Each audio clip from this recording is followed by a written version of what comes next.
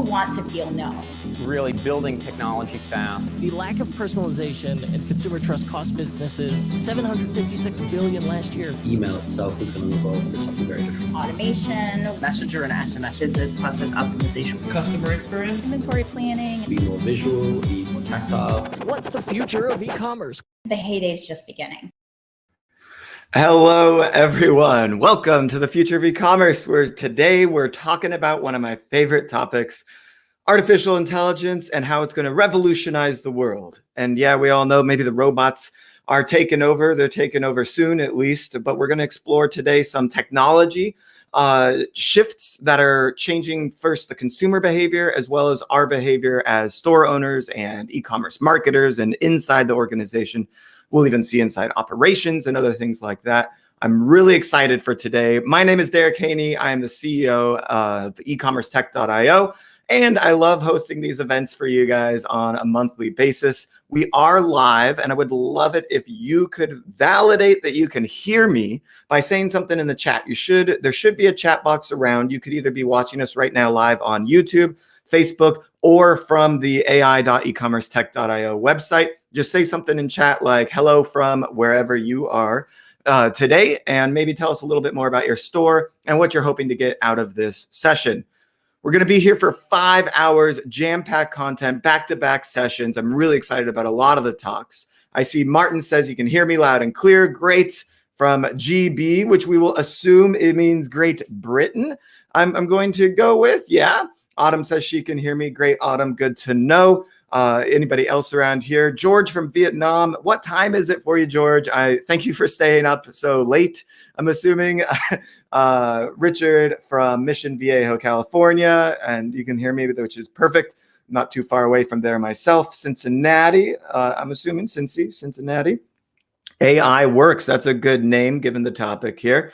Awesome. It's great to have you guys with us. If you should see my comment that I made just a second ago. We've got show notes for you. So all this is we've got my team member Autumn working very hard for each of these sessions. She takes notes and puts down maybe some links or the email address of the person that you can follow up with if you enjoyed their session, so forth and so on. So please follow along in the show notes. It's a great thing to bookmark and you can use later, or maybe even take from there that like 5-step strategy that's going to change your business. And so that's what those are there for. Other than that, all of these sessions will be available on demand within about 48 hours at the from the end of this. We actually you'll see it live on our YouTube page, but we'll actually cut each episode so it's a little bit easier to find and catalog in our YouTube account. So you can go over to that YouTube page, hit the subscribe button if you want. We only release some of the best stuff on e-commerce and technology. So if you want to follow along that, definitely feel free to subscribe to the channel. Other than that, it's time to give a special shout out to all of our sponsors.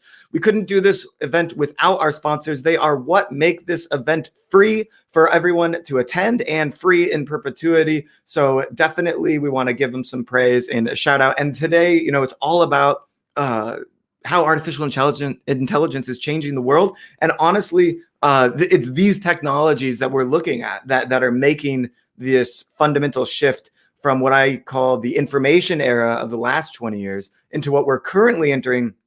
Just I call it the recommendation era, because artificial intelligence is finally helping to us kind of figure out what to do with this data. And it's making suggestions on, is there a return on ad spend too low or too high? Or should I be tweaking, the content on my site? Maybe even the copywriting is being created by artificial intelligence these days with tools like Copysmith and Pencil, trypencil.com, I think, or .io. Some of these really revolutionary AI tools that are just making it a lot easier to create, let's say, ad copy and all of that stuff. But so anyways, let's give a special shout out to all three of our main sponsors. We've got LimeSpot, which we're about to hear from Sharon in just a second. She's really revolutionizing what it means to do on-site personalization. Their tool is so cool because it takes data from across the industry of all of their accounts in order to understand individual consumer behavior and group behavior in order to predict what's going to sell. How are we going to merchandise our website better? So definitely check out LimeSpot for a personalization recommendation tool. Then we've got Octane AI, the messenger and SMS marketing platform built for e-commerce, a great tool. Now this one, a little bit more work maybe for you to manage than LimeSpot, but once you get it off and running, you're sending SMSs, you're sending messenger notifications, you've maybe integrated this into your ad campaigns, and you could even be using their on-site quiz tool in order to get more information from your customers and convert them along a sort of quiz funnel, which is becoming very popular these days. This tool really like makes that connection for you and can drive significant increase in conversion rate because of the way that it builds relationships with people. Speaking of building relationships, our third sponsor, Gorgeous, the help desk for e-commerce, they're doing some really cool stuff with macro suggestions and automation and using artificial intelligence to even do what Google does today, which is suggest the end of your sentence and things like that. So it's really great to see them pioneering using artificial intelligence for customer service and streamlining that process for your customer service reps, which means you need less reps to get the same amount of work done without sacrificing on that connection, that one-to-one connection you want to make with your customers. Okay. Let's see. I think I covered everything. That's it from my end. Sharon, do you have video? Are you ready for me? If I can get you, and she's in the green room to show video, I'll bring you on here in a second, and we'll get this thing started. Are you with me, Sharon? Video. I think she's working on it right now. Yeah. So while we're waiting, maybe on that, what are you guys up to? Tell me a little bit about your store. I'd love to hear more, and understand what you're doing. Maybe, are you using artificial intelligence in your store today? Are you seeing major improvements in what can happen for your store? All right, we've got her. Sharon, are you ready? I'm bringing you in. Come on in. I am. Hello. Hi, everyone. How's Thanks, it Derek, going? for the amazing introduction. I appreciate it. Yeah, of course. I mean, when we talk about pioneering artificial intelligence and driving real change in consumer behavior, your tool has to come front of mind, right? I mean, I'm biased, but I certainly think so. So I saw you were getting your screen share ready. If you want to put that up in the background, we can add it to the screen here, and I can let you take it away to tell everybody here what artificial intelligence is, because we kind of glazed over that, right? We haven't even covered the basics of what we're talking about, because this buzzword has so many different meanings. I think it's easy to get a little convoluted and confused on what we're here to discuss. Absolutely. I have stream sharing go on, but I don't think you can see my slides. They're not up yet, but I see what you've got shared right now is this screen. I don't know if you want another one. If you go ahead, if you want to swap to your presentation, and then I'll add it to the stream, and we'll make sure it's full screen here.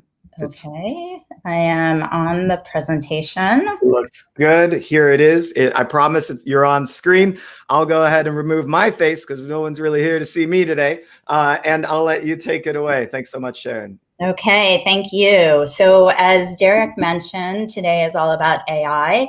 LimeSpot is a smart merchandising solution at scale. What I'm going to cover today, though, is what AI is, how to think about your buying decisions, and the primary use cases of AI, and then tell you just a little bit about LimeSpot.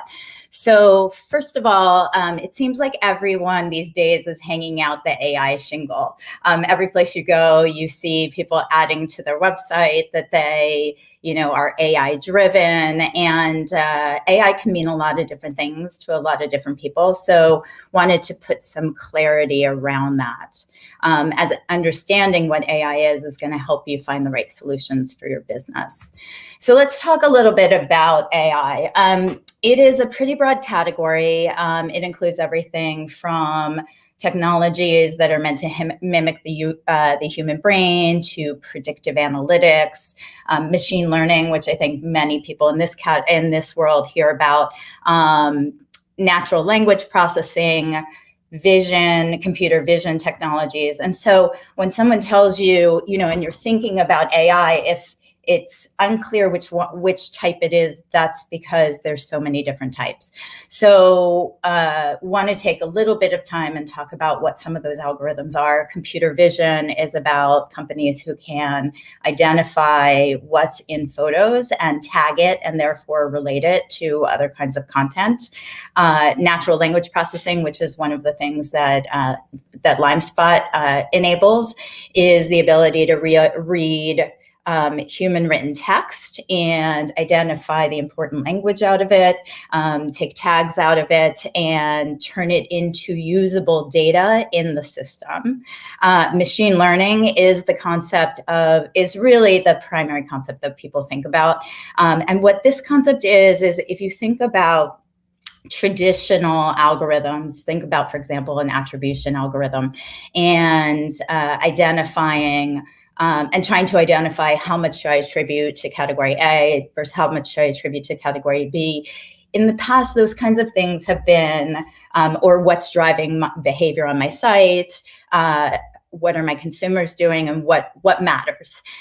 In the past, a lot of that has had to be done in linear modeling with, algebraic equations or differential equations. And here, this is a world where you give the system a starting set of data and an ending set of data, and the system identifies all of the connection points between those data sets, determines over time how to route that, how to weight them, builds out that schematic, hence the visual on this page, and then educates itself. So everything about AI is a closed loop system where the information that is learned when the system behaves gets fed back into the system. So for example, in the LimeSpot world with personalized product recommendations, if a customer clicks on something versus doesn't click on it, if it becomes a purchase versus doesn't become a purchase, every one of those data points feeds back into the system so that the subsequent usage experiences get better and better and better.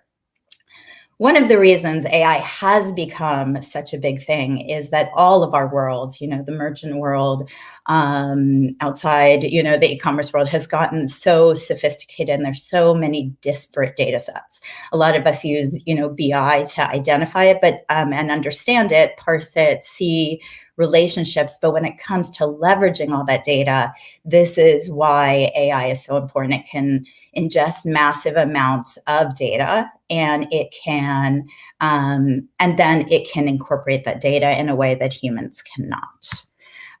So when you're thinking about buying an AI product, I think there's a set of decisions considerations that you should take into account. The first one is what we covered on the page before, which is how do you think about understanding which algorithms they're using, at least to the extent that it's going to drive a differentiated experience versus you doing it in a manual way or a more traditional way. The second thing is data sets. We all know the expression garbage in, garbage out. Well, the quality and fidelity of your data is really important.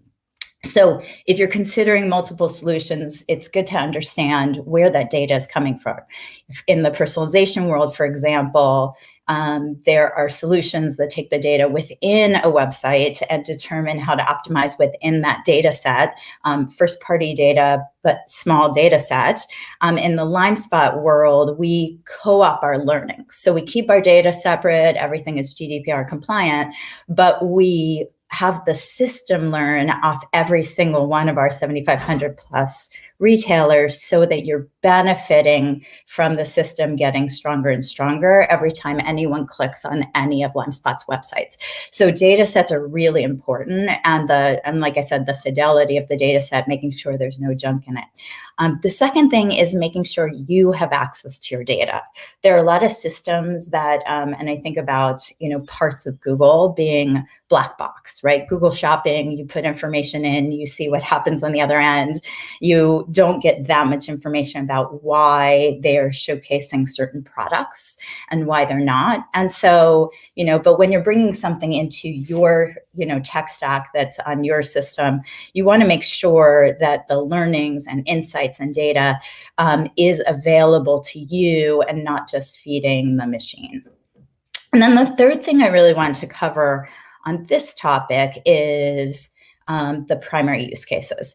And obviously AI has applications throughout society, but in the e-commerce marketing stack, I tend to think of it in three categories. The first one is using data for targeting to drive better performance. And that's something, that several of the companies we're speaking today are going to talk about. And that's putting the right content in front of the right people, identifying when to reach out to your consumers in order to drive the most value and to get them back to your site. The second one is automation, and this is really reducing your overhead. Where most companies on Shopify, not the size of an Amazon or Walmart, not unlimited resources. So the idea of using AI to keep your site fresh, to do the merchandising that you may not be able to do manually, is a really important component and buying consideration. And the third one is insights. We talked about data access, but really having that data exposed to you in such a way that it drives better buying decisions. So that's really, each of your buying decisions will be slightly different depending on what the value proposition is of the provider. But these are really the ways that I would recommend thinking about any offering that you may buy. So with that, I want to talk a little bit about personalization generally, and then how LimeSpot personalization can support your business. So benefits of using AI for personalization. The first one, very customer centric, is improving the discovery experience, helping the consumer at every step of the journey find the right products at the right time, and they're the products that they want to find, which is why the targeting component of this is so critical. By doing this, you not only help them with that buying decision, but data shows that you're helping them get a stronger affinity to your brand, and the customers are more likely to come back. The second thing is, or the third thing is increasing sales. And of course, that's at the end of the day what we want to do with our businesses. So that happens in a couple of different ways. If you are using an upsell or a cross-sell solution, you can increase your basket size, your average order value, by putting the right products in front of consumers along that path. Platforms like ours drive 2 to 5x increases in sales, in conversions. And the combination of either of those, actually AOV or conversion, will increase your sales, but the combination will really magnify the impact. And then that last piece is reducing overhead. So site freshness is a huge issue for brands or for most brands. And the idea of a system that will take what you have in your catalog real time and merchandise it throughout your site so that you never have to worry about, where am I putting the content? Will the experience look stale to my consumer, to my buyer, and are those right products being put in front of them? That is done automatically if you're using an AI solution. So on the category of multiple data sets, the more I tend to think, fidelity being constant, that the more data, the better. So, on a personalization product, you want a system that's going to understand all the dynamics of a consumer. So, in the case of LimeSpot, understanding products, people, and intent. And so on the product side, we're ingesting the catalog, understanding what is in those listings. That's where that natural language processing comes in, creating that schematic of how your products fit together, and also what kinds of buyers those products would have. So, a lot of people can tag out tops and, short sleeve and black, but you also, ideally want a solution that is going to say, this is a luxury product, product. This is slim fit. This is the type of consumer that it will attract, so that it's already targeted for that audience base. The second thing is understanding your consumers. It's great that you and your consumers who come to the site, it's great if you understand your products, but if you don't know who is shopping on the site, then you can't do a good job of targeting them, at least not until you start looking at clicks, and then you're really using clicks to be the informant for the experience, which is necessary but not sufficient. So you want a system. In LimeSpot's case, we in a GDPR compliant way tag all the tag the consumers, again, GDPR compliant, all managed in a first party way, and are able to identify them in clusters, which I like to call micro personas. And so in those micro personas, we learn about the behavior of similar customers. And then when people come to the site, we understand what's likely to resonate with them. We understand what kind of products they have, their location, there's inferred demographics about their age. And then the last piece, when you're tying these all together, when you're thinking about your data sets, is obviously behavior on the site. So intent, and intent is usually driven by looking at clicks.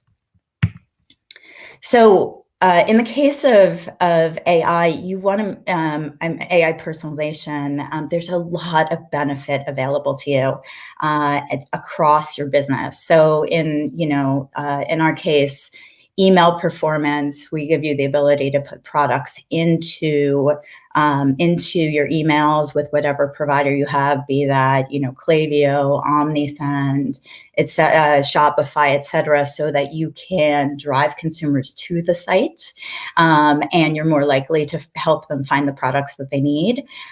Using AI, and I will talk about this briefly, with Google Shopping to ensure that your catalog is getting visibility and it's getting it at the lowest possible acquisition cost. Site tools, which I think is what we're most known for, so creating those personalized experiences, driving those higher values, and then management tools. So in that list of things that you should be looking for from your AI tools, this is where insights can help you optimize your business. So for example, if you see certain products are having, high click-through rates on recommendations, but high returns, it means that product may have a challenge with it where it is compelling to customers, but not fulfilling that need. Or looking at how different placements on the site impact your customers differently. So using A/B testing, which is also in the product, to do continuous optimization. So there's opportunities for, and in fact, we see in every case that customers see a positive impact to their bottom line and their KPIs for their business. We talked a little bit about driving traffic. This is really the ability to use personalization in conjunction with the segmentation or personalization that your email platforms have, using it to in abandoned cart experiences, in post-purchase upsells, in inspiration emails. And it's, in all of the cases, it's a simple, snippet of code that gets copied over, that has your look and feel, that allows you to give your consumers that experience. When we run emails versus not having them in the platform, we see as much as a 70% increase in click-through rates. And that does have an impact on the end purchasing as well. So this is a really powerful way to think about tying your different AI platforms, your different tools together. Also reaching customers more effectively. So I want to talk just for a minute about our Google product. So in talking to Google, and we are working directly with them and we did in developing this product, in talking to Google, there's a stat that a very large number of products have a validation problem. So if you think about Google, the pain points we see with Google Shopping for retailers are threefold. The first one is getting your products validated in their system and getting them to be continuously available. So your catalog at any moment in time being available. The second one is getting that organic exposure, right? Showing up in the shopping feeds, making sure that when consumers filter, as they tend to do on the shopping page, that there's enough data in there that you can be seen. And then the third piece is return on ad spend. And the challenge for most retailers, in the Shopify ecosystem is, even if you're able to get everything in, even if you can get your data, enough data in for the system to think it's interesting, there may not be enough targeting traffic from your site, or there may not be enough information for Google's system. And so it's learning on your dollar. And that can lead to having a very low return on ad spend. So what we have built for consumers is a product, for retailers, is a product that hits all three of those issues. It validates, it pre-validates your products. We use our AI to fill in the holes in the listings to identify if Google's going to approve it. The data we have, and this is not from Google, is that up to 90% of products, when people push them over from their Shopify catalogs, can be rejected from Google by Google, and that may take 3 to 5 days to get that data back, and then it's unclear what's in there. So the idea of having your data augmented, having it pre-validated, giving you the opportunity to update it if you need to, we take that 90% rejection and we turn it into a 90 to 95% approval. And then we continue that feed so that your full catalog is available. In getting more exposure, we take all the data that we use in on-site personalization and we apply that information to the products and we pass it to Google. And so with this data, Google can now list you as effectively as it lists, the top 100 retailers, because it knows not only is this a maxi dress, but that is listed as pink, but it's champagne color, it has a V-neck, it's chiffon. And so that allows consumers to do that filtering. It also allows Google to figure out when to show you in those organic searches. And so we have found that the retailers that use this product get a much higher listing on that organic page. So free traffic is a great thing. And then the third thing is taking the data, not only, as we talked about, the product data, but also the audience data, and passing it through to Google so that it accelerates their learning of who is going to buy your products. And by doing that, they can create lookalike type audiences and identify the right people. And we see, 2 to 10x increase in return on ad spend with customers who are using that. So I think it's a full win. In any case, it makes sense to use AI in your performance marketing solutions, not just thinking about how this would work on the site. So a couple other things about how to use product recommendations. The goal is really to put it at every step in your experience. In a call that Omni-channel and I did last week, we talked about some of the best practices around site optimization, things like putting recently viewed into every single page so that you're basically giving consumers a product-driven nav bar so that they can always get back to the things that they want to go to. But there's also discovery. And when you look at these tools, you want to figure out both what is the right data and does it give me the sophistication I need? So one of the things, for example, that we've recently enabled brands with is the ability to put not only your recently purchased for consumer. So now you're taking data from the cart experience and pulling it back into, say, the homepage experience, but then building boxes on top of boxes, right? So taking, these are the 5 things that you bought the last time, in the past on our site, and here are related items to those 5 things, immediately giving them that customized experience by tying the boxes together. So more than just saying, hey, am I exposing the right products in a like related items? This is about tying things directly back to past experiences on the site. And so by putting these pieces along each step of the journey, you get your consumers much further into the process. And so just highlighting a few of the things you can do here: first touch, obviously product pages, that's the place people normally think of recommendations, collections by segment on your website, which I'll talk about in a minute. Cart and post-purchase experiences. A lot of people think that putting upsell in the cart may break their conversion. And what we've seen is actually the opposite, that when you put the other products in there, sometimes it's there to, to really drive people up to the shipping threshold and therefore gets them to finish. Sometimes it just brings them the products that they were really looking for. We find that the cart numbers tend to go up, the conversion numbers with cart recommendations tend to go up significantly. Pop-ups and slide outs, I don't need to talk about. And then, thinking about beyond your existing site, should you be looking at headless solutions, really taking that same experience and pushing it out to any place you're meeting your consumer. So those, I would recommend, using all of those pieces throughout your journey. And then one last piece that I want to talk about, and then if we have time, it looks like I might have 5 minutes for questions, so feel free to drop some questions into chat.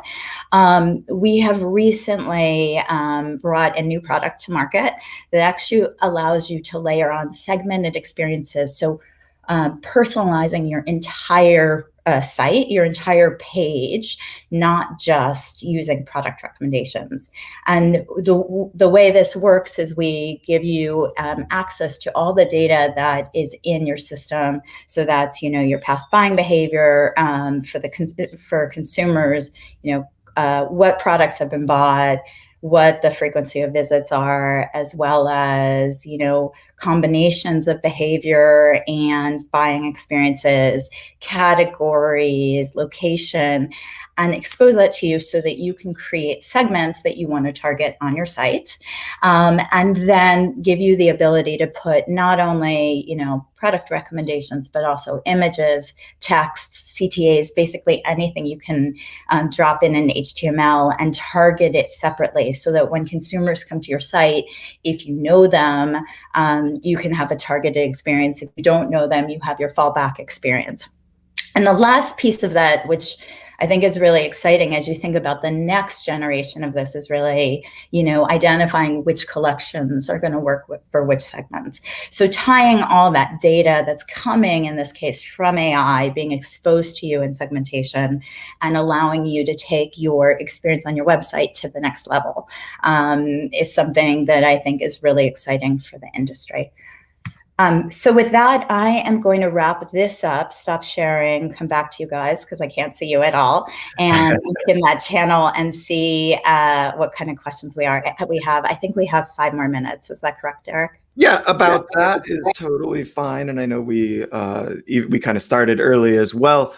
I have a really specific question for you. You showed me the magic of how you're segmenting all the customers there, and you said, oh, we can predict, their age and their gender. And I'm like, okay, I can see how sometimes you can predict maybe their gender, because if they go to the men's section versus the women's. How are you actually predicting age, and how are you show me the secret sauce, right? Like how is it actually happening? 100% show you the secret sauce, or the engineering team would kill me. Yeah. But I can tell you that what we're doing is basically seeing what kind of products are bought by what people, and identifying what kind of products are bought by what age groups, and then inferring based on behavior on the people side whether they're in those age groups. And we have a pretty good hit rate across that, so that then you can say, I'm targeting female millennial buyers.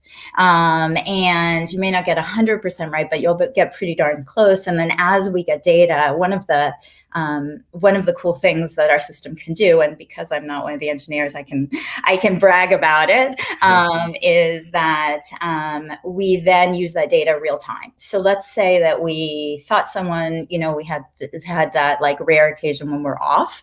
We thought someone was a certain type of buyer, and they start acting different on the site. We can actually real time re-segment them so that the rest of their experience is matching what is going on, what their behavior is identifying, if that makes sense. Yeah, that's kind of funny. You would hate like a consumer like me. Maybe I'm like going for a website teardown and I'm like clicking on everything, and you'd be like, "What the heck is like who is this person?" They're looking at every single product one at a time and going in opposite directions. So I wonder if that becomes a segment. It's like a never buying, clearly like a website developer or conversion rate optimization nerd. Yeah, I think, if you think about segmentation, what you're not necessarily doing is you're not necessarily saying, I'm going to create a formal segment for everyone. You say, okay, I know that there are certain people that are going to resonate with certain things. For those customers, I'm going to create custom experiences. And if somebody starts to act like one of those customers, I'm going to create a custom experience for them. But if we don't know who they are, then I'm going to put them in my still highly targeted, product recommendation environment, but in my baseline, what we call fallback, segmentation experience. So Derek, your micro persona of one probably lands in the fallback experience. Yeah, I gotcha. All right, how can people get started with LimeSpot today? Give me the real quick pitch for everyone. Oh, thanks for giving me that opportunity. So the best way to get started on LimeSpot is to either start on our website, obviously limespot.com, or go to the App Store, and you can actually download the product. We have a 15-day trial period. That is for, we have two apps in the App Store. We have our Google product in the App Store. It's called LimeSpot Ads for Google Shopping. We have our Personalizer product, which is our product recommendations product. Both of those are self-serve. And then the content personalization is currently rolled out with larger retailers. So customers that engage on the direct sales side, which is in our world typically above $1 million in annual sales. And so that's available in that environment. We certainly are considering whether we're going to bring that out into the market all the way down to the SMB space. I gotcha. And it is pretty easy to get started, right? It's relatively like a few clicks in, and I'm seeing a better personalized experience. Absolutely. So if you, when you download our app, we immediately ingest your catalog and your buying history. So that whole process I talked about with the schematic being created with natural language processing and using our co-op data. So we end up immediately with a picture of your website. And then when you go in, we have something we call the box designer, and you literally go in, we pull in your website, and you can almost drag and drop and place in where you want your boxes to be. You have full editing functionality of the CSS. And so it looks 100% natural on your site, and do that any place that you need. And we have customers who get up and running in anywhere from like 10 to 30 minutes in that experience. So you can be up and running immediately and starting to see the traffic and the benefit. I love it. Especially when you were talking about the Google Shopping and how you're plugging in the gaps. I was like, oh my God, if you've got, over 40 SKUs, I'm imagining this is just like, oh my God, this is amazing. It's like a lifesaver. Oh yeah. Yeah. And we have customers who are using it that have, 1,000, 2,000, 3,000 SKUs. And don't forget, there's the product and the variants, right? And in the perfect world, you want both of those subs to really get that exposure. And so you want to have something where you're not constantly republishing and manually curating it. Yeah. All right. One question here from AJ. And I think we'll probably cover this in a few of our later sessions as well, but what is your take on video? Where do you like to see this? I mean, and you think about your product recommendation widgets, I feel like you could add GIF or video into those things. I don't know if you've ever thought about tinkering with that at all. So we don't usually have people because it would create this combination of images and GIFs and video, right? We don't It- typically see them put into the product recommendations. okay, I see. But I think putting them in various places on the site, and I am, AJ, I'm not the expert. I used to work in the video industry, but I'm a little rusty on it. But where I would say you want video is certainly on your about page, frankly, which is outside the traditional customer journey, so that people can really, the benefit of going D2C instead of being on Amazon, being on Walmart, being in a store is that you have this direct voice with your customers. So if you can do an identity video, I think that's really strong in driving retention, even though it's outside personalization. And then I think on product pages, having, short how-to videos, including, maybe if it's fashion, like what it looks like on a real human. That's where I would focus the video, is really on the product, on that consideration point, because you want them to go from, maybe I like this product, to, wow, that's exactly what I need, and I'm going to put it into my cart. Yeah, I agree. And I think that's exactly, it's like, it's either for building trust or explaining a really specific functionality of that product that, a still image doesn't do justice. And it's maybe not as important for the fashion or the dress. Like you do need to see like every angle of it to really get an idea, but it's more maybe for a tech, like physical tech product, or an innovative new water bottle design. You want to see how it actually works in action or something along those lines, or a backpack and you want to see all the folds and creases inside of it. So I think it comes into play a little bit more there. And then obviously social media seems to be the best place to engage with video. But of course, this is kind of like usually a very top of funnel activity. Doing that, but so it was so great to have you and start this day off talking about the different styles of artificial intelligence that you kind of laid out for us, and it was great to see the tool that LimeSpot has created and the power from Google Shopping to on-site personalization. So thank you so much, Sharon, for joining us. Thank you. And if I could just really quickly add, I hope everyone will stick around to hear Lindsay Lorraine later, who runs a complete woman-run company. She's founder, and who will talk about the Easy Peasy brand. So we'll be doing that later today. Yeah, that'll be in 3 sessions. So everybody definitely stick around here and till the very end of everything, of course, but especially for that session. All right. Thanks so much, Derek. Yeah, I'll see you back here in just a few minutes. Sounds good. Bye. Awesome. And with that, I'm going to add in Nicole from Gorgeous. We're going to go right into the next session. Nicole, can you hear me? I can hear you. Can you hear me? Can you see me? Yes. It sounds good. Looks good. If you want to also share your screen, I can put that up here as well. Yep. How is it going?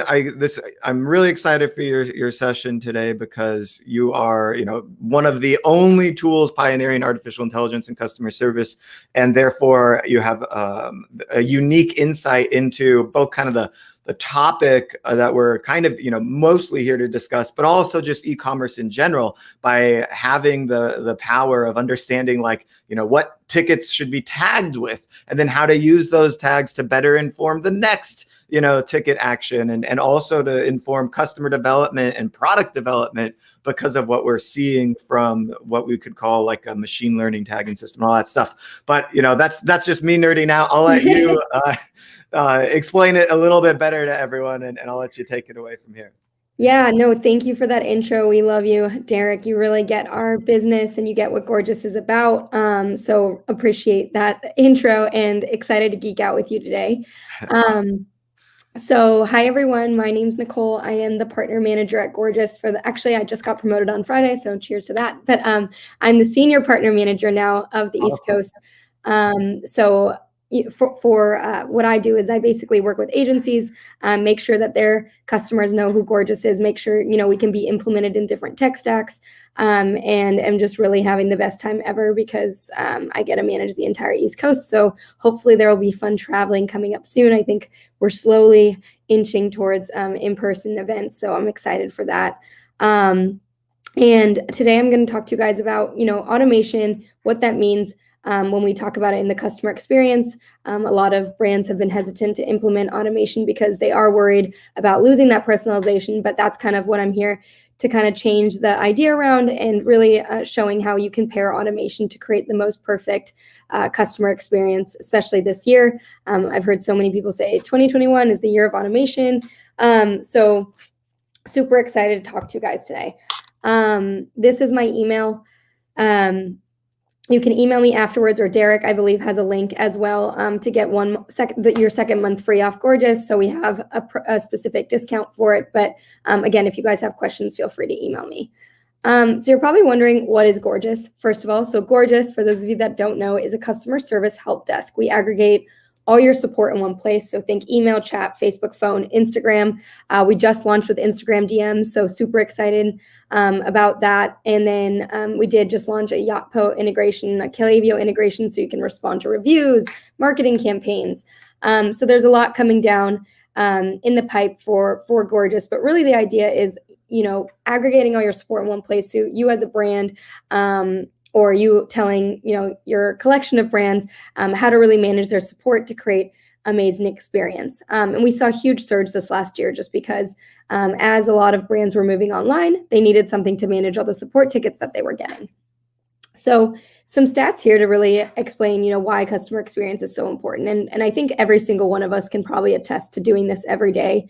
I have my own clients. You guys probably all have your own customers or clients.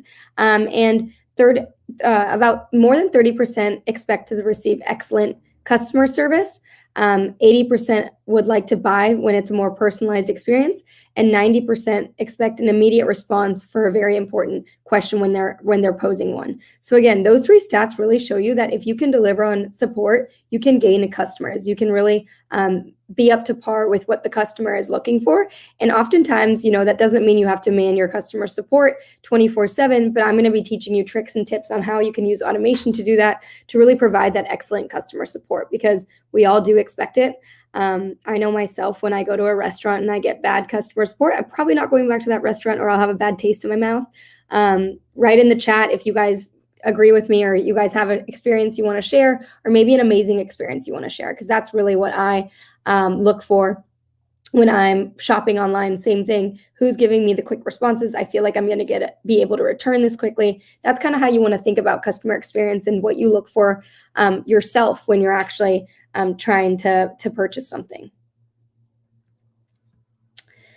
So how do we help merchants, leverage automation? So first of all, we study what our customers are asking. So what Derek mentioned earlier, we can automatically tag tons of tickets that come through based on machine learning. We can actually identify, is it order status? Is it product availability? Maybe it's on a keyword related to strictly your brand. You can actually have statistics around what are your customers asking. So we actually analyzed 10,000 of our merchant tickets to understand the top 10 customer inquiries. So that's about 60% of ticket volume. So you can expect you're most likely getting repetitive inquiries. And how are you able to respond to those inquiries is going to be, either with some software, which I'll get into a little bit later, but also making sure once you segment it to know exactly how to respond to those customers. So you're not copying and pasting, you're not rewriting the same thing. If you're doing any of those things, you probably should look into a tool or figure out ways that you can work smarter and not necessarily harder. That's kind of what I like to focus on. And I think with automation and the technology we have available today, it makes it really, allows us to introduce with ease some of these different technologies to make us work more efficiently. So the idea is, having all the order information in one place. So the other week I actually spent, I think 4.5 hours on the phone with an airline that I won't name, and I had to give my order ID multiple times. So here, the nice thing with Gorgeous is actually the customer service agent has all their order information populated in front of them with the touch of an email or with their phone number, depending on kind of how they're contacting the support. You're able to pull all that information. Now, what that does is it already gives the customer, a good experience because they're not having to say their order number back to you. And so what you're able to do is you're able to ensure speed and accuracy. You don't have to cut between tabs, no more copying and pasting. So really having all that information in front of you can really mitigate a lot of those frictions that you might be having with customers. And that, again, is the way that we pull that is through an automated system.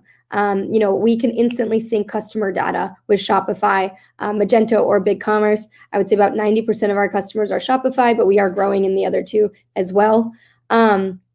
So what we can do here is actually use macros, and those are, pre-canned responses that you're probably either, pulling from some sort of Google Doc, let's say, for example, or if you are using a tool, that's awesome. So what you can see here is all these highlighted fields are actually pieces of content or pieces of customer data. So what you're pulling in is the customer name, their order number, their address, their tracking. It's really great for customers when they receive this because you're pretty much answering every question they could possibly ask with one touch. I also like here, this response actually pulls in smile data. So if you have loyalty points, what you can do is you can pull in loyalty points. So not only are you making this personalized, but you're actually upselling them again. And then, of course, you're signing it off with your name and the happiness department or however you want to personalize it. So that's what we mean by using macros to automate responses to repetitive inquiries, such as where is my order? That's the number one most asked for question. So that's what you can do here in this example directly. And again, you can totally modify this however you'd like. So that's one key of really being able to personalize, use automation to your advantage. Instead of actually having to click this response, you can tell the system itself to respond anytime someone asks about Wizmo or where's my order or order status. Just go ahead and elicit this response. Again, saving your team so much time. Also works great for small teams as well. If you are a team of one person, you probably want to look into tools like this so you're not constantly managing all those different customer service inquiries. So a tool like this can benefit your time because time is money. So on the back end, how does this look? So when a ticket is created, if the message intent, and so what's really unique about Gorgias is we've actually pre-built intents for you. We have a machine learning team and an automation team that has gone in and done thousands of tests around tickets to understand what the commonly used intents are. So intents are going to be, what is the intention of the customer? Is it shipping status?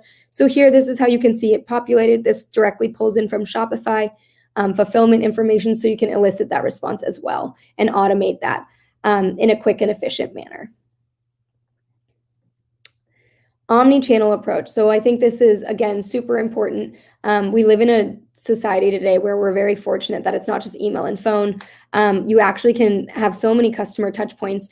And oftentimes you might be responding to the same customer on Facebook or Instagram or Twitter, for example. Having all that in one common place is going to allow you to automate, use machine learning to identify who that customer is, pull in all that synchronous information in one place so that you're not responding multiple times to the same inquiry. So omni-channel approach is super important. And I think today, we're going to quickly talk about chat. That's kind of, something we released recently is today people want conversational experience, so instantaneous responses. And that's kind of what chat is available for. SMS, those are two channels we've seen grown so much, is a lot of customers nowadays, they don't always call. They want to engage with someone. They want to find the answers quickly. So what we launched is a self-service chat. So what the self-service chat can do is it can actually mitigate those order status questions. They can automatically put in their email, and it'll populate all that information for them. So their Shopify information, they can track, they can report an issue. They can also start a conversation right here if they want to speak directly with an agent. That's going to mitigate around 30% of your tickets if you are having the same type of questions, which most likely most of the brands are based on kind of the studies we've done. Another thing I like to talk about is chat campaigns. So again, using automation. If someone's on your site and you know that they're buying because you have cruelty-free faux leather shoes, again, pop that up. That's an objection busting statement. That's a great way to engage with your customer. The best way to drive them down that conversion funnel with minimal lift is using automation to automatically pop out a chat. You can also highlight a review. I look through thousands of reviews before I buy a skincare product, for example. That's a great way that you can actually hook the customer. You can give them discounts. Hey, here's 20% off if you order within the next hour. Or you can become friends with them and say, I'm your fashion consultant. How can I guide you through this process? And again, you can create different recommendations. If you see that they're on a specific shoes page, you can be like, oh, great, many purchasers buy this for a wedding. Maybe they're shopping for a wedding and that's your demographic. There's great ways you can actually converse with the customer with a quick automated response to hook the customer. And we actually had a customer that had tons of returns based on shoe size. And that's why I love this example, because it says usually women go half a size up. Sizing, I think, is half the battle when you're shopping online. And they actually drastically reduced their returns. So again, this is a great way to use your tool to actually minimize the bottleneck, to drive efficiencies, to make sure that you're not missing out on those important questions. Again, you don't want to pay for returns and have a return be a churned customer. This is a great way you can make sure that they're making the perfect purchase, the right size for the right event. And so chat is a flow that I would definitely recommend, or a channel that you should incorporate if you're looking for automation and quick ways to really gain the attention from the customer. And we also show, when you do engage with a customer in a certain amount of time, they're more likely to purchase. So again, automation is super key to, impacting your revenues, impacting that personalization. Again, if you're deciding between a brand that has great customer experience versus one that doesn't, most likely all of us will choose the one that has great customer experience. Facebook Messenger is a channel we've seen grown tremendously this last year. What I love about this is, rather than just, all of us brands spend so much money on these ad spends on Facebook and Instagram. How do you get the most for those ROAS? The best way to do that is really, rather than just swiping them up onto your website, you can swipe them into a conversational funnel. So here you see this response, this automated response. This is, "Hi, Travis. You want the discount code? Here you can go to actually claim that discount." So not only are they swiping them into the website without ever having understanding of where they're clicking, are they actually purchasing? Now you've actually opened up that conversational flow with a quick response just based on a swipe from the Facebook Messenger ad. So this is a great way to actually gain the attention of your customers, make sure that you're being proactive with them, answering the questions that they need. So like shipment status, returns, and size other. Maybe they're already a customer. You'll now have all that information in your view. Engage with customers before they hit your website. This is a super, super key piece of advice I'd give. Is a lot of times we spend so much on, again, those ads trying to acquire new customers, when really the most important customers are the ones that are already loyal to you. So oftentimes we look for them, but they're already commenting on your social media. What you can really do, and what's great here, is you can actually respond to these comments. So Michelle tags, or comments, "This backpack looks awesome." Frank responds and says, "We love it too. Feel free to use this 15% discount code for your next order, SM15. So this is a great way to actually engage all those social leads and those customers. So if you want to give them 15% off, here you're giving Michelle 15% off. You're now acquiring a new customer. Maybe she was already a customer and now you're driving more loyalty. Let's say Michelle tags me, Derek, and another person. Now not only are you tagging one of us, but you're tagging all three of us. And that's a great way to engage with your current customers and acquire new customers. DMs coming soon. We actually did just roll them out to our first 5 customers, and we're doing the next wave of 100. So this is already in progress. So it should be like DMs are actually here. DMs are, a huge, it was our #1 most requested feature this last year. And really, we were just waiting on Facebook to open the API for us, to us. And now we've had that in motion. So again, I'm sure a lot of you brands are getting tons of DMs. I DM all the time as a customer myself. And that it goes back to kind of, that omni-channel experience. Maybe there's a customer on your side that's commenting, but the nice thing on your end is you can actually see that they're a Shopify customer or Magento customer or whatever, depending on what e-commerce software you're using, you can actually see who that customer is and merge tickets, make sure that you're not responding to them on email and on Instagram as well. And also responding to these tickets is the equivalent of a 5% increase in ad spend. So again, you can, this will definitely impact your revenue. You can also set up automations to respond automatically to these social leads. That's why machine learning and automation are so key, because what you can tie in with both is you can actually understand here, for example, if there's a negative comment, there's a social question or a social lead, you can actually prioritize these comments. So here on the back end, what you're doing is you're automatically tagging these as social leads. So these positive comments with Michelle. Now you can automatically respond to all those positive comments, automatically respond to those negative comments. Maybe you want to hide those negative comments. Maybe you want to respond with an email instead of responding directly on Facebook. If they are a customer, you can totally do that. And then tagging, of course, these inquiries to understand what is going on in your support system. Maybe you're creating a product that you actually don't need to create because you're getting all this amazing feedback about what they want next. You can write, hey, what product do you guys think we should launch next? There's so much information in there.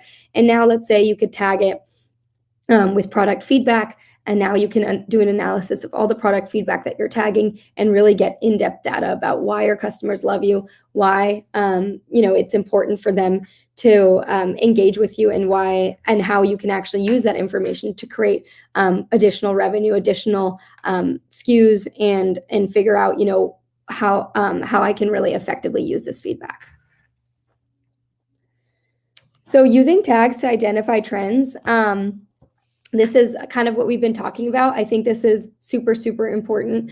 Oftentimes, we don't always have an understanding of what's going on in our support system. So having the analytics around it, as we just discussed, is going to be just as important, so that you can identify what the bottlenecks are. So if you're having a lot of damaged and defective items and that has increased over the last week or last month, maybe you want to check in with your warehouse, figure out what's going on. Be proactive, send a message and be like, hey, we're having warehouse issues. We're so sorry, we're putting things on pause. Always being proactive. I think someone told me the other week that their warehouse was on fire. I didn't even know that was possible. But what they did is on their chat, they launched and said, hey, if you're here to ask about your order status, we're so sorry, but our warehouse is actually on fire right now, so things are going to be delayed. So again, that's a great way for you to mitigate those questions. Rather than having thousands of tickets, having to respond to individual tickets. Again, auto tagging based on intent. And I forgot to mention here that we actually can identify what is the sentiment. So sentiment is going to be, what is the tone of the customer? Is it positive? Is it negative? Are they angry? Are they happy? That's kind of what we're looking for when it comes to these different types of segmenting. And that really helps you scale as a business, because when you can segment based on sentiment or the type of inquiries you're getting, you can really drive engagement for your and get the most for your ROAS. Auto assigning to the right team. So oftentimes, I get the question of, we have a social team that manages support, or social, and the support team that manages support inquiries. They really do go hand in hand. I think this is a great way to, get your teams to collaborate, be more cross-functional. I think the support team, the sales team, and the orders team, all three of those are actually ways that you can collaborate, because they are asking similar questions. And so, training your team to upsell has to be relevant across all of them, right? Because a lot of the times, a lot of sales are actually by questions. What size does this come in? What color does this come in? Those are all qualified social leads. So again, assigning to the right team is important, but again, having that basic training for all three of them. So here you can see, when a ticket is created, when it's updated, there's a new message, or if it's the channel Facebook or Instagram, then I go ahead and assign to the right team, so social. And right now we integrate with Facebook Messenger, Facebook comments, Instagram comments, Instagram ad and organic, and Facebook ad and organic, and then of course now Instagram DMs. So great way to kind of actually have both teams work together. You can also escalate to different teams as well. I think that's super important to make sure how you're auto assigning to the right team.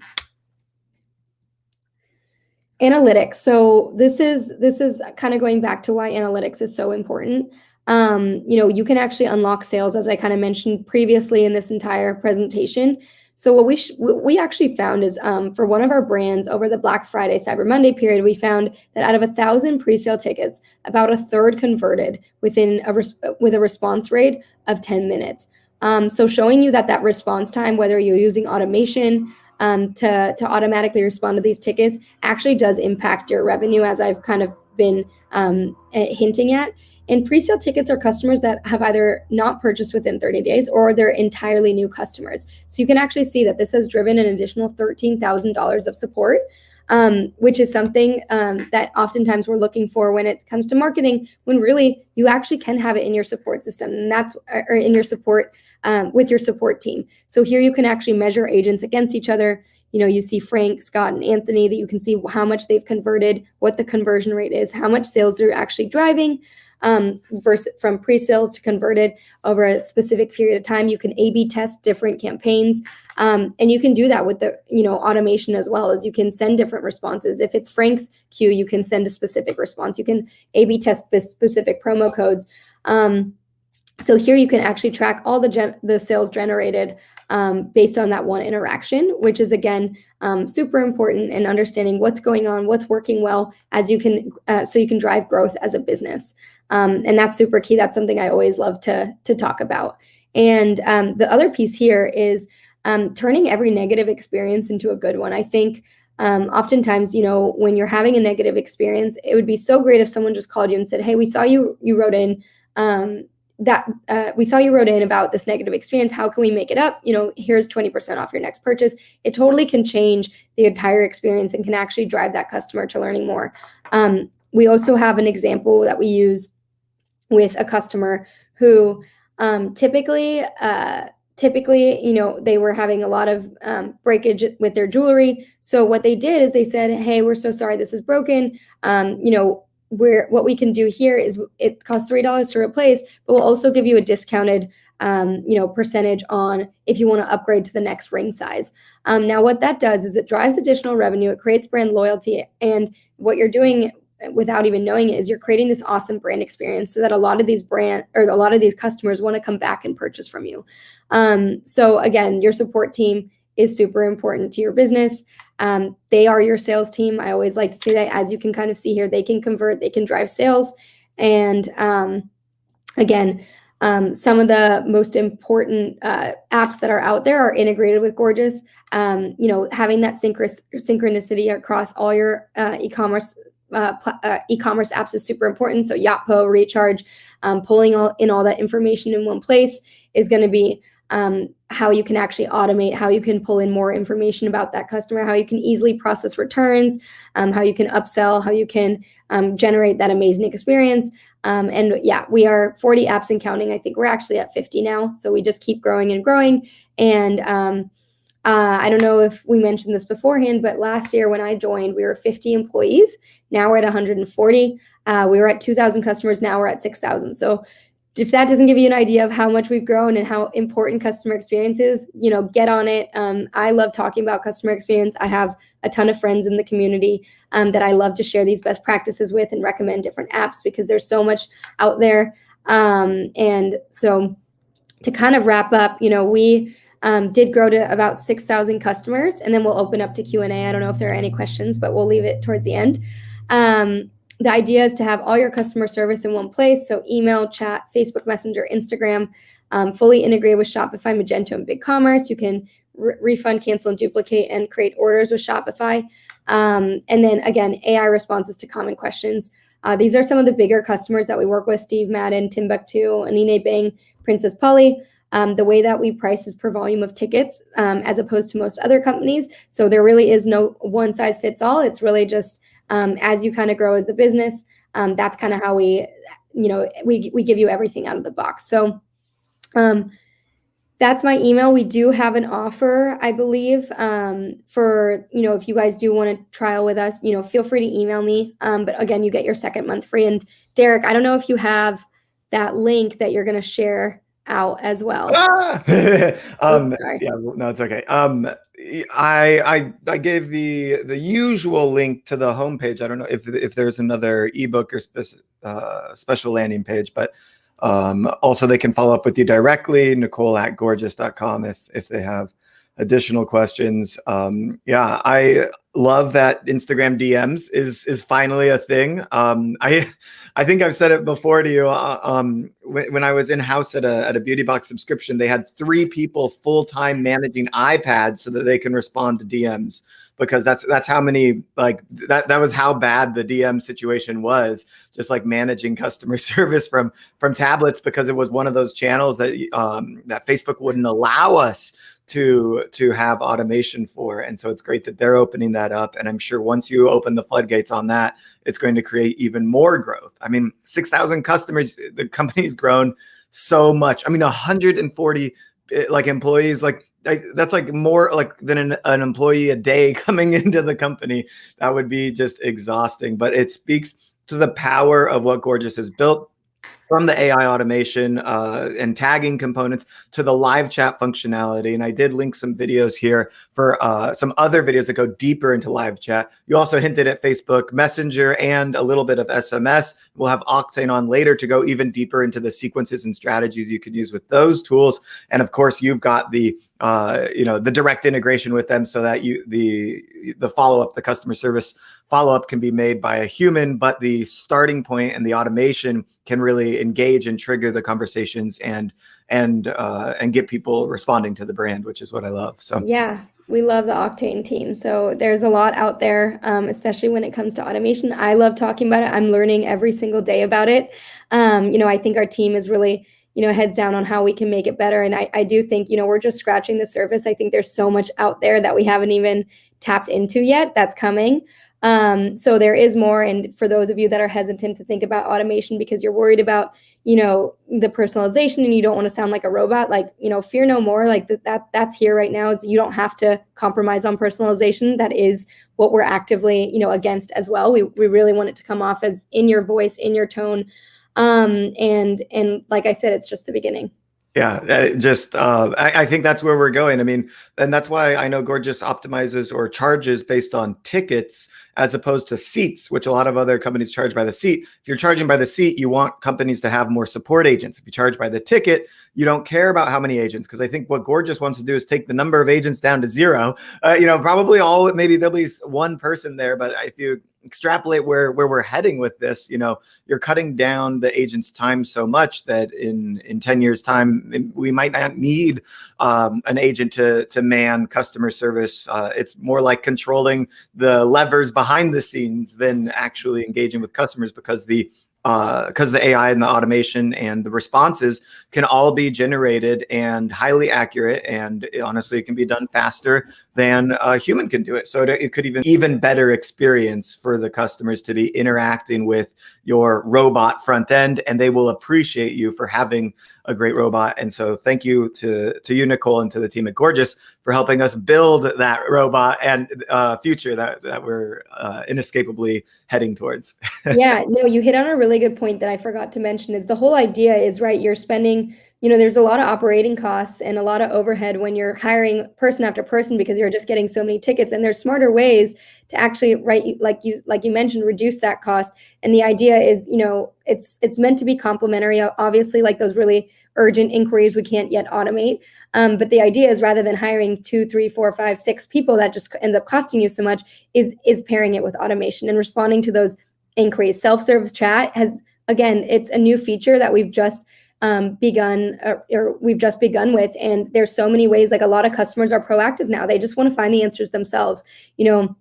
Sometimes, or even like, FAQ used to be so big, finding out those answers. But the idea is using macros to actually respond to the customer. If the customer says, where's my order? All you have to do is send that in. Or what's the return policy? All you have to do is use that automation to quickly elicit that response.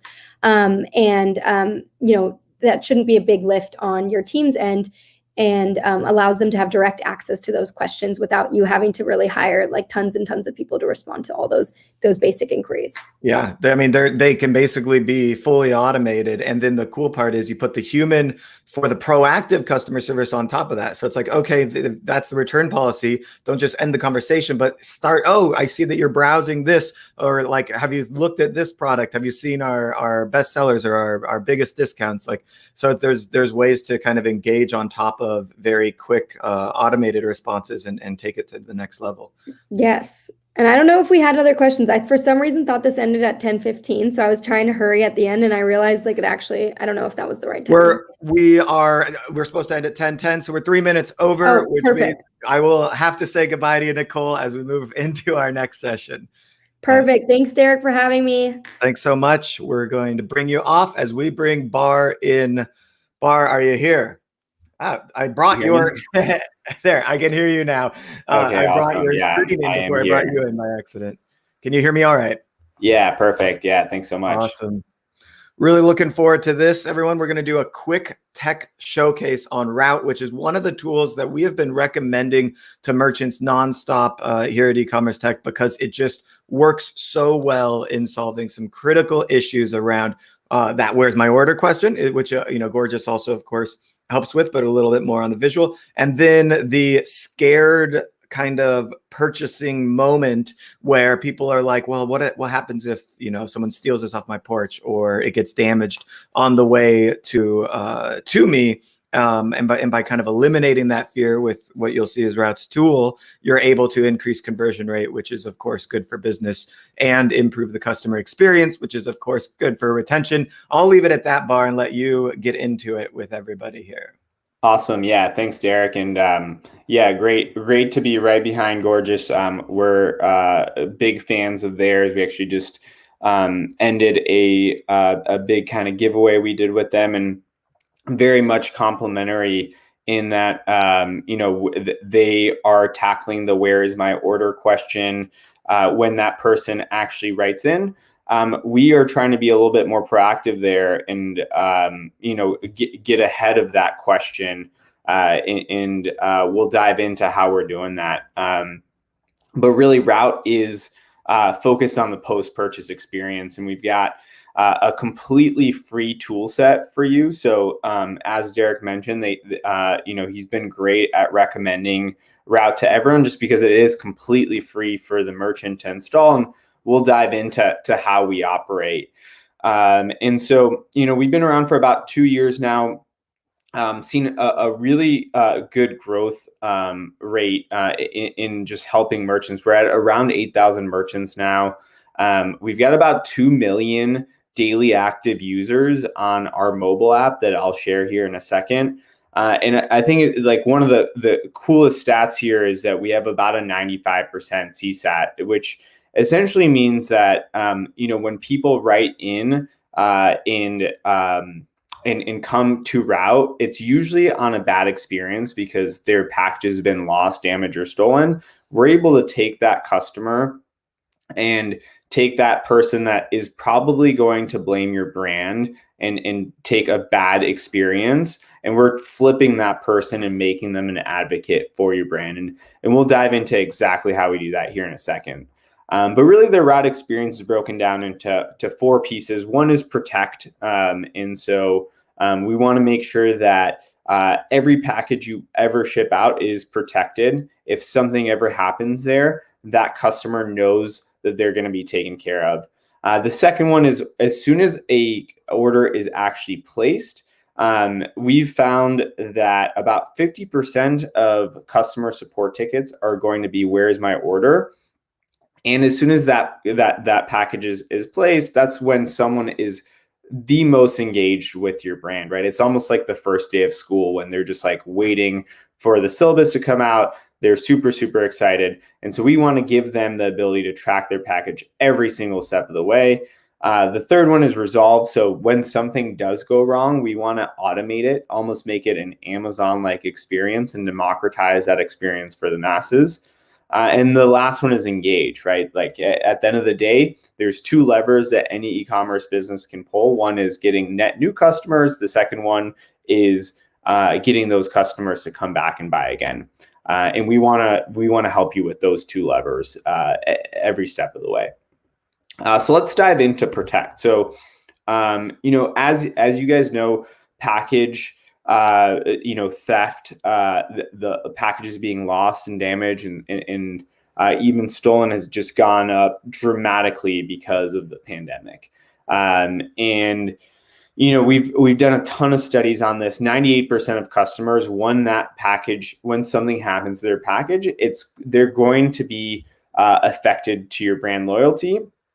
And more importantly, that customer is going to blame you as the merchant, even though it's not your fault. Most of the time it's not, right? USPS has had a ton of issues over the last year. UPS has as well. And package theft has gone up. That's completely out of your hands, but they're still going to blame you and look to you for a solution. And so what we've done is we've come out with a protect feature here. And this is completely native to your store. So what the customer sees is as they check out, they're going to see a little tab there for a Route Protect. Most of our customers have that on automatically. So it's an opt-in option. And what that does is it's going to completely protect that item for them. It's, again, completely free for you as the merchant. And what we typically charge is about 1% to 2%. So, most orders are about $100. It's going to be about $1 for that customer to protect their order. What's really surprising here, and we absolutely love it, is that about 50% of customers, once this is added to your cart, will actually add it into their cart. So they'll choose to protect their item. Now, there's different ways of protecting. You can also pay for that. Some of our merchants choose to do that, where they will just have free shipment protection and then kind of bill it into their shipping and handling. But I'd say this is probably an off case. About 95% of our customers will just pass that on to our onto the end consumer. Again, it would cost them about 1% to 2% of their cart value. We can very easily model that out for you and kind of show you how that would look on your website. The second piece of our solution is track. So again, going back to once that order is placed, that is when your customer is going to be the most engaged. And there's a huge opportunity here for you to give them a great experience. So, in current state, what happens is we send most merchants will send them a link to go track. That link will usually go out to USPS, UPS website. That website's super antiquated. There's no branding whatsoever. And there's no way to actually send real-time notifications as that package goes through the delivery process. And so this is now the new experience. And so, again, completely free. What we do is, as soon as an item is placed, on the thank you page, we have a little widget that shows track your order with route. That customer clicks on that, and they're able to download the route app. A lot of people actually already have the route app downloaded. Again, as I said, there's about 2 million daily active users on there, and we have about 3.5 million total users on there. And the great thing here is that every single package that customer tracks, even if it's not from your store, is now going to be brought into here. We actually parse their emails and we automatically bring those in. We're also bringing in Amazon packages. So we actually see this behavior where, people are checking this app about 7 times a day, just trying to see where all their packages are. And again, like I said, we're being very proactive here, where we're giving them push notifications every step of the way. So as soon as a new order comes in, as soon as it's out for delivery, as soon as it's delivered, we're actually adding a ton here. We're actually also doing SMS now, and you're able to customize the messaging to kind of fit your feel for your brand, right? Like if you call your customers, your loyalists or your VIPs, whatever you want to call them, you're able to do that within here. And we're not just doing it on the mobile app. We also do have it online. So obviously we don't want to, completely eliminate people that are not using a phone. But again, like I said, with that other option, most people are going to use their phone. So we're allowing them to do that. And then the last part here is resolve, right? So as soon as something happens, as soon as something goes wrong, if that happens within the Amazon ecosystem, you go in, you click a few buttons, and it automatically will either ship you a new product or refund you. And we want to democratize that for everyone, right? Just because Amazon can do it doesn't mean that everyone else should not be able to. And so that's where our resolve system comes in. So you can do that within the mobile app. You can do it online. So again, customer self-reports what happened. Something happened to their package. We automatically approve about 90% of packages, 90% of these tickets. And then that order is either refunded or reordered. Now, if it's reordered, the important thing here for you as a merchant is that we're going to be rebuying it from you. So, without route, if something happens, if something gets stolen from that person's front porch, you're going to have to eat the cost of that second package, or, potentially brand loyalty if you don't actually fulfill that order. what Route is doing is it's an insurance. And so we're actually buying that package again from you. You're not losing that sale. We're shipping it to that customer. The customer's happy, the merchant's happy, everyone wins. And the last part is really engage. And this is something that I would recommend for everyone to do here. Within the mobile app, again, like I said, everyone that orders is insanely engaged. They're checking their app about 7 times per day. And so this is a great opportunity for you to claim your brand profile within our app and really start to remarket, right? Every single time someone buys something from your store, they're going to get about 5 to 6 push notifications. They're going to click on those 95% of the time. That's a huge opportunity for you to remarket your brand, whether it's just educational content and how to take care of that item they just bought, or if it's upselling or reselling them on another product. And that's really all I have for today. In terms of installation, super easy. We are a app within every single e-commerce store, so it's a one-click install. And for today, we actually have a special offer for anyone that's on here. I believe Derek is going to be posting the link to that offer, but essentially all you have to do is try Route and you'll get $100 for free. Again, it's a completely free app. You can download it and you will get a $100 gift card. Really simple. And I would recommend for everyone to at least try it out. If you don't like it, you don't have to use it, but we've seen most people enjoy it. Yeah, and Richard says he's using it on 2 stores right now. So thanks, Richard, for that. Now, awesome. When we install Route, we might have our existing return policy and stuff like that. Is there anything I have to change to my policies when I start using a tool like this? Yeah, great question. So we do have some language that so one will help you with that on a case-by-case basis. We have some stores that will add in like an FAQ, like what is Route.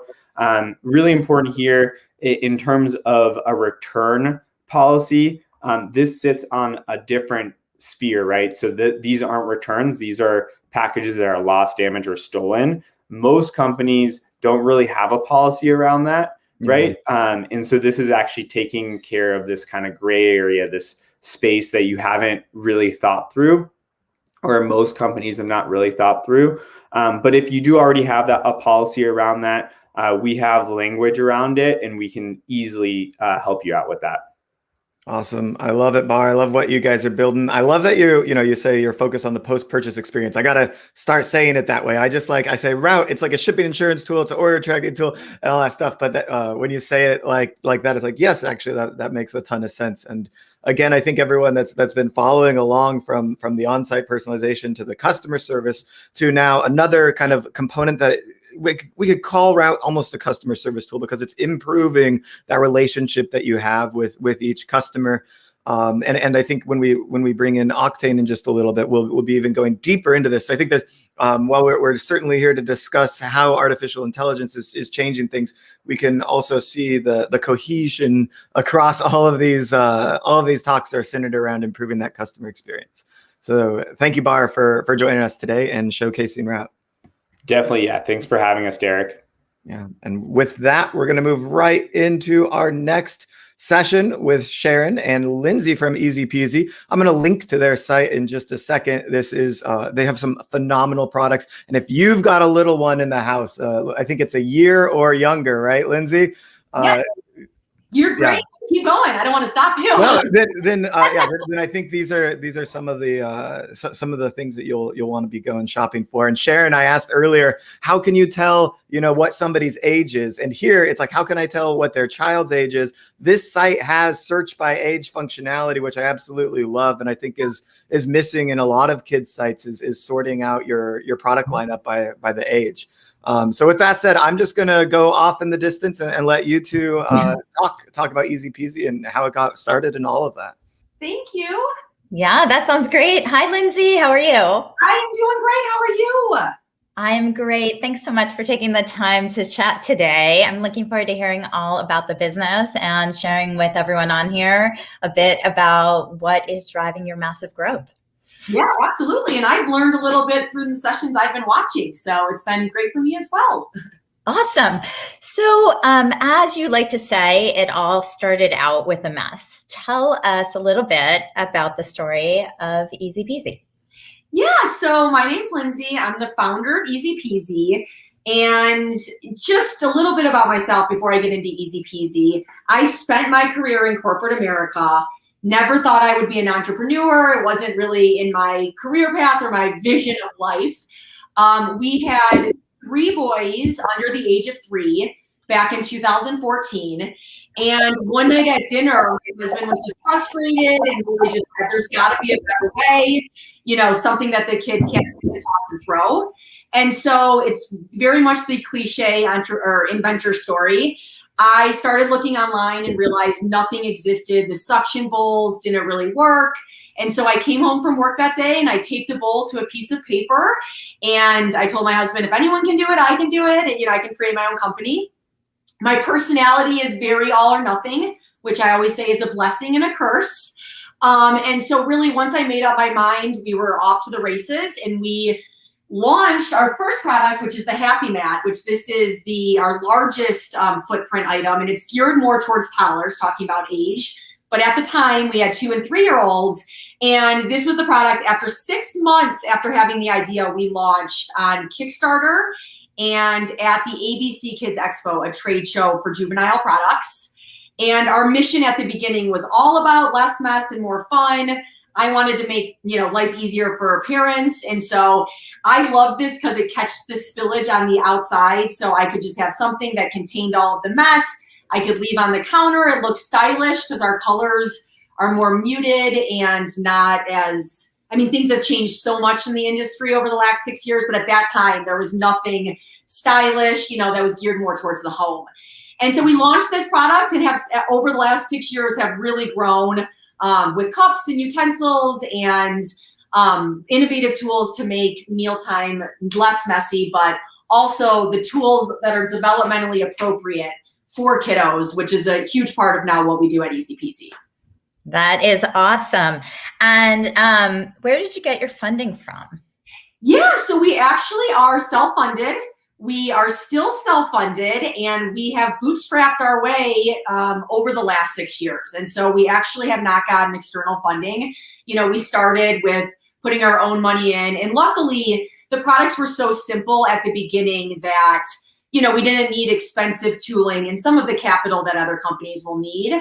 And we're very proud of being self-funded. We've been in a pretty aggressive litigation over the last 5 years.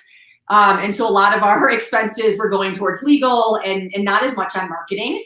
But luckily, we're starting to now spend more time and energy on marketing, which I'm sure I'll talk about today. Yes, we're definitely going to talk about that. But really quickly, so since you said you were self-funded, tell us a little bit about your Shark Tank experience.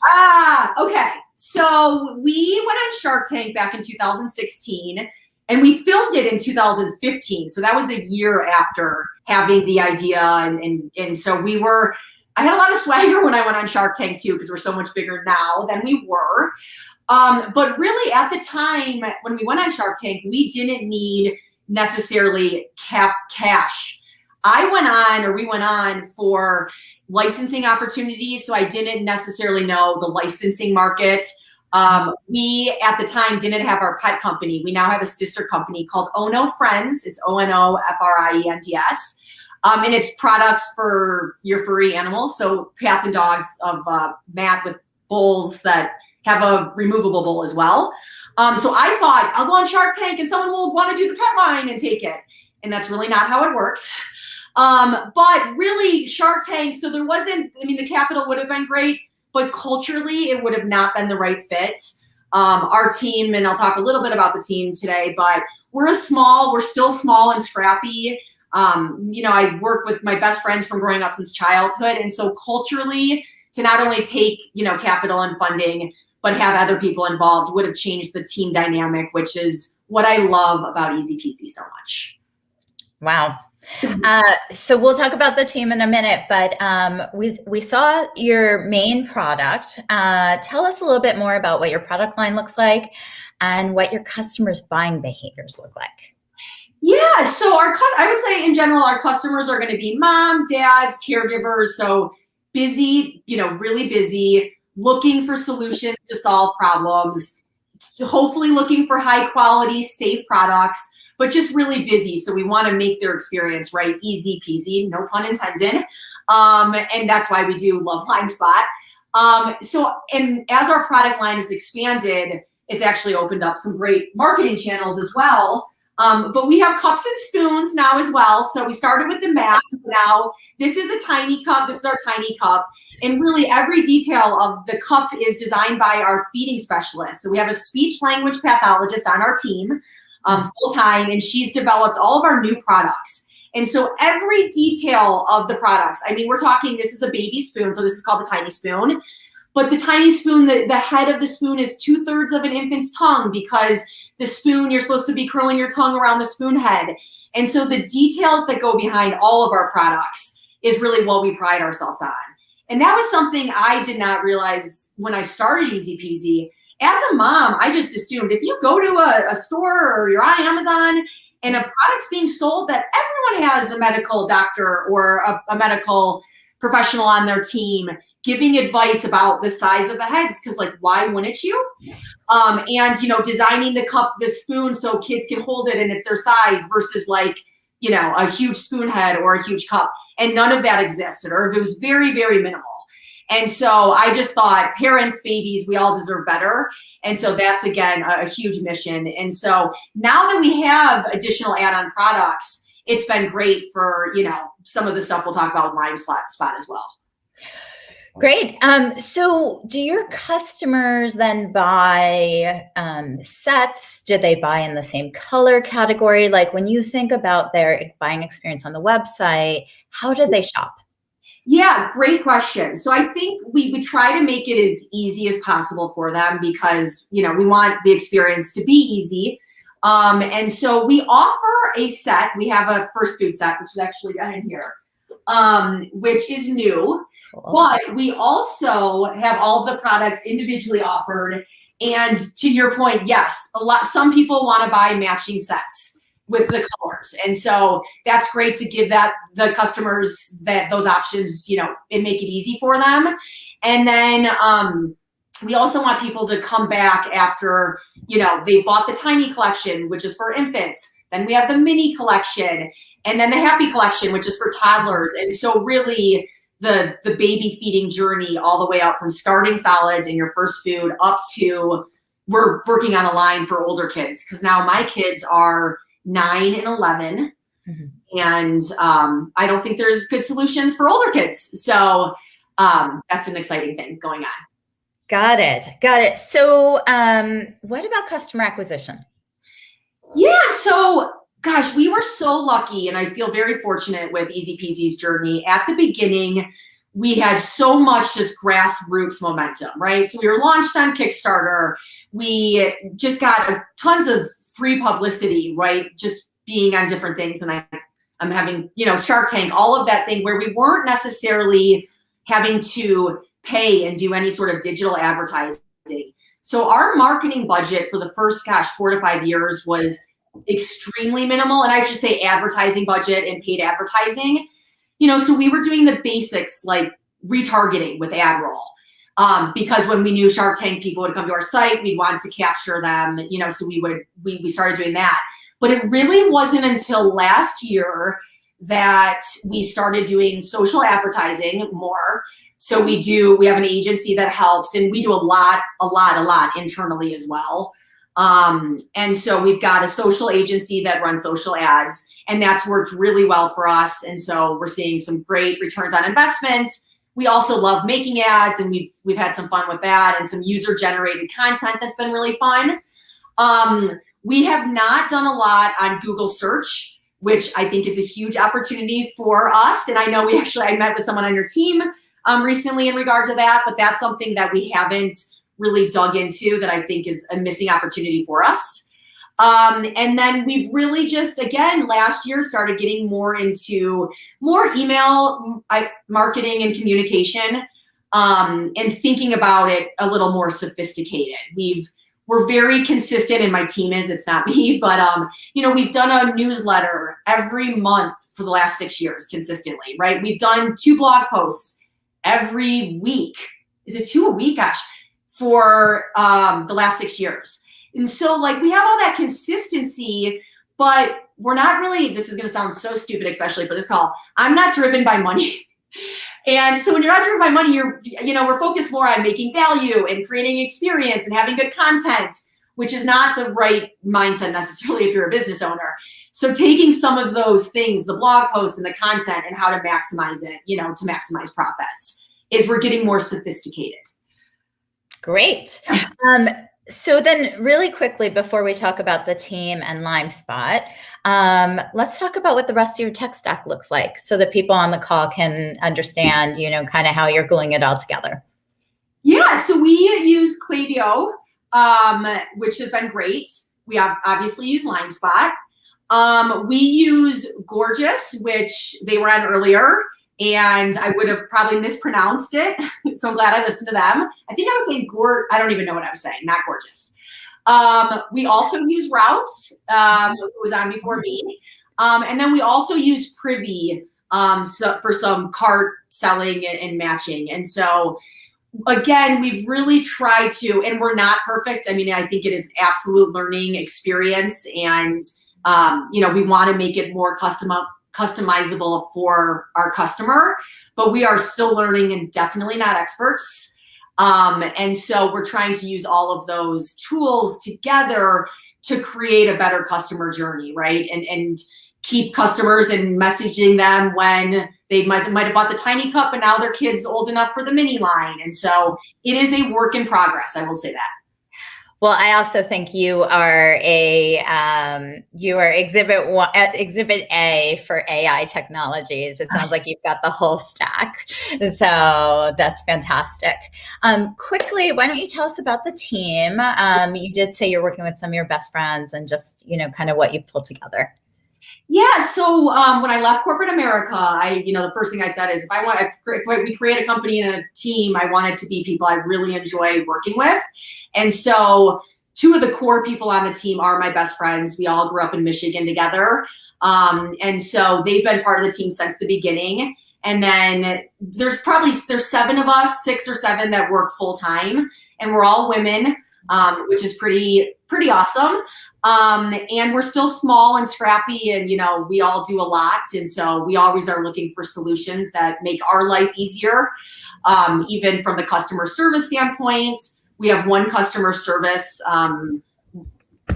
She's awesome. I don't even know what to call her, lady. But, some of the automation and those tools make it so we only have to have one customer service rep. And so we are small and scrappy for sure. That's great. So let's talk about how LimeSpot is supporting your business. You've been with us just over a year, going into year number 2. What are the use cases you've enabled and the impact you're seeing? Yeah, so I think we were looking for a platform that helps us highlight new products as well as cross-merchandise, and in a way that really drives up our average order value, as well as increases conversion rates. And we wanted it, really a solution that supports the way our customers buy and are buying. And so LimeSpot, luckily, we use a few different things. So we use cross-selling and upselling.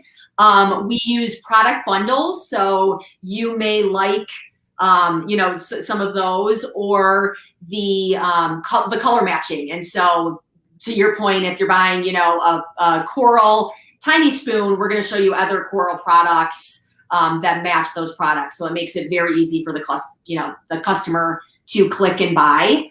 And so really we've had a lot of success. I could give you some of the stats if you want. I'd love that. Yeah. So I had Kira, so I do not work on the day-to-day with LimeSpot, but I've been told the team is great. I've been on a few calls, and really it's easy to work with. But 17 or 18% of our monthly revenue comes from LimeSpot and upselling, which is I think pretty impressive. we've also increased conversion rates, and that basket size I just think is huge. And so, you know, if people are buying a mat, they buy a cup because we're showing them an easy way and really trying to tailor the customer journey and customize it to make it easy for the customer. So. Got it. Thank you. I'm very happy to hear that you are happy with our product, and also I'm not involved in the day-to-day. Tell me about the effort. I think a lot of people will want to know what the effort has been for your team in using the platform. Yeah, I would say in general, we've got a great representative from your team. And I think that's key from a lot of these different platforms that we use is we're not experts, and we don't pretend to be, and we never will be. And so to one, be able to lean on folks at LimeSpot or some of the other platforms to help us either create different campaigns or let us know what's available, what we could be doing. We actually had a great call with some folks on your team a few weeks ago, just some of the new stuff that's coming out in email marketing that we're always welcome, you know, to suggestions and what we can be doing better. So I've been told great things about the platform, about how easy it is to implement and use. And we do some customization on the end. And again, we've got a web developer that just works part-time. And so, you know, she's able to help where we need to implement some of that stuff. And as well as our creative lead who really manages the partnership. Got it. So would you say how much of your time, like week to week, do you feel like your team spends a lot of time in this, or are you able to set it and forget it? I think setting and forgetting, but I don't know for sure. I think a lot more, but no, I mean, we don't have enough time to even be dealing with things that take a lot of time. You know, so I think the initial phase of anything and getting it up and running is always the hardest part. And then strategically thinking, and we were talking some about the customization and the content personalization, being strategic around that and what are we wanting to achieve. We also haven't done a lot of testing, which I know is available in the platform. And so A/B testing that we could probably be doing to even maximize what we're doing even more. So there's probably some room for improvement, but in general, it is more of a set it and forget it once you get everything kind of done in the back end. Awesome. So I did hear your team was talking about coming on board with segmentation, our segmented experiences, content personalization.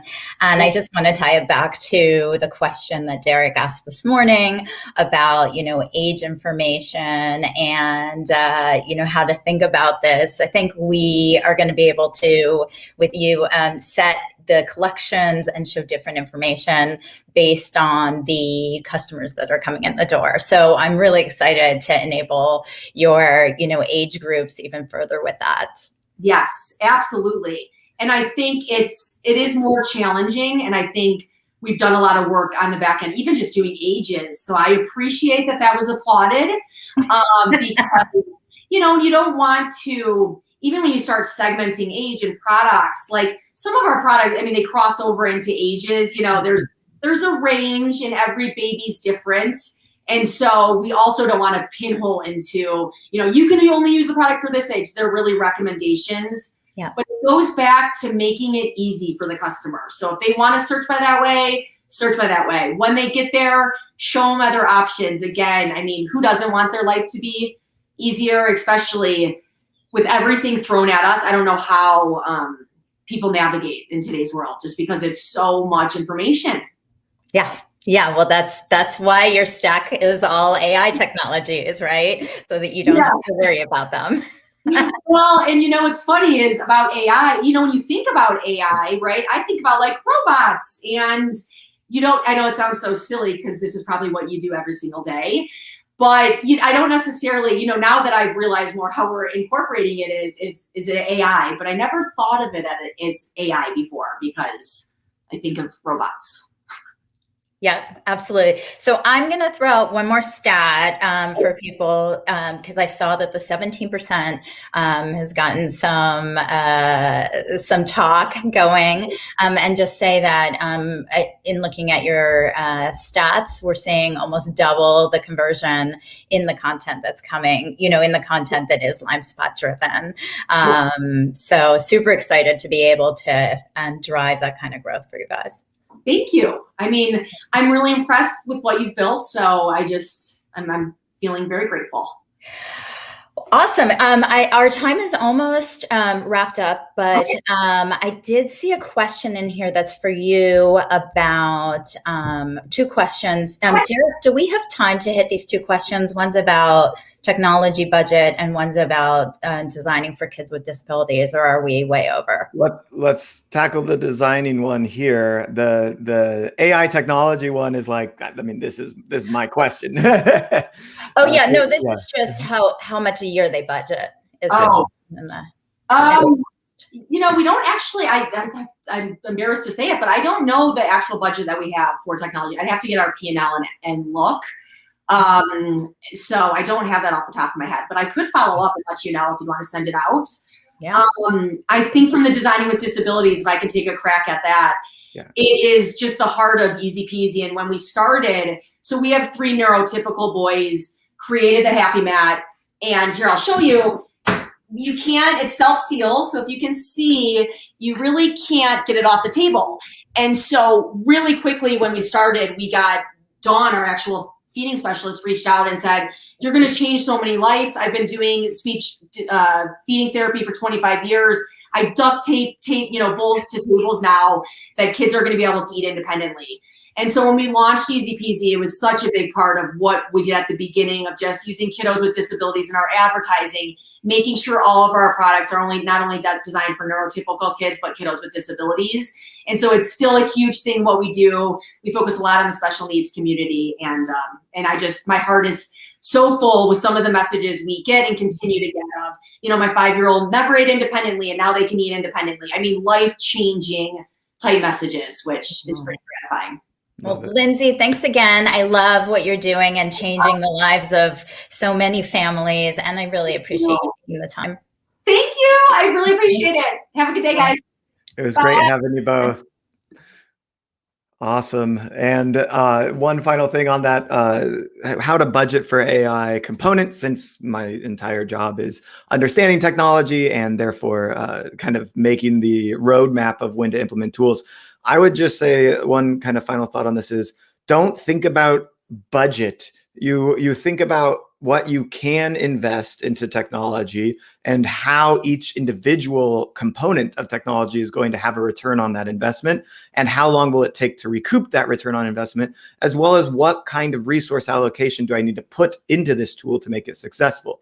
So Lindsay was saying that a lot of the AI tools like LimeSpot are almost completely set it and forget it, and therefore she doesn't have to worry about putting in 20 hours a week to make that 70% of sales revenue from it. It just happens naturally. So that means that there's a low cost to internal resources. We already heard from LimeSpot directly about it being relatively easy to set up a tool like that. And it sounds like it increases conversion rate, pretty much within the first month. So if you're, an established store with a larger catalog, let's say even 20 products, but 30, 40, 50, hundreds of products, that need to be kind of optimized for, and you've got traffic. So maybe you're doing 20,000 a month in sales or 30,000 a month in sales.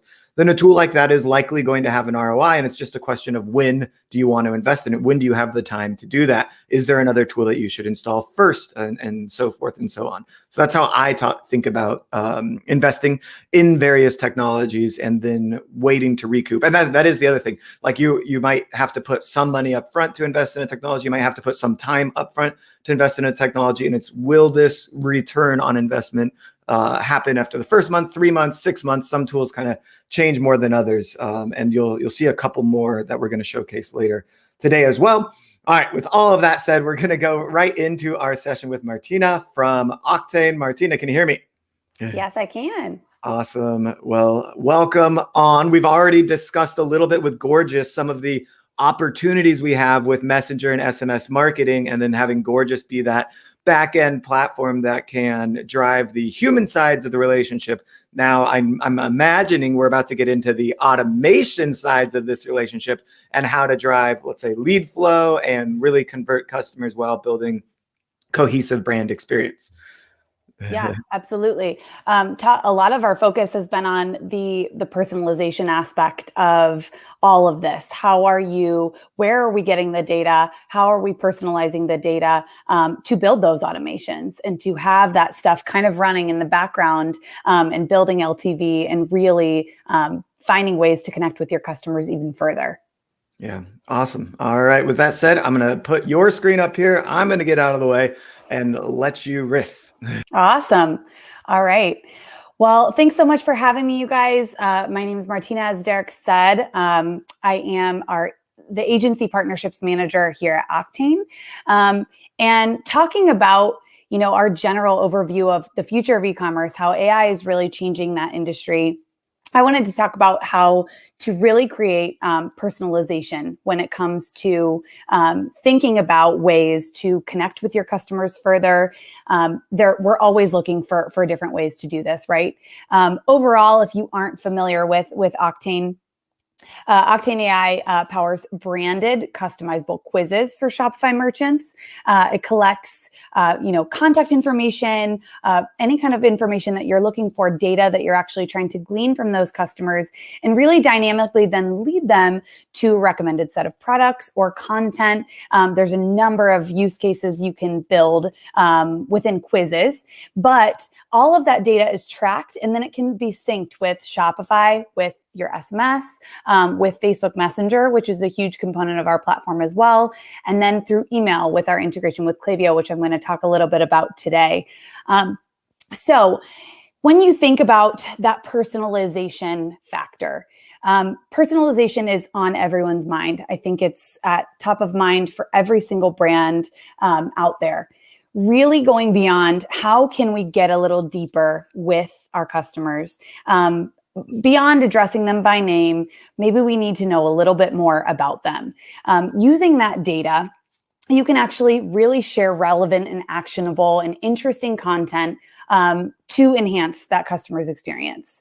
As you can see here on the right-hand side of my screen, the right-hand side of this slide is an example of one of our messenger automations, one of our clients, creating questions and answers, so to speak, for the customer to interact through Facebook Messenger once they've opted in, simply in the same way that you would opt in via email, to connect with the brand and get some really helpful information, whether it's guiding them around the site, talking about a sale, etc. But how do we go further with those conversations and elevating all of our channels? Personalization overall in any factor, whether you're working with any of the wonderful tech partners in the space, anything that you're doing to make that experience a little bit more personal, you're going to see more conversions. You're going to increase AOV. You could potentially reduce returns by, having a more personalized and more unique and niche catered to the customer experience in the first place. So personalization in total really makes the experience more efficient and rewarding, that shopping experience for the customer. And what we really have dialed into here at Octane is paying attention to customers' preferences and really reacting in a way that adds value. So what happened about a year ago, we launched, I guess August, it's coming up, almost a year. We launched the Octane AI Shop Quiz. And the reason we came to this product was because we had built our business on Facebook Messenger, and then in about 2019, adding SMS capabilities to really function in that automation sense.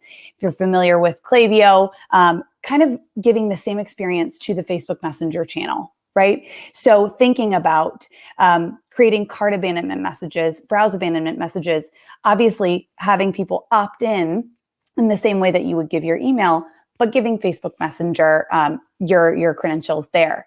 And why you would do that, what we had seen was a lot of Facebook Messenger people that were focused on it, a lot of brands that were focused on it, were seeing much higher open rates if people were subscribing to their Facebook Messenger than they were to email.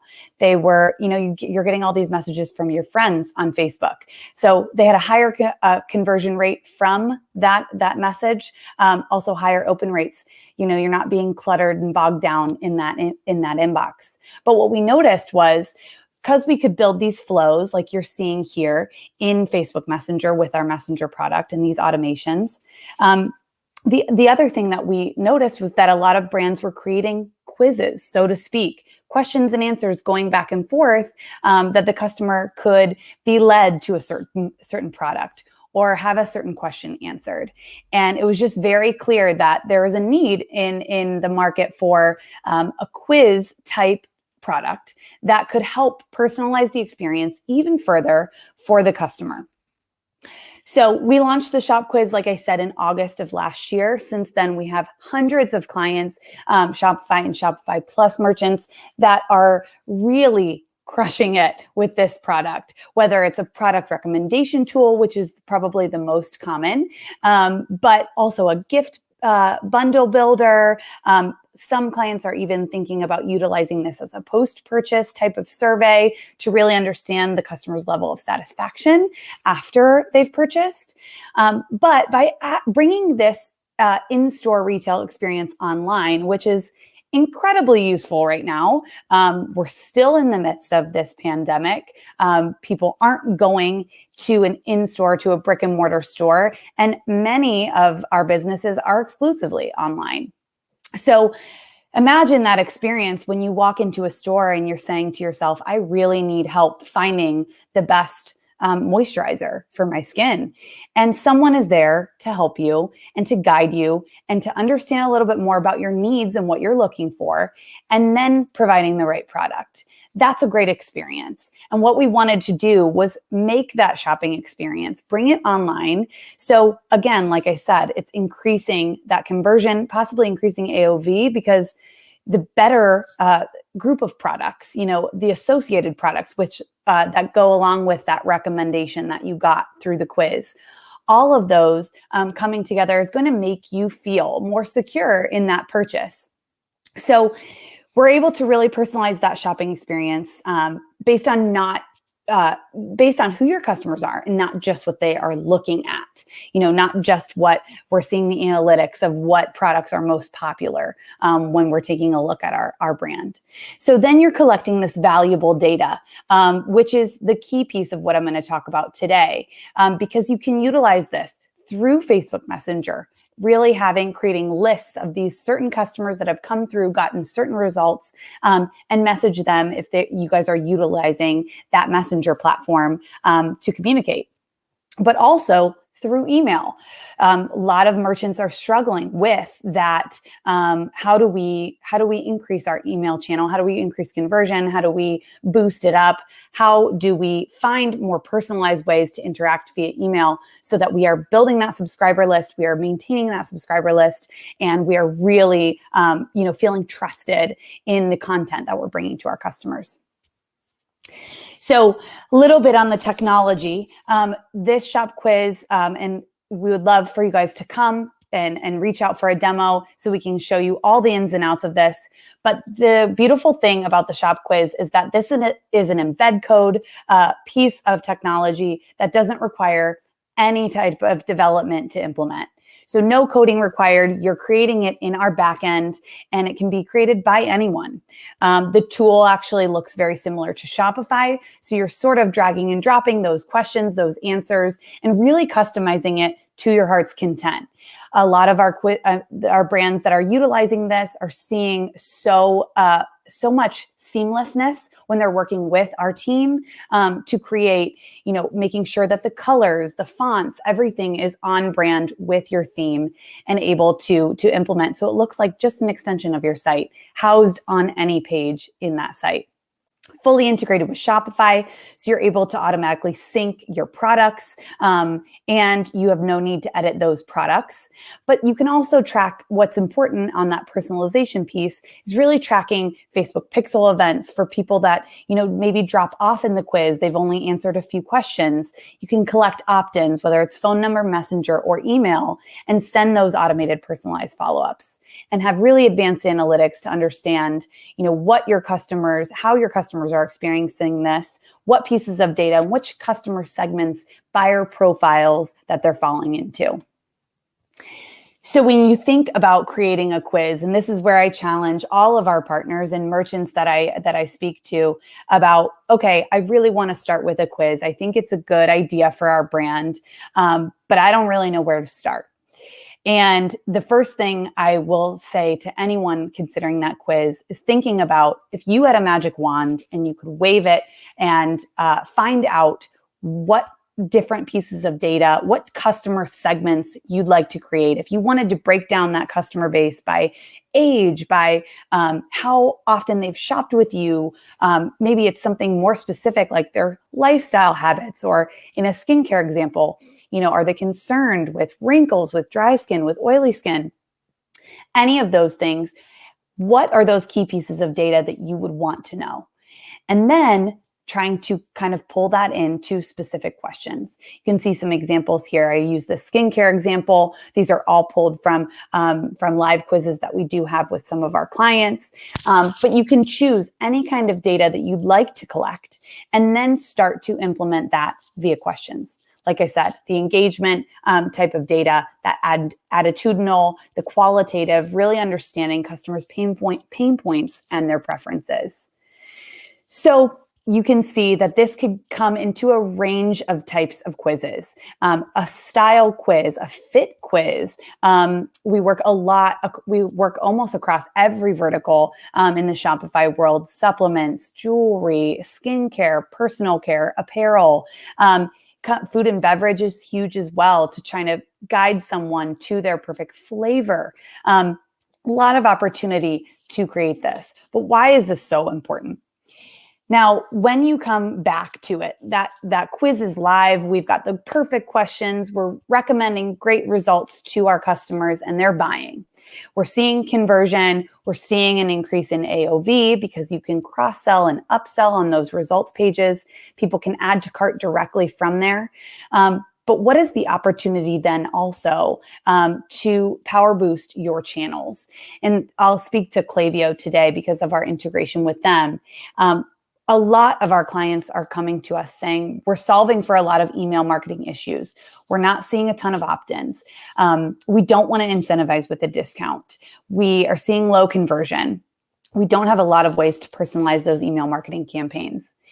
And utilizing the quiz, all of that data, all of the answers that you're collecting throughout the quiz and all of the questions that you're asking, and then the result page the customer ultimately gets is all being synced almost instantaneously to Klaviyo alongside an email opt-in if you're including that in the quiz.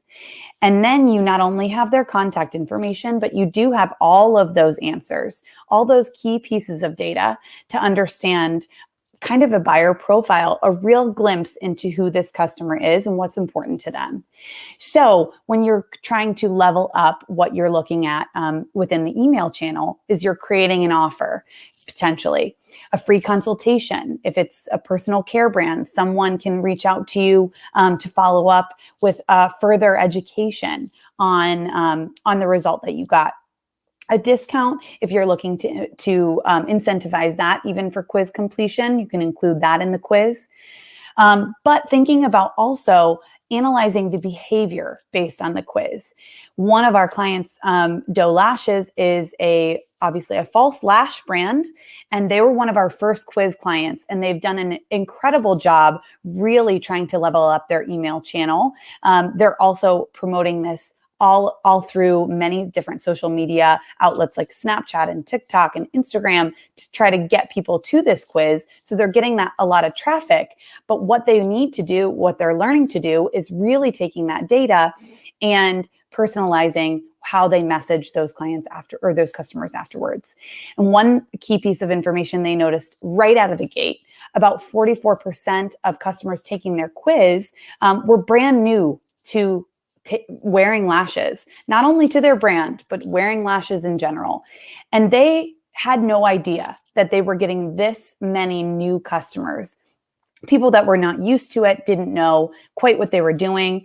And so what they realized was that was going to trigger a specific list if they were a new customer, if they were new to taking that quiz, new to the product, that they created a email flow in Klaviyo, and they dropped all of these people into a product education flow, tips and tricks, ways to follow up, ways to do your makeup, just really exciting things to get that customer to feel like they're part of the club and they are getting really helpful content because of what they purchased. If you have a subscription product, you can also utilize that email channel to follow up on like a check-in style flow. How is the product working for you? Hopefully, you're continuing to subscribe. Any details around content that you could create based on things that you find out from that quiz. So as you can see here, little snapshot of what the Klaviyo the backend would look like when you get all this information. You have their quiz result, the questions and their answers. So the expected outcomes when you're utilizing Octane AI's Shop Quiz and kind of leveraging that integration with Klaviyo, not only are you seeing incredible results on the quiz itself, we're seeing high conversion from those results pages because you're pulling those products in directly from Shopify, adding to cart, and seeing greater AOVs in a lot of cases. But also on the email side, our brands are seeing anywhere from 2x to 16x growth in their email subscriber list versus their traditional email capture tools like their opt-ins or pop-ups. You can remove the need to incentivize a discount to collect email. Many people are less deterred from giving their email when they're taking a quiz. They expect that stuff is going to be emailed to them, which you can also do, and also kind of personalize those welcome flows with what they purchased through the quiz or the result they got through the quiz. And so you can sync all of that information in real time, which has just been a huge value add to this product itself. So what we've seen is not only is that quiz being such an incredible leverage point for personalization for many of our clients, but adding and making sure that personalization is carried over into their email channel or even into their Facebook Messenger channel, SMS even as well, if that is the opt-in that you're focused on growing and that subscriber list you're focused on. Taking that personalization there is only going to increase the conversion of that channel as well. A few examples to finish up.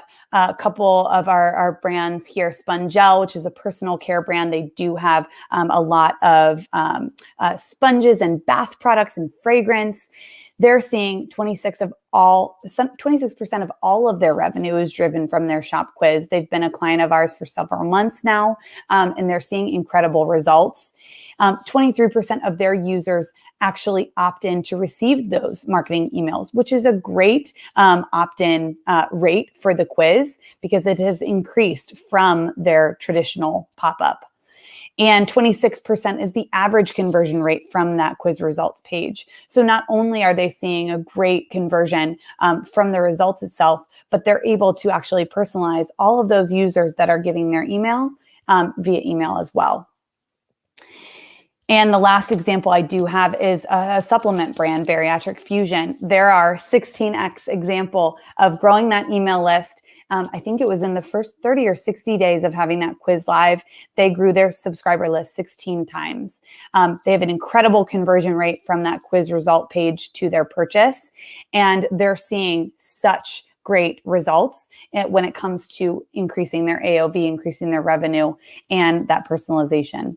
So the last thing I'll leave you with is that Octane we're really moving from specifically that Facebook Messenger platform where we've built our business for over 5 years, but into a buyer profile platform where our products either help you collect data to personalize what you're doing with your customers, like the quiz, or you're using products that actually use that personalized data and connect with those customers through our Facebook Messenger product and SMS, and by extension, Klaviyo through our integration.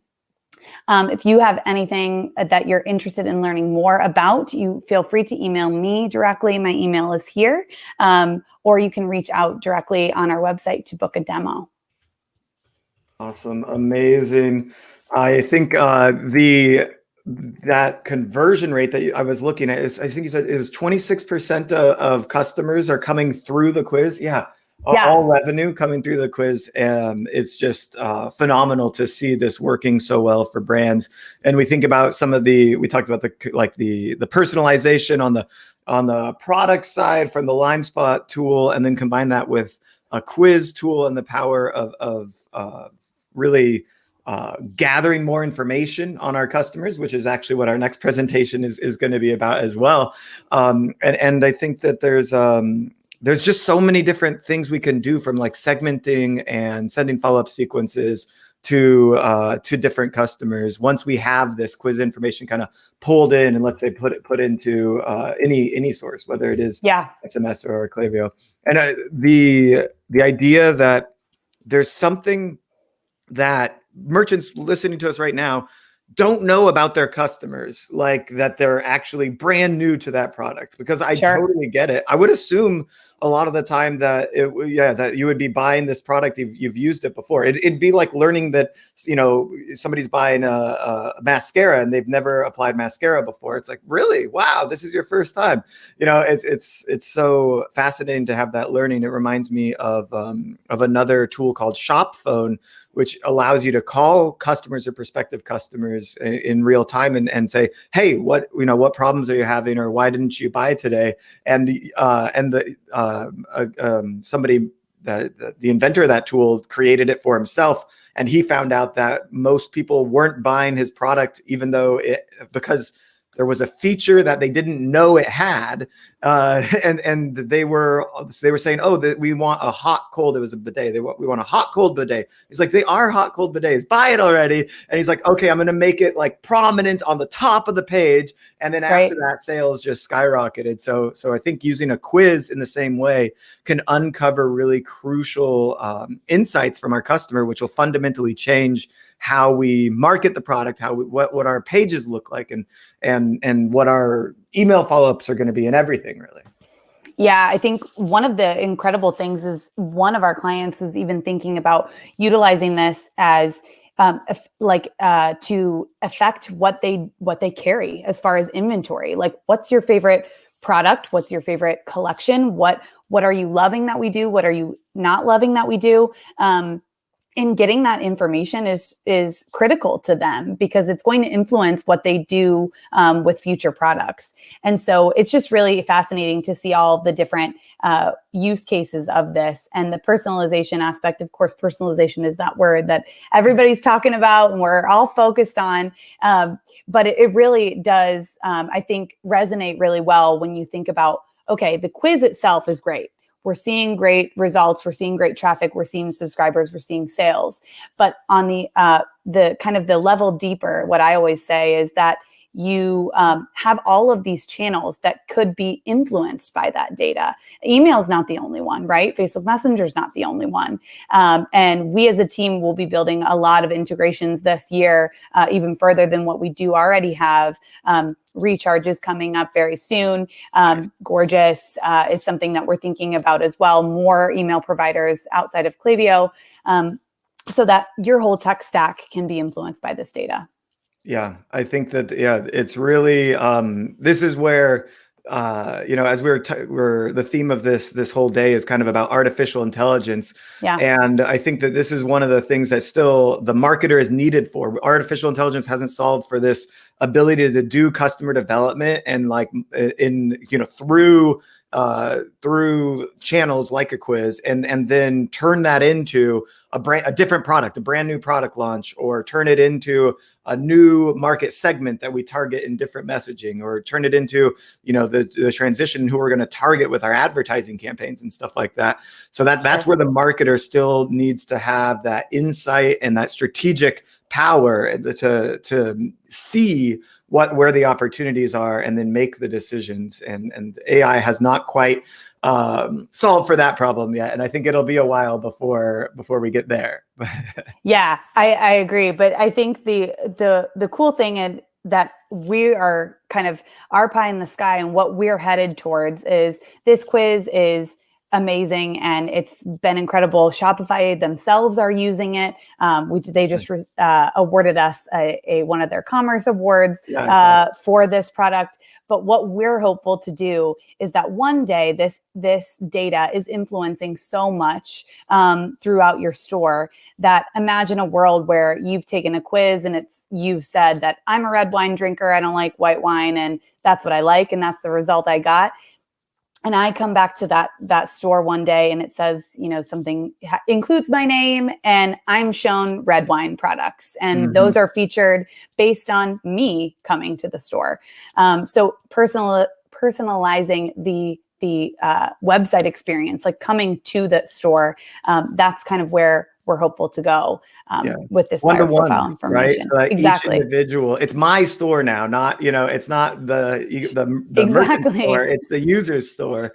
And that experience can be perfectly catered to them. And I think it's also, you know, the reason this quiz is so successful is because it's guiding them through the purchase process. I think, you know, it's saying, okay, you like this thing, not that thing. Let's, you know, and it's like, okay, I understand who you are by you giving me a little bit of information. And I think the future is just going to be filled with consumers volunteering information that helps them get through the buying experience.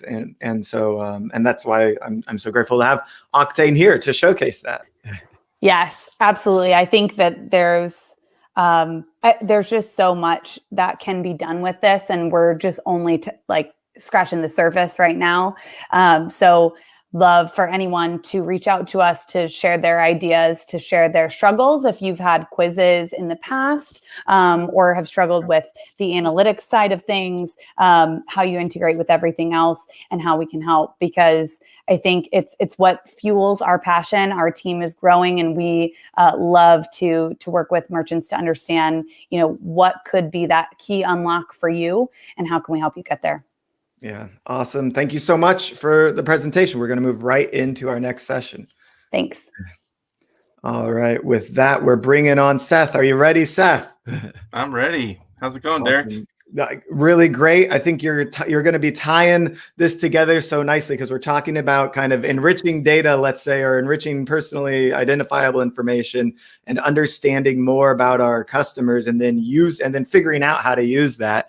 So we're going to do a little tech showcase here for everybody watching and just get to know Shop Fluency and what you're up to. So if you want to share your screen and just hit us with the pitch and the magic that happens with your tool.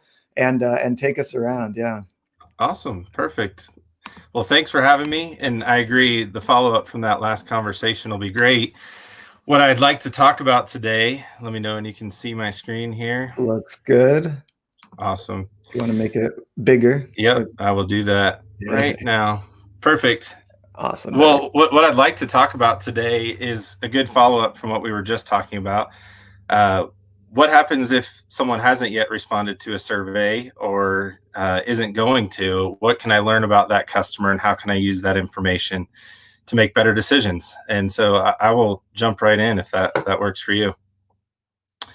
So we are Shop Fluency. Tell you a little bit more about Shop Fluency and then walk through some information with you today.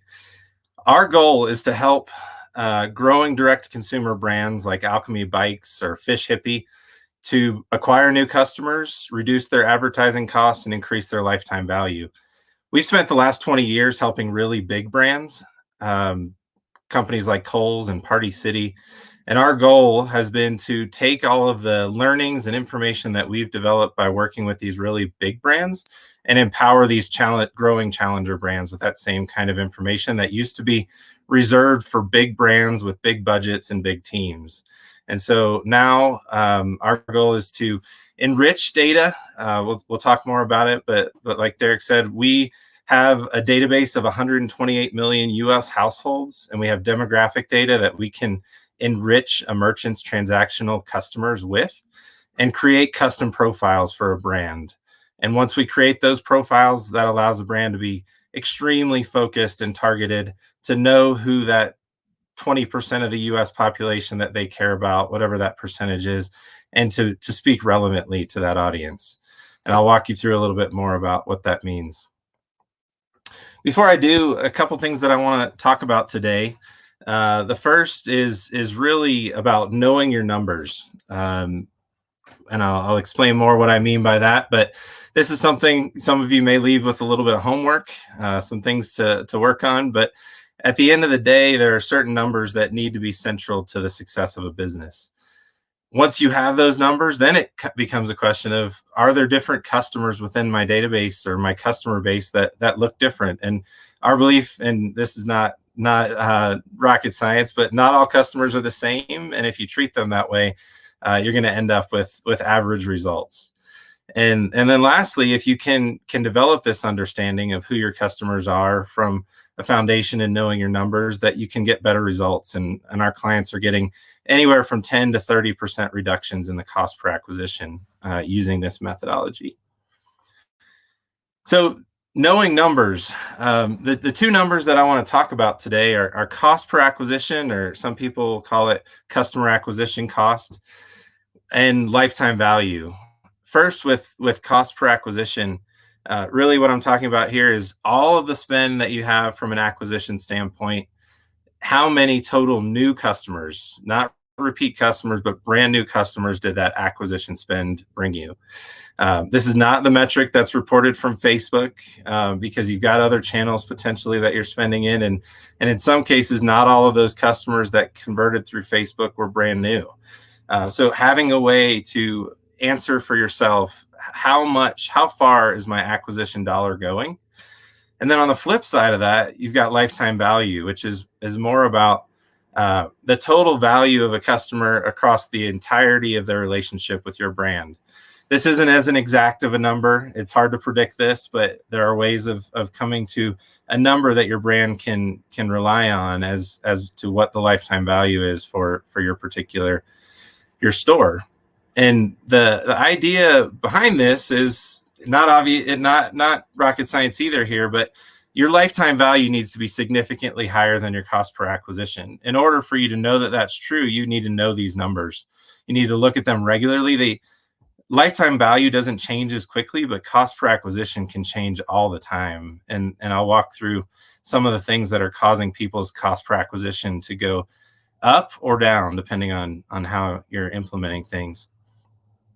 But there's a quote that I like that's pretty aggressive, but it speaks to the heart of this issue, is that 98% of direct-to-consumer brands are out of business. They just don't know it yet. The idea here is that if you don't have this formula honed in and dialed in and have a confident understanding that you're on the right end of this equation, then it has the potential to take you out of business. And we're here to talk about ways to help make sure that's the case, that you can ensure this formula is working in your favor. So driving a little bit deeper into cost per acquisition, everyone has a market. You've got an audience that you're marketing to, whether it's targeted to the level that you want it to or not. These are the people that you think have demographics and lifestyle and interests that will make them likely to become customers. And chances are you've taken this data and you've input it into Facebook. You've probably built lookalikes off of it. You've used this data to say, here's who I want to serve my ad to. And then from there, most of us just let Facebook do their magic, let the algorithm, whether it's Facebook or Google or whatever platform that you're using, the rest of the audience decision is coming back to the platform that you're using. And hopefully it's going well. And still we see with most of the clients that we work with, that the businesses that we work with, that these channels, whether it be Facebook or Google or Snapchat or TikTok even now, that these are some of the most effective ways to acquire new customers and to have a really strong return on ad spend when you do so. But if you haven't noticed yet, your CPMs and CPAs are going up. In the last year, for Facebook and Instagram alone, the cost per 1,000 impressions has gone up by 30%. This is a number that has driven up a lot of brands' cost per acquisition at the same time. So you're likely spending a lot more to talk to fewer people and to get fewer new customers out of that. And that's an equation that makes it really difficult to run a profitable business. And it's really Facebook's goal here to try to drive ad revenue, and they make it super easy. You connect your credit card and spend money. But if you're not careful, this kind of thing where costs just go up by 30% has the potential to really impact the bottom line of your business. Why this is happening, over the last year, competition for those same eyeballs has gone up like significantly, and that's what's driving this incremental cost per 1,000 that you're having in Facebook. And if you're paying attention to the news this week and the weeks and months leading up to this, but Apple just this week launched or unveiled or rolled out iOS 14.5, which has been a point that Facebook's been waiting for and could be a whole talk in and of itself. But the trends that we've been seeing in costs for Facebook going up are likely to continue, even from Facebook's perspective, that both the effectiveness and the ability to attribute sales back to Facebook are becoming more difficult. So that's a lot of numbers and a lot of kind of trends, and what does this all mean, and what's the solution? And we think we've developed a tool that can be a solution for a lot of merchants, and we're excited to share it with you guys today. The idea here is that the better you know your audience and the better you build that foundation of who your audience is on your own data, not Facebook's data, not Google's data, the more likely opportunity that you have to improve your performance and lower your costs. And by doing this, the clients that we've been working with have been able to reduce cost per acquisition by up to 30%. So that what Facebook costs increase, we've been able to help decrease back for the brands that we're working with. Now, there's so much data, and I'll walk through more of what we're bringing in, but we have, like I mentioned, we have a database of household demographic data for 128 million US households.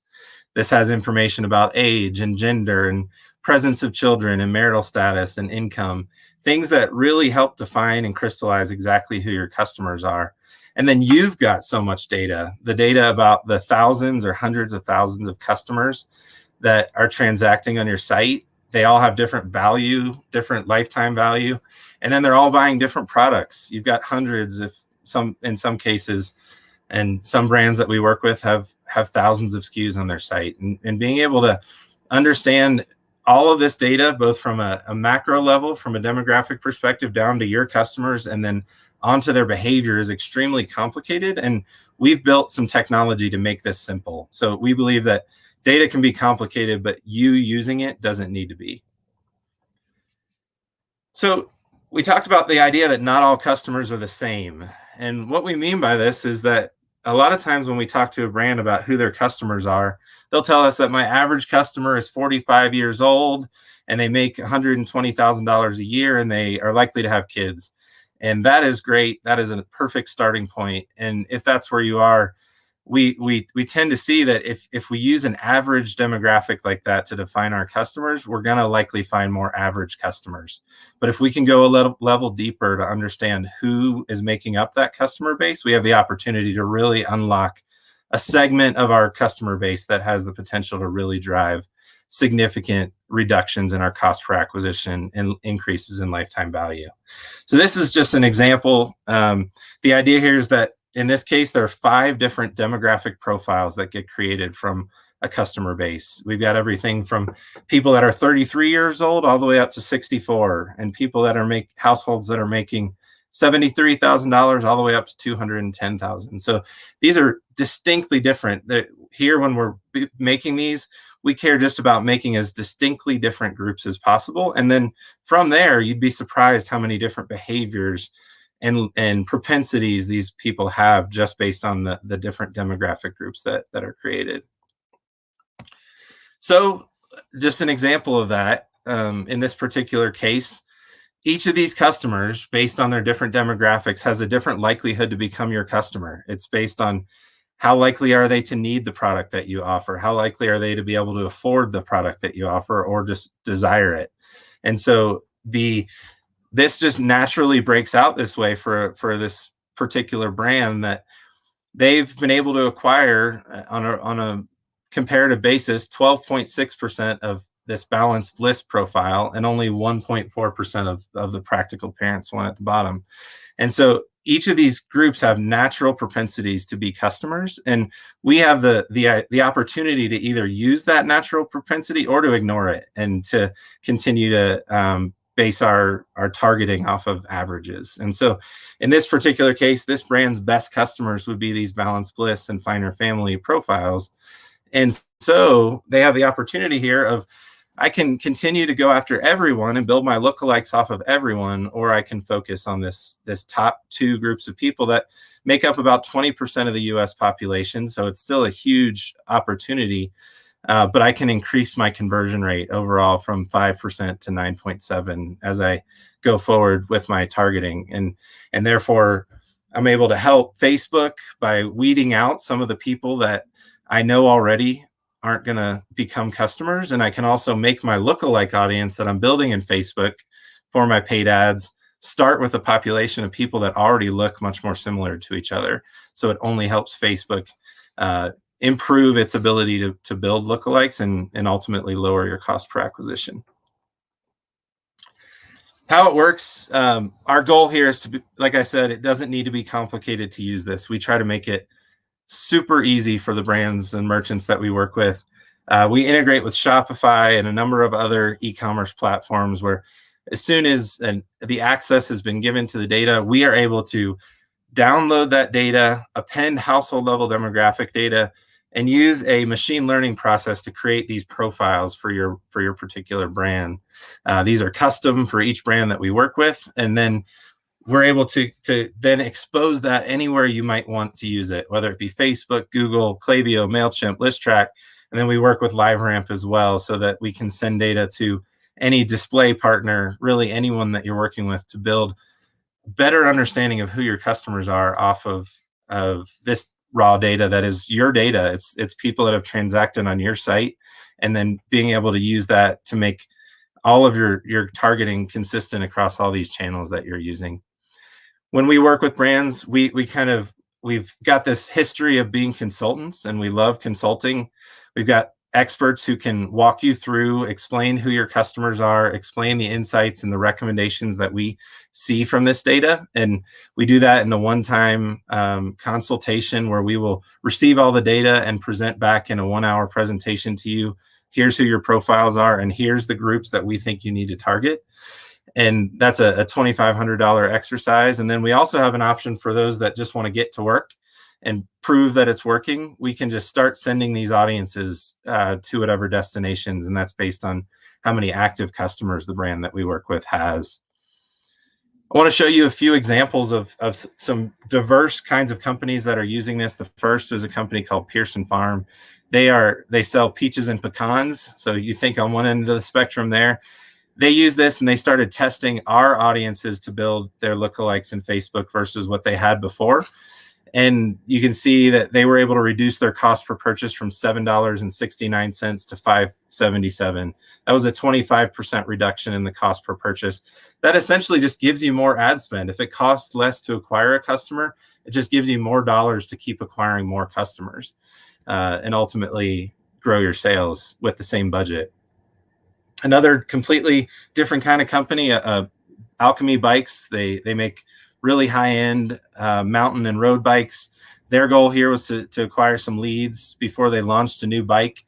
They took what they had been using before and then used it compared to what we did, and we were able to help them reduce their cost per lead by 13%. So they've been able to acquire that incremental number of leads just by the fact that they pay less for every lead that they have. One last example, a company called Fish Hippie, make men's apparel. Again, here they tested this against their own best audiences and things that had been their tried and true, and we've been able to help them reduce their cost per purchase by 24% and increase their return on ad spend by 53%, which means that the people that we're acquiring are not only coming in at a less expensive rate, but they're spending more when they do. So we're finding people with that high lifetime value potential. And the last thing I wanted to share with you guys, it's easy to get started. Excited to chat with as many of you that would like. Like I said, it takes less than an hour to start using this. And there's no additional creative required when using this in Facebook for the case studies that I walk you through. We're going to have a couple opportunities for people that are here today. If you visit shopfluency.com/ecommerce-tech, for one, we'll do a free consultation with anyone, and anyone that signs up, we have a free 30-day satisfaction guarantee. If you start using this and you're not happy with it, we'll give you your money back. And then secondly, one person who signs up will do that free customer profile analysis that I mentioned, where we'll have a consultant on our team walk you through and see how it works and what it looks like for your business to start understanding your customers in this way. So awesome. Excited to be here, and thanks, Derek. Yeah, I love it so much. And so I think, I mean, not everybody's advertising, but most merchants and most D2C brands are doing advertising today. And I think you're able to show us that there is a way to optimize our ad campaigns that no one is probably doing. So if you're running ads, you're spending what, 10,000 a month or more probably in ad spend. You can probably save, I think at the very worst example that you gave, like was like 13%. Yeah, save 13% on those acquisition costs. That can be a big boost to business, and that's where the profit comes from. Is those optimizations right there as well. Absolutely, yeah, and just being able to, like I said, it extends your budget. It gives you, if you can spend less to acquire, you may reach the end of Facebook in terms of the opportunity there, but there's so many channels to kind of go down and to continue to find customers in a profitable and well-sustained way to grow your business going forward. Yeah, I love it so much. We've put the offer in the chat for everybody. You can check them out at shopfluency.com/ecommerce tech. And I think taking you up on that offer to create the segments and kind of walk through what it would look like for my customer base, for my e-commerce store, I think is a phenomenal way to get started with this tool and get the value of it. So if you've got 30 minutes of time to work with Seth and his team, it could save you 13% on your cost of customer acquisition. So sounds like Geico there. Yeah, it's a good Geico minutes commercial. Exactly. For sure. Awesome. Thanks so much, Seth. We're going to move right into our next session. Thanks for having me. Awesome. So yeah, that was about data enrichment, continuing to optimize our conversion rate and using their proprietary, machine learning algorithm to understand your best customer profiles. We're going to change the conversation a little bit as I bring in Brian from Pixels. He's going to talk about AI and how it's helping his massive team of designers improve product images, which is another way that we can increase conversion rate. Brian, you can explain it better than me. How's it going? It's going well. Thanks for having me, Derek. Always a pleasure. With that said, I'll let you explain the Pixels process and how you use the magic of machine learning to do good in this world. Awesome. Yeah, well, first, thank you. And yeah, great to follow Seth with some awesome tech. I'm going to have to check that out myself. And Derek, you're upping me again. I tried to bring my A game with the shirt, but the Kiwis are definitely blowing me out of the water. So you're looking great. Anyways, next time, I'll have to get some animals or something going on. But and then I'm going to have like a fake mink coat or something. No, I don't know. well, we don't joke about minks. We're a Danish company, so anyways, we'll leave it there. We won't go more. But anyways, just great to join in the event today. I really want to just focus in on how we're helping online retailers get product online faster, also how they're beating studio deadlines by leveraging AI-powered retouching. So yeah, as Derek mentioned, we've been at this for about 10 years now, starting with a very bespoke, very manual process, and we have evolved our platform and also the technology that we're using significantly over the years here, where we're driving the majority of the actual work we're doing is AI powered. So yeah, just looking forward to get into it. I also hope, I see there is a lively chat. I would prefer this is not a monologue. So if you guys do have questions, feel free to put them in the chat. Happy to, yeah, just answer any questions on the fly real time if anybody has any questions or comments. So yeah, looking forward to it. So just very quickly, I'm gonna do a little brief intro about Pixels, a little bit about me. Want to just kind of do a little backstory about how a lot of e-com retailers are thinking about retouching and image editing. We're going to get into the core of what is Pixels AI and really just look at some real life examples, practical use cases, what kind of results that you guys can expect, and then just do a quick overview of the Pixels platform. And we've got an offer, of course, at the end. So please stick around for that. Just quickly, a little bit about me. Again, I'm Brian Guidry. You can see I'm cheating here. My email is just right in my name here. It's just brian@pixels.com. So again, if you guys are shy in the chat, feel free to shoot me an email at any time with questions about this service. I've been in retail for close to 25 years now, believe it or not. Been at a lot of big box retailers, everybody from Nordstrom's to some D2C brands. Also been working for a large fast fashion brand based in Spain called Mango, competes with Zara, and really have held a lot of different roles within the retail space. I've jumped over to the dark side. I've been in tech for another 10 years now, working with Pixels, and we have a sister partner company called creativeforce.io. And we're really been helping now, online retailers, brands, studios, etc., to optimize, edit, and retouch images for e-com. Okay, so again, with Pixels, we consider ourselves to be the absolute easiest way for a retailer to edit, retouch, and remove the background from product images.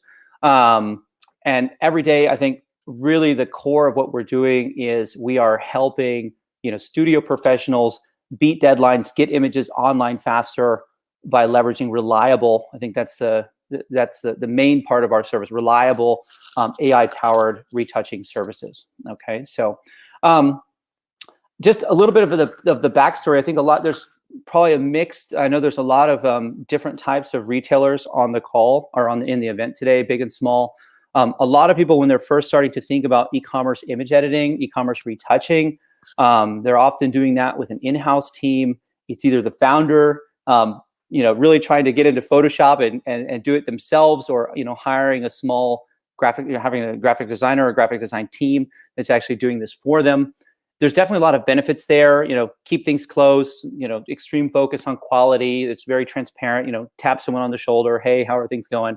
But as you start to scale, right? It quickly becomes a bottleneck, right? Having an in-house team. So typically people are then jumping, starting to look into the outsourcing game. Can we, hey, we're doing 100 images a week or 100 images a day or 1,000 images a day. We need scale, right? So typically, you're going to go to a Fiverr, I'm going to go to Upwork. There's a lot of course, outsourcing vendors, BPO kind of providers in South Asia. And it does sound pretty good to start, right? It's extremely cheap. We can, high volume. And so oftentimes we see a lot of D2C brands that do go down that route, right? Like they're going to go try to work with a traditional outsourcing company. We've actually been in that same position. So our founders come from an e-com agency background, used to run post-production in-house, transitioned to be, to outsource as we started to scale, and really didn't find any solutions out there that were able to, consistently edit and retouch product images at scale. Typically, there's black box communication. It's back and forth on Skype or email, trying to get requirements right. Constant delays. It's a pretty frustrating process if you've done it for any sort of time. So a lot of our customers actually are coming to us today. I don't want to, yeah, probably the best word is jaded, but, you know, have had quite bad experiences actually going down the outsourcing route. So this was really like the impetus for what we're doing. We're trying to combine kind of, you know, the transparency and the quality of an in-house team, and then also give you guys the benefit of the quick turn and, you know, the low total cost of an outsourcing provider. So just why we do what we do today. So how do we do that, right? I think that's where we can get back to the AI conversation. We actually started out, like I said, you know, 10 years ago, running a very traditional outsourcing model. So when we started the company, you know, we had teams that we would set up. A brand would come to us, hey, we need to retouch or edit products a certain way. And yeah, we basically would create a team of, you know, of image editors or retouchers, and they would then, you know, learn the brand requirements, and pretty typical setup, whether that's if you're working with a retoucher, you know, in-house, local freelancer, agency, studio, pretty much everyone's working this way. What we found internally as we started to scale, it was an extremely inefficient process, right? Like we, you know, all of a sudden a brand would not be, you know, would not be sending us images. We all know, you know, the fluctuations of fashion, or the fluctuations of just any brand that's you know, relying on a supply chain. I think that's been exacerbated tremendously with COVID. We saw, you know, supply chains basically flipping upside down. So we don't know when we're going to receive product. We actually can't count on a consistent flow of products coming in that we can shoot, right? And so that wreaks havoc on any kind of production, whether that's physical production or whether that's digital production. So we had to find a better way, right? So what we've done, we've actually broken down the digital production process into steps. So when we receive an image from a retailer, the first thing we do is, you know, we're understanding the retouching style guide, or basically the brand requirements, okay? We're gonna break that down into steps. So think about that just in basic terms. Background removal, I need to retouch the garment, I need to retouch skin, maybe I'm resizing the actual canvas size, different things like that, right? So we're gonna break that down into steps.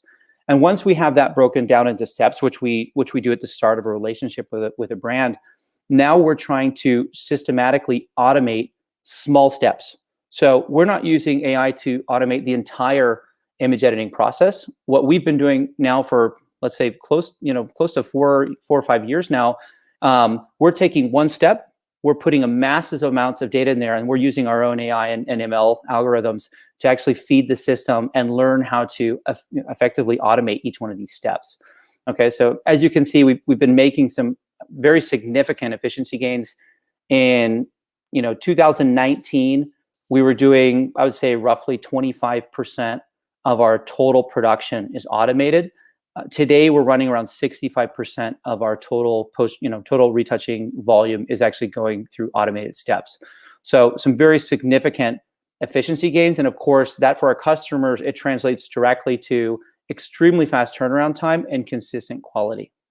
Okay, so because this is a AI-focused event, I wanted to just dive into some real-life applications. I'm not going to go too deep on some of the tech. I think I wanted to show some examples, and then really just show how we're leveraging AI today, and then also how we're combining that with the actual expert retouchers that are on Pixel staff, and that kind of hybrid blend between leveraging AI and then using our own in-house retouchers.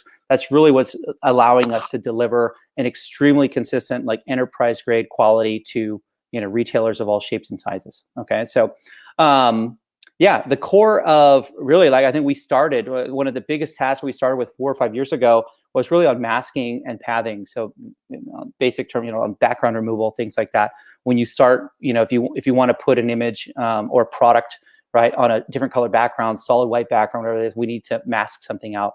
So just leveraging AI masking alone has reduced manual work by 75%. It's also improved our lead times by 20%. Right, so massive gains just on these steps. Pathing AI or AI paths, it's similar. We're actually recreating, it's not just converting a mask into a path. We're actually recreating how a human would create a path. A little bit technical in terms of Photoshop work, but a different type of AI at work here. Okay, so this was really a major step forward for us when we started integrating this into our process. And then, of course, we've been hiring out an R&D team to really start pushing the limits on how much further we can take the retouching process. Other types of AI that we have working for us, we have a model crop AI. We also have some complexity prediction AI. So think about that typical, fashion retailer. They need to crop beneath the nose, crop beneath the eye. It's very simple work. Essentially, though, we're completely removing that. So we can identify in a model. We're using computer vision algorithms. Okay, we can detect the model, know exactly where the crop is. Crop's done automatically. It's all done, right? So, it's not a huge time saver, but it's something, of course, when you're processing millions and millions of images at scale for multiple retailers, it's a major time saver for us. Also, things like the complexity prediction AI.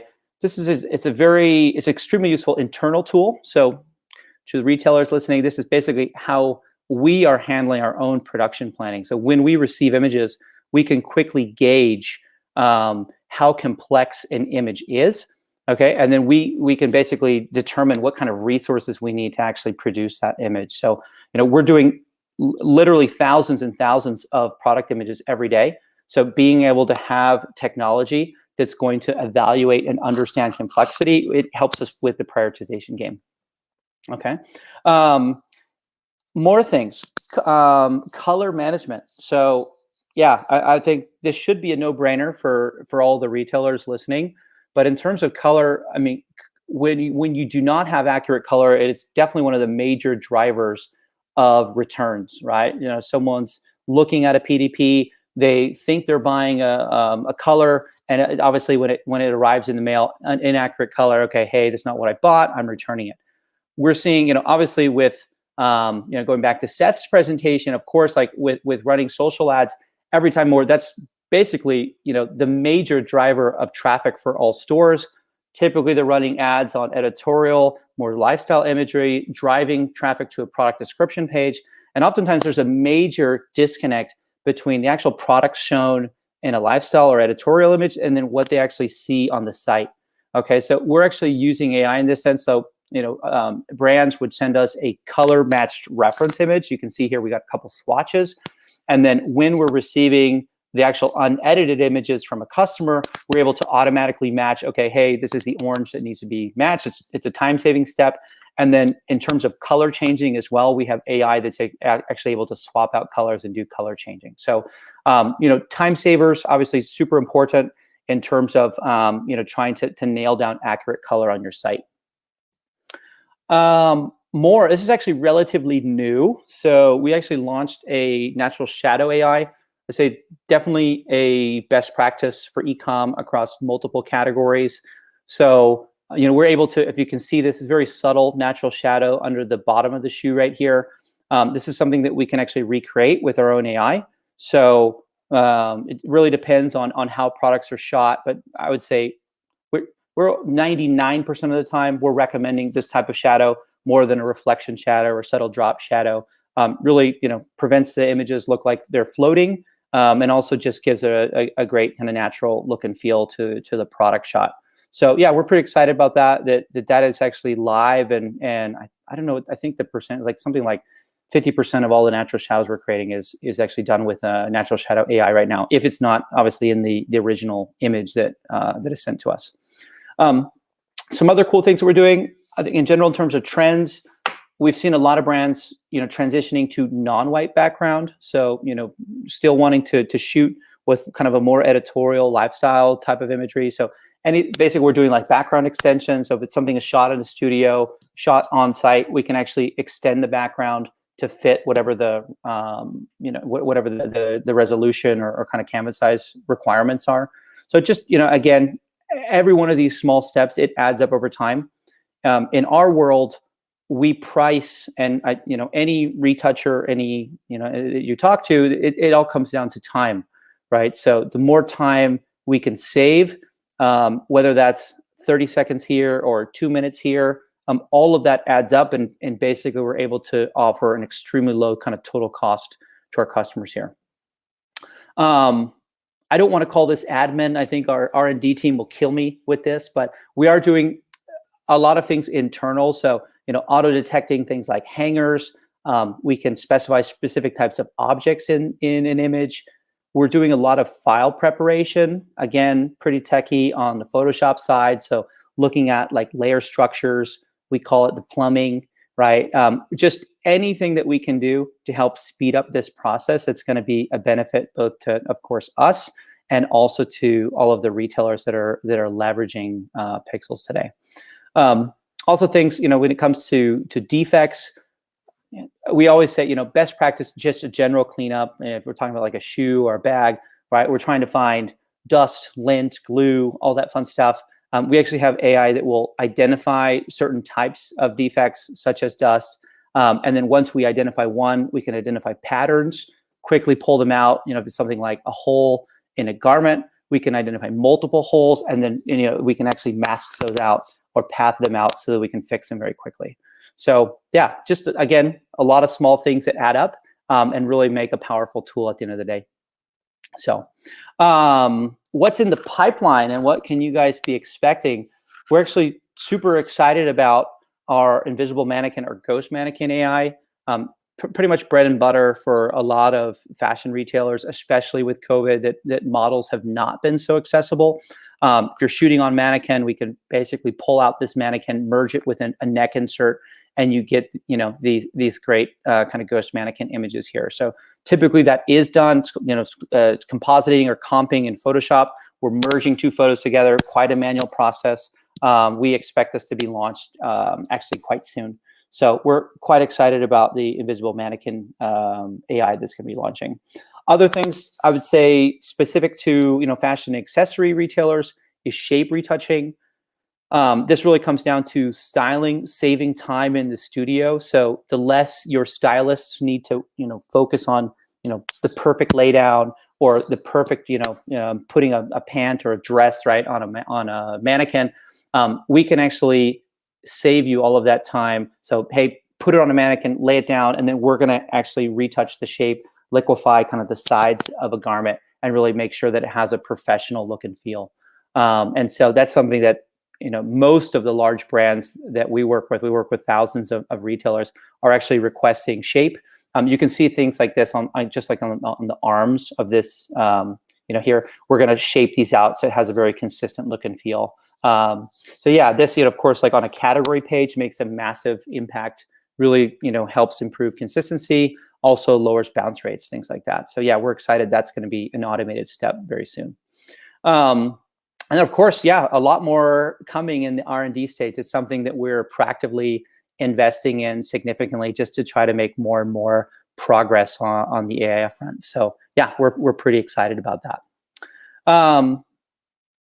Let's see. So results. What kind of things that, what kind of results can you actually be expecting, right? So I think we all know that high quality product images are, that's the first step to, let's say, professionalize your store, help improve conversions.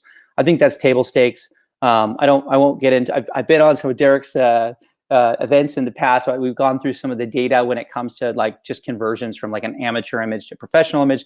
I'm assuming everybody is at least making that effort to, to create a professional product image for their site. And yeah, and I think, but really where the AI is going to come in and help you. So of course, getting a professional image is table stakes. But I think it comes down to efficiency, right? And so the more time that we can save actually processing an image, it's going to drive down our production time, and it's actually going to be driving down the cost. Okay, so it's there's definitely some significant savings to be had. Also, things like rejects.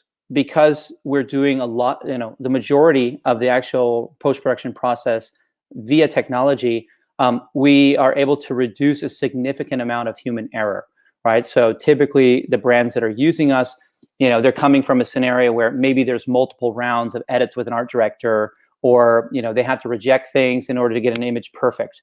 We're typically going straight from shot to site, right? So you send us an edited image, it's going to be published to your website. There's no back and forth in between. We have currently like a 99.3% first-time approval rate. So extremely accurate when we know the exact spec that we're going to be using. So I would say if there is a lot of back and forth that you're doing with your team, you can definitely leverage AI to significantly improve that entire workflow.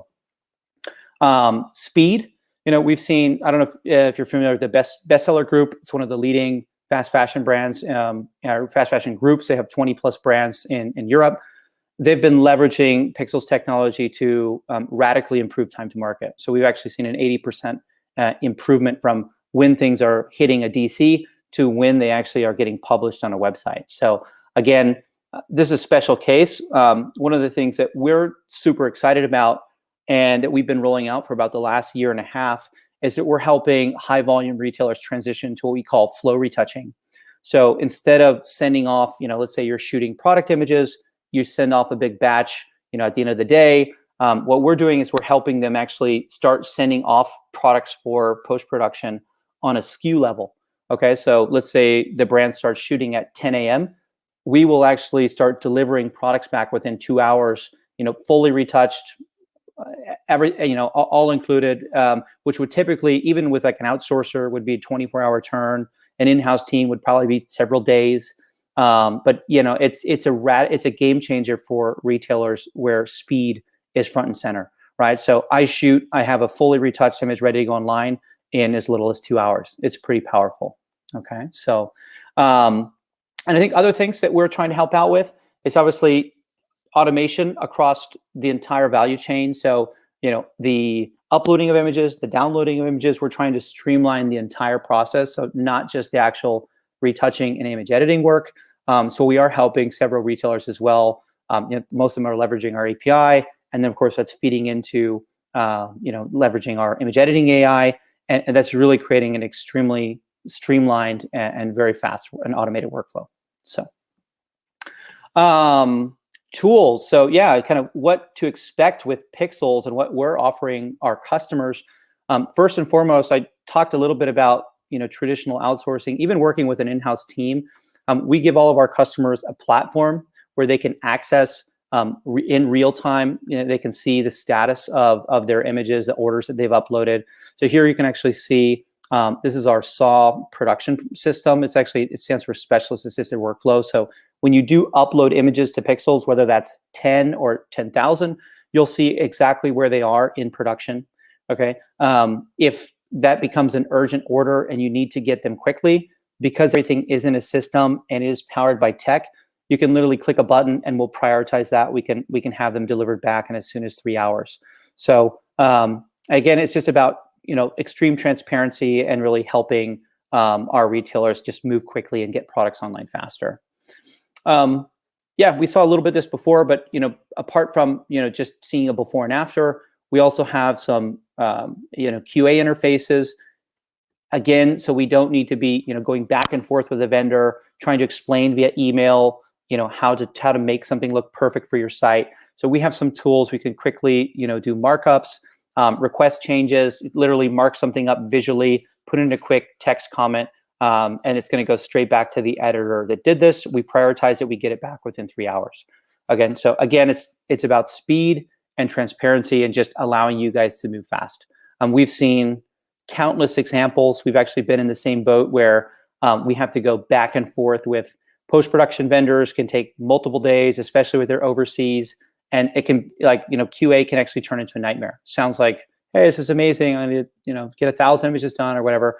And then when you see the final result, it turns into a management nightmare. So we always say, when evaluating external providers, if you decide to go down that route, the true test is not the 10 sample images they provide you. It's the 10,000 images that they produce at scale, right? And so I think if there's not tech behind the scenes, whether that's AI or even just a production management system, I would be very wary of what you're going to get, right? So just make sure you're doing the due diligence on that front. Pixels or not, of course, we would love to help you guys out, but definitely ask those questions, right? To make sure that they're going to be able to do that at scale.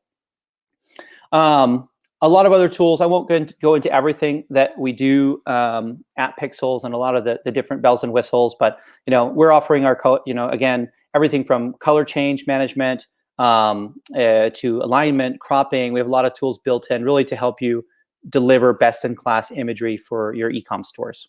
Okay, so And then, yeah, also we've got a, I don't like to say DAM, it's like a mini DAM system, but anything that has been processed with images, or I'm sorry, that has been processed with pixels, we make sure to keep copies. You can create kind of dynamic collections, and just to make sure that you always have, all of your images ready to go and ready to be published to the site. So, yeah, and finally, because we are leveraging data, we actually track down to the Photoshop level, all the tools that our editors are using when producing images. That's actually driving a lot of our ML and AI models in order to help with automation. But that also is giving us extremely granular insights. So everything from number of images we've produced over time, our rejection rate, on-time delivery rate, even things like how much time we're spending per specification, or how much time we're spending per category. We give all of that front and center to our customers, right? So that's what we use to hold ourselves accountable. We believe that, for good or bad, that data is yours, and you can make the decision how we're doing. So it's extremely important for us. We also think it's kind of the first time that a lot of brands have actually seen this type of data, especially if you're using an outsourced vendor. Again, it's a black box, right? It's really difficult. So it's I think, they think they're doing 24 hours. It's actually 48-hour delivery, or rejection rate. We think it's 5%. It's actually, significantly higher. So big believers in data here. Coming to an end here, I definitely would recommend, if any of this does sound interesting, we would love to invite all of you guys to test out the Pixels platform. We do offer a 14-day free trial where you can go ahead and test out our service. We do deliver 10 images free of charge. You can see here we have several different plans, everything from if you're a small retailer kind of just getting started, up to enterprise grade. We power most of the leading online retailers and brands these days are leveraging our platform to kind of create very professional grade imagery. So we do have something for everybody. Again, it's everything from marketplace kind of basic background removal up to bespoke high-end retouching for fashion and accessories brands. So yeah, again, if you want to check out more information about pricing, you can just head over to pixels.com. It's pixels with a Z, and then /pricing. And finally, yeah, if you guys have any questions, I would love to be your personal point of contact. I love the e-commerce tech community. Been participating for quite some time, and I love everything that Derek's doing and the team's doing. So, if we also provide volume quotes for high volume retailers. So if anybody does have questions, would like to dig in more on our AI, potentially would like to scope out what a pilot or free trial looks like, feel free to contact me directly. It's just brian@pixels.com. So yeah. Awesome. And Adam's saying, I will definitely be trying this service out. So I think you've got him incoming right now. Brian, I'm whenever I hear about Pixels, I just get so amazed of what you've been able to build. It really is. It's almost scary. This is an event about how AI will kind of replace us, right? And you are saying the designer is no longer needed for almost, and you said by the year 2022 you're going to be designer free with almost all of those are Derek, but those are your words, not mine. Yeah, but, I think it's okay to replace the designer. I don't think the designer, I don't think that was supposed to be somebody's job. It just kind of was a job that came along a while ago, and now finally we have the technology to move past having to have somebody make all those tiny little markups in Photoshop. Yeah. Well, I mean, the caveat there. If I don't know if do we have time just for a minute, because I think it's important. I think it's an important comment. We actually work best, Derek. So we can do 100% of the image editing work, and for brands that are looking to completely take that off their plate, we're a great solution.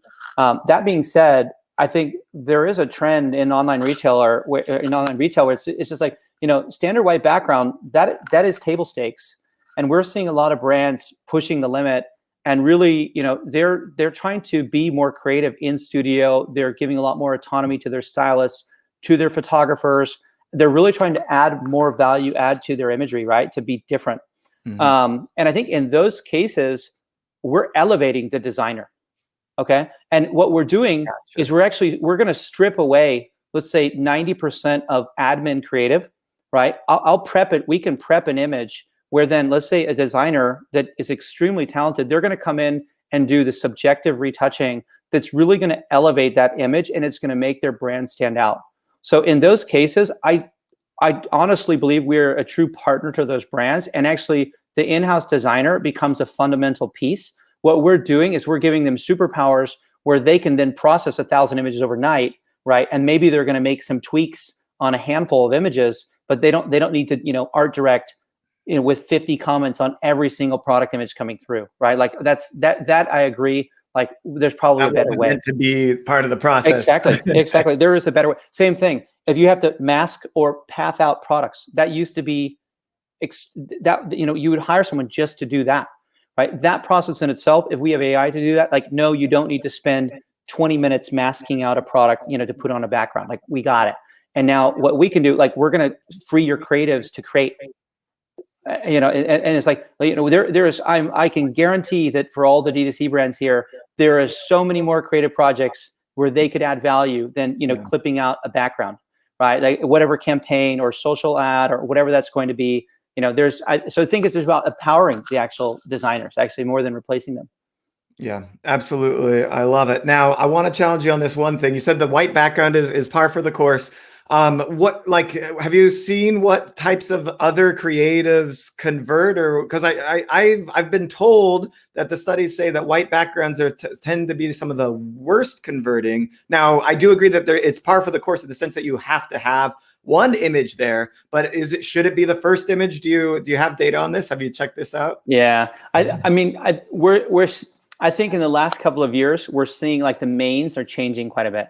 I think also, right, with Instagram kind of being a go-to, just even for consumers, right? Like that's where they're receiving a lot of their inspiration. That's where they're kind of getting ideas on how to shop. I mean, that is becoming front and center. Like lifestyle editorial is becoming like, that's a trigger to buy, right? That being said, you know, I think that diversity on the PDP page is more important than ever before. I think it's super critical. You need to have, like, I agree. I actually think you should be having the you know, the lifestyle editorial images on the PDP, but then also, you know, you need to have the different alts. You need, I actually think that, you know, white background still table stakes, but then, hey, what about, are you using, you know, do you have a 3D model? Are you able to, are you giving an AR experience? Do you have a 3D spin? You know, are you have video there, right? There's a lot of different media types that I think brands are playing with. And is there one way? I think a lot of, you know, smaller D2C brands, they're leveraging lifestyle. And I think one thing that's been interesting is I think that COVID has been a little bit of an equalizer, and that, you know, the last, let's say, I think we're seeing studios now back online, but like, you know, over the summer when studios were offline, I mean, that's what you had. You had a model with her boyfriend shooting on an iPhone, and, you know, like Free People were putting iPhone shots on their homepage. And it's like, hey, I can, you know, as a D2C brand, I can do that. You know, it was like an equalizer, right? So there's been definitely some interesting dynamics going on. We're definitely seeing professional studios back online, volumes back. You know, yeah, everyone's gung ho on e-com these days. But yeah, I think this last year has changed a little bit perceptions, and I would love to get some more data on that, Derek. I don't. I think we need to find an e-com tech partner to join forces with, so we can do some analysis like that. But yeah, I definitely think there isn't one gold standard.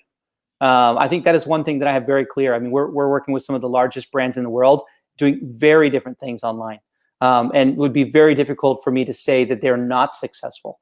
You know, so I think it comes down to, you know, really having a testing mentality on the brand level.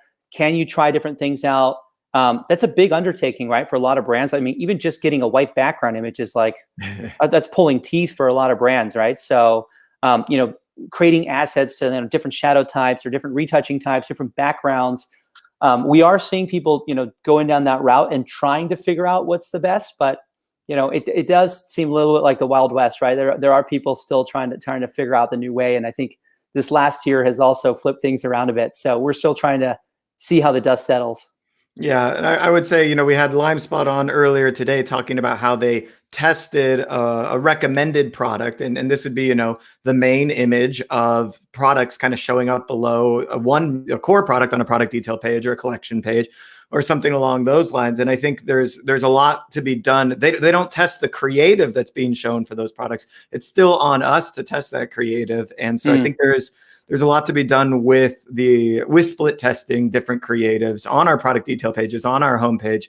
And that does still rely a lot on the brand today. I do, and in the e-commerce, I would say that, the biggest flaw of all merchants is that they're probably not split testing. They're not split testing enough. They're not proving that one variant versus another is, outperforming. And that can be with, the title on your homepage. It can be with the product detail image. It can be with all that stuff. People just aren't testing enough. And so, but back to maybe the point of Pixels, though. I mean, your technology is truly astounding. You mentioned if somebody was going with somebody else, to make sure that some form of technology was enabling them. Honestly, I don't see anybody even coming close to comparing with your technology. It's so robust, which puts you in the true pioneer position for this industry, which is why you're here, which is why we brought you to the stage today. So thanks so much for showing such amazing technology. Thank you. I mean, you're spot on. Everyone will promise you extremely high quality, extremely fast turnaround, and extremely low price, right? But if you don't have tech to back that, I would be very wary. So yeah, and that reminds me of that Venn diagram, which, it's like, do you want it fast? Do you want it cheap? Or do you want it high quality? And it's like, oh, wow. Well, now that we have technology, we can do all three. We can get close. Get close. Get very close. Awesome. Brian, thanks so much for joining us today. We're going to move right into our next session. Yep. Awesome.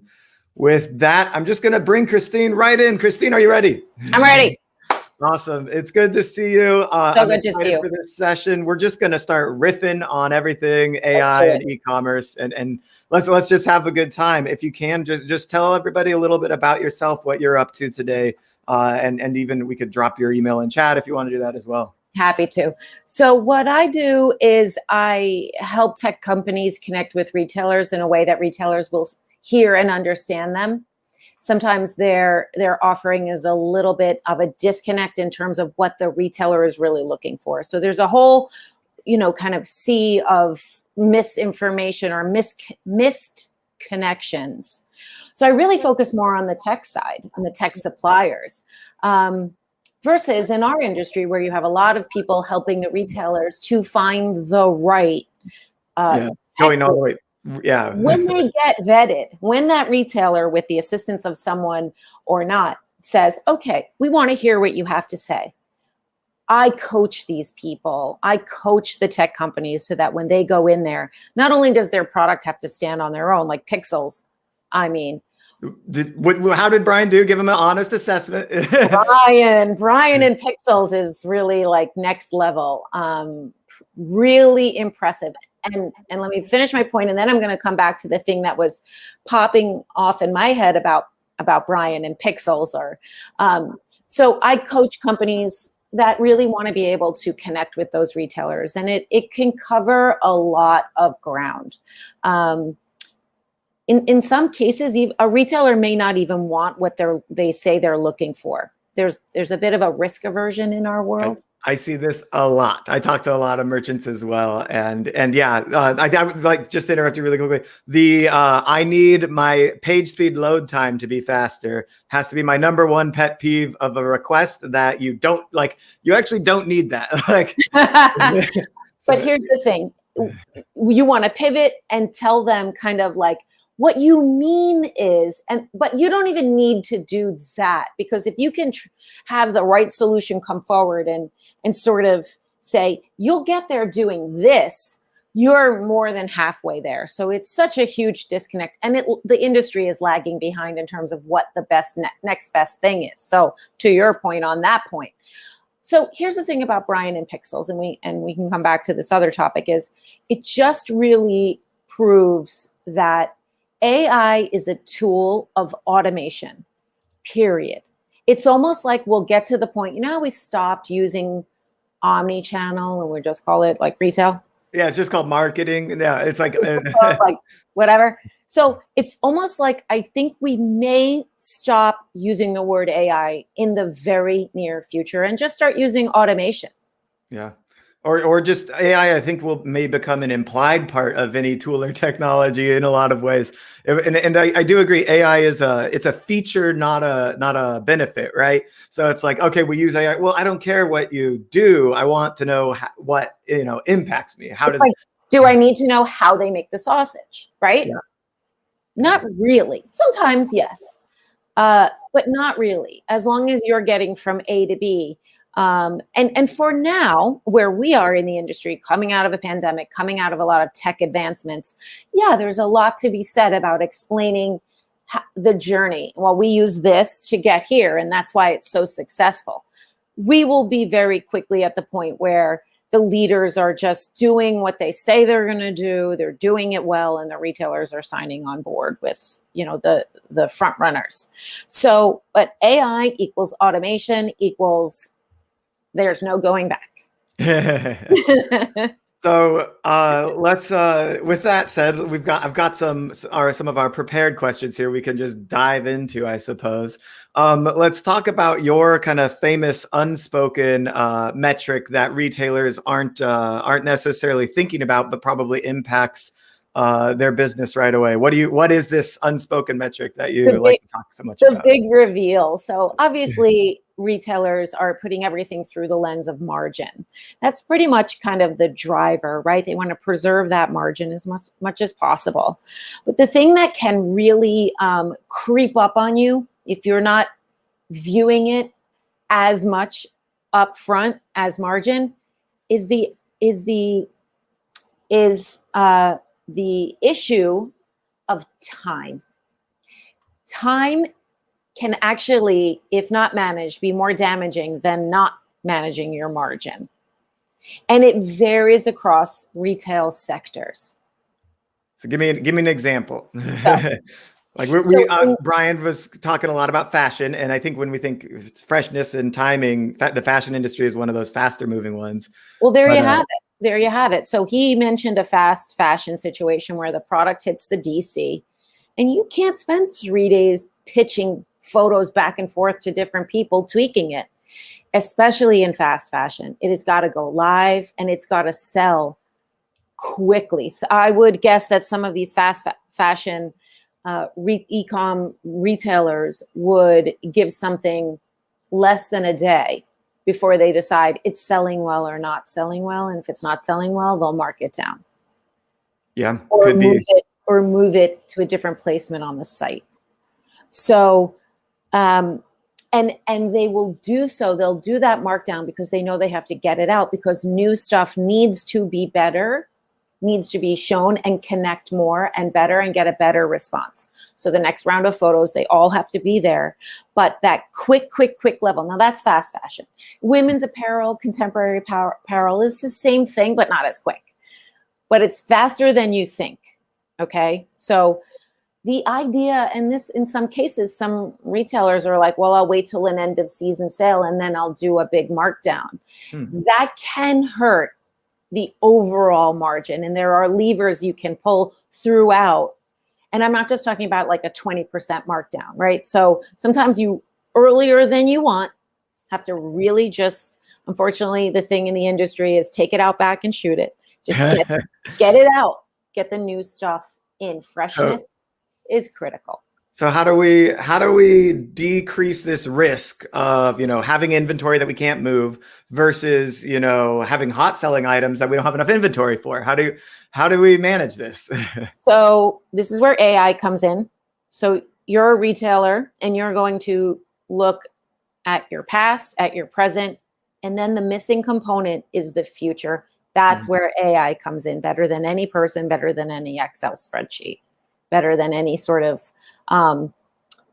gut feeling, which is, back in the day, retail ran on that too. So using your AI, you can use the data of your sell-throughs plus industry data to really tell you where to put your dollars, in which categories, in terms of a forecast.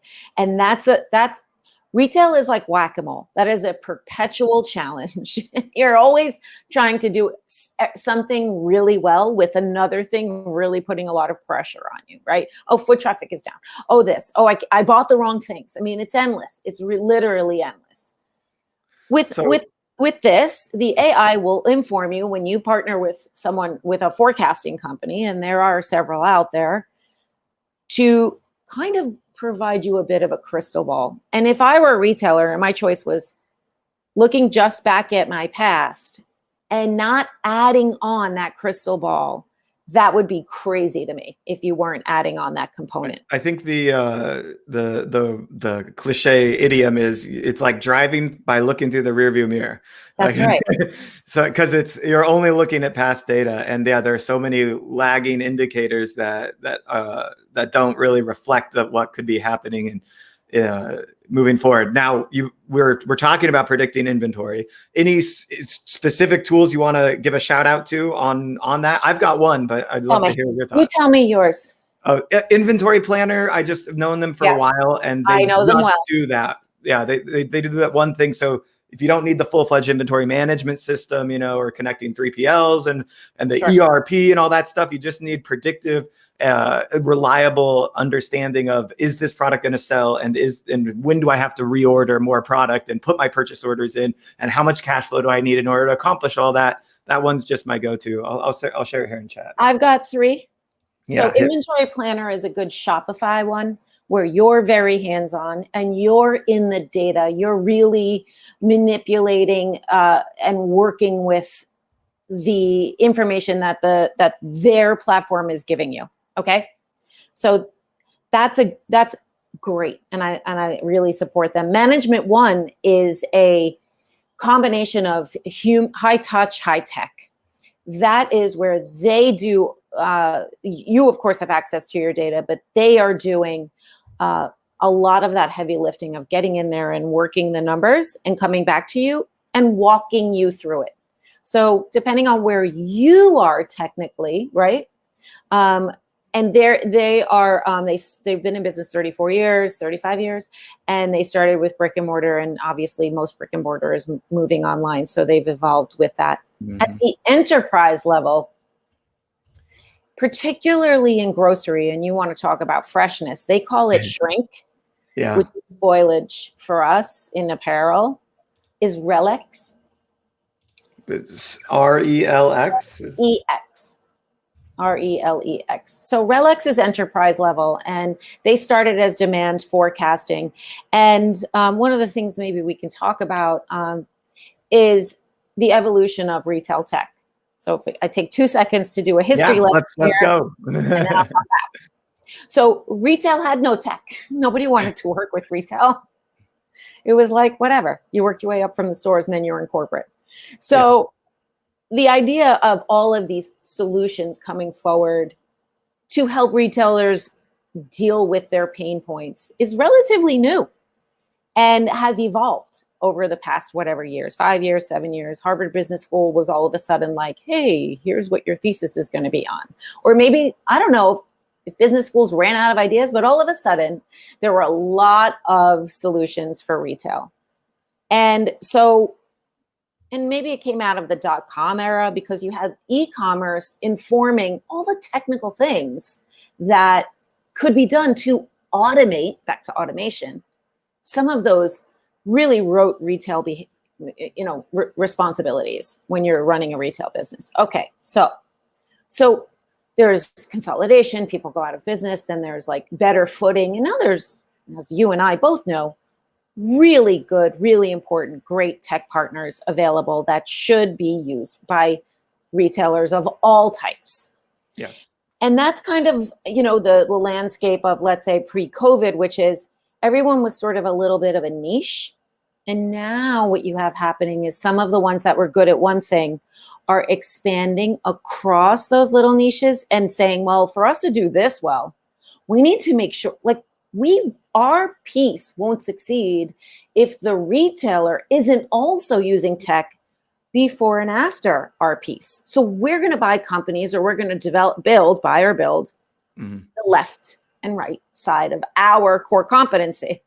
So now you have rising to the top some of the winners in the niches coming across more aspects. Yeah, we saw this with Octane on earlier. They started as a messenger tool, they added SMS, and now they're adding this quiz functionality. When I asked their president, Ben Parr, I said, I love the quiz functionality, but why'd you build a quiz? And he says, look, we've always been about like deepening the brand connection between the customer, and the brand, and quizzes do just that. And I was like, okay, so you're not a channel marketing tool, you're a brand connection tool. And so you can imagine that their evolution will just continue to find other opportunities to make a stronger brand connection, and they will build the technology to support it. So that's what I think of. There's another one.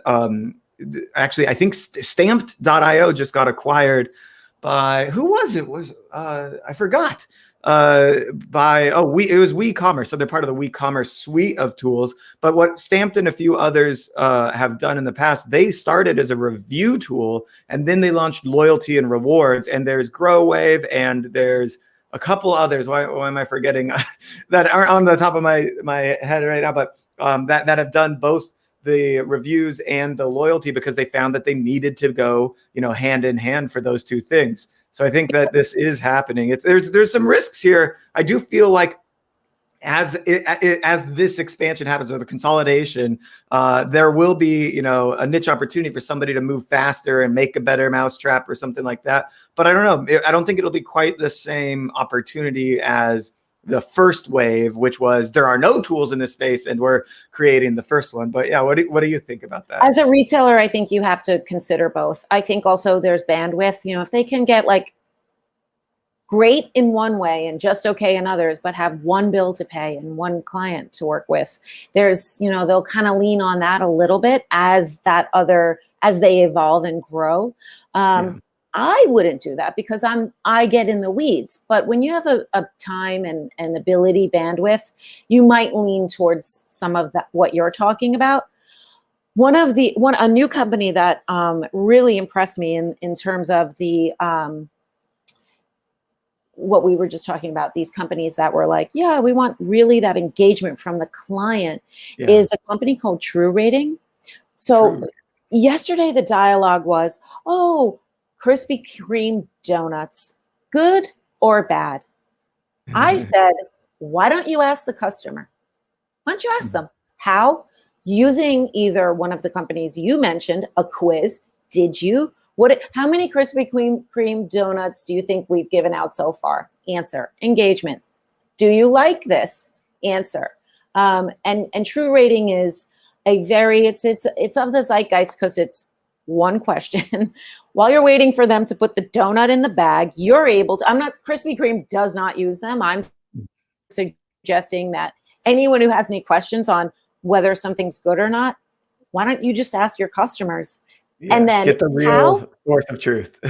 One of these tech providers. I mean, that's what it's there for, right? That's what it's there for. So riffing we are, and these are all great solutions. I find that, our job, your job, my job, we are able to really filter the information and sort of say, oh, this goes here and this goes here and this goes here, kind of like a Tetris, and the boxes stack up nicely.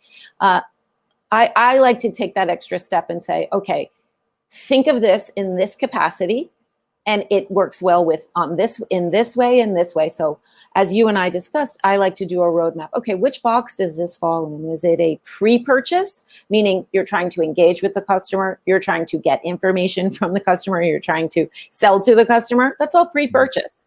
That's, and there's a lot of focus there and a lot of solutions there. Then there's actual purchase. What is checkout like? Do you have the payment options? And then, of course, now with e-com, post-purchase has become huge. When you're in a store, brick and mortar, there's not a lot to post-purchase. They hand you the bag and you walk out. It doesn't exist. Now it does significantly. It does in every sector, and it has a lot of tech support. So post-purchase is, how did it get delivered? What condition was it in? Was it in 10 minutes? Was it in 4 days? And then one step further is, well, you bought something from a company in another state or whatever, you shopped in e-com, how do you return it? So all of that falls under post-purchase, and there's tech for that too. Yeah, and I think, you know, on the retail side, walking out of the store was the end of the transaction, and I think that was the short-sightedness of retailers that thought foot traffic would last. And then when COVID happened, no foot traffic, and they realized, oh, I don't have any information on any of my customers. And I really wish I was collecting those emails and phone numbers. You know, you're so right. I never even thought of that, because many years ago, I used to do site selection for a retailer, and it was all about the footfall. It was such a major component, like the one. What's your footfall annually? How much traffic do you get? And even in cities, the brokers, you know, the city brokers would hire counters to stand on street corners. If they had a premier flagship, they would be able to tell a premier brand, hey, we had people stand on this corner for a month or all year. So you have every month and every weekend, and we can tell you that this many people pass this storefront. Can you imagine? It's not even a thing now. I think now, especially, I think COVID like annihilated or changed the trajectory of this completely. But we're going to rely on the brand and driving an experience, probably an online experience that pulls them into the retail location. So that because they saw them on social and they know that there's a store nearby, they'll come to you. So by placing the building, you grow the foot traffic of that location, rather than I stumbled into this store because I was walking down the street or window browsing or I'm at the mall, going store to store. So I am, when I'm speaking with people who had brick and mortar and are struggling to kind of build e-com, I like to say you need to think of your threshold not as the thing at your front door anymore. It's, have they entered your site? So your email marketing is your windows. And when they click and are on your site, now they're in your store. Think of them, they walked through the doors and now they're yours to sell. Like, your job now is to sell to them. And your e-com site needs to do it. And, having great photos like pixels and things like that. And I will pivot here now to another thing we talked about is merchandising your site. And thank God bless, good pictures. Okay. But if I'm not seeing the things that I like to see, it's a complete waste of time. And there's a lot of technology out there for that. Thank goodness. Yeah. And that is our main sponsor, LimeSpot. So, Love it. And I just realized, funny enough, I didn't switch this image over, that just changed above my head. So I got that fixed. Sorry about that. It's okay. I think that because we might have come to a brand for some idea of what they do. We had Easy Peasy on earlier, and it's like, okay, well, I definitely want, this tray for my child that won't fall off the table when they start like moving it around because they're very clumsy. And it's like, okay, that's great. We've got the tray. What else do you have that's going to make my life easier? And so if we're not able to see this in real time, if we're not able to understand what else the brand has to offer, then we just buy the tray and we leave. So having that, it's almost like having the personal shopper pull you around from aisle to aisle and talk to you about, how's your day? What are you doing? Like, okay, here's what we've got here. And I always think about the beauty industry and how you're able to, sometimes you can try on makeup, or they have a professional makeup artist sitting in the middle of Macy's that'll do your makeup for you and then sell you some makeup afterwards. It's like, how do we bring that level of experience online so that we're able to make a real connection? And we did see with Octane, that starting with asking a few basic questions that helps segment them, they're kind of self-selecting, can be a really great way to start what feels like a conversation. It's not a real conversation yet, but it might trigger a real conversation, or reach out to customer service, or filling in a live chat bubble, or commenting on a social post or something like that, just because there felt like there was some back and forth, before that. I think sometimes I would agree with you. I just want to stop there and say I agree with you. And I think sometimes brands get lost in why they, or retailers are like, well, why are we here, right? So with Easy Peasy, it sounds to me like we're here to solve a pain point. Your stuff, we are the pain point solution for this child rearing of plates falling and binkies flying off or whatever it is. We'll secure your kid to their chair if we have to, right? So parental pain points. I mean, the list is endless. The site could be endless, right? So there's that. Now, yes. beauty is actually different. It's fear. They need to take someone who is fearful that they don't know what to do with makeup. Absolutely petrified. I could never buy that because I don't know how to use it. And their job is to allay the fear and get that person comfortable into the other side. Yeah. How they do it, how each of these types of companies do it, they can use different forms of technology, et cetera. But as long as they keep that one kind of mantra in line, and it's so easy to get lost, that is kind of, they then can filter through the noise on tech suppliers and ways to show the product, ways to merchandise the product, videos to create, stories to tell. It answers so many questions. I love it. All right, we're already running low on time here. Let's talk about other new technologies or AI technologies. If you've got anything that you just want to shout out, maybe I see one in our notes on the return management process if you want to dive into it. I did want to comment on that, but before we got there, one of our other notes was that we're going to start seeing this thumbs up, some thumbs down again. Oh yeah. Let's go here. I'm What's happening? The link to Amazon Discovery, which you showed me the other day. This is really something, and I think LimeSpot might be building something like this. I need to talk to Sharon and their team, because I think it is becoming quite common here. We'll share this here in chat. Amazon Discovery.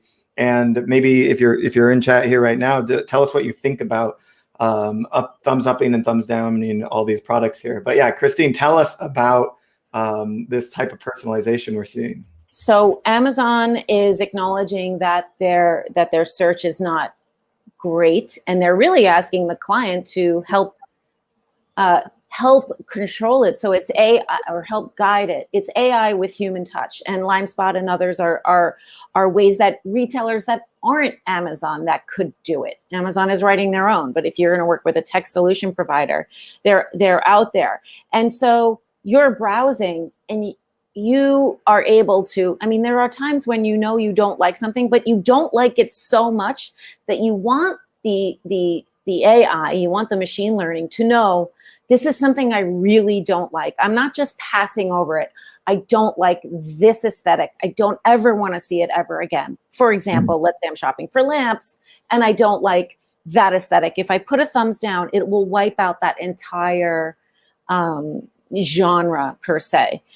It's sort of, actually, if you think about it, it's what we used to have it in music. Which one? Spotify does not have it. And trust me, there are times when I'm like, okay, I can heart this Spotify, but I really want to thumbs down this one because it's just not my vibe, right? Yeah. So we're kind of going forward by bringing a little bit of the past, things that worked. I think pure automation is I think everyone is saying, okay, but there is a human touch. And back to Brian's point, which is we take out the rote, and now the creators can work. You get lost in thinking removing a background and adding a shadow is creative. It's not. It is not. The AI and automation will take out that rote. And so you add the human element to create. So that is like for like when you're shopping and they're presenting you images through their AI, and you add the human element, which is you're a little off base. Let's help you be better. Yeah. There's so much here. I'm tinkering around with this and I'm like, oh, there are certain kind of like design aesthetics that I just will never buy. Like I'll never buy them. Let me go. So I'm thumbsing down some things, and it's really interesting how it moves this around.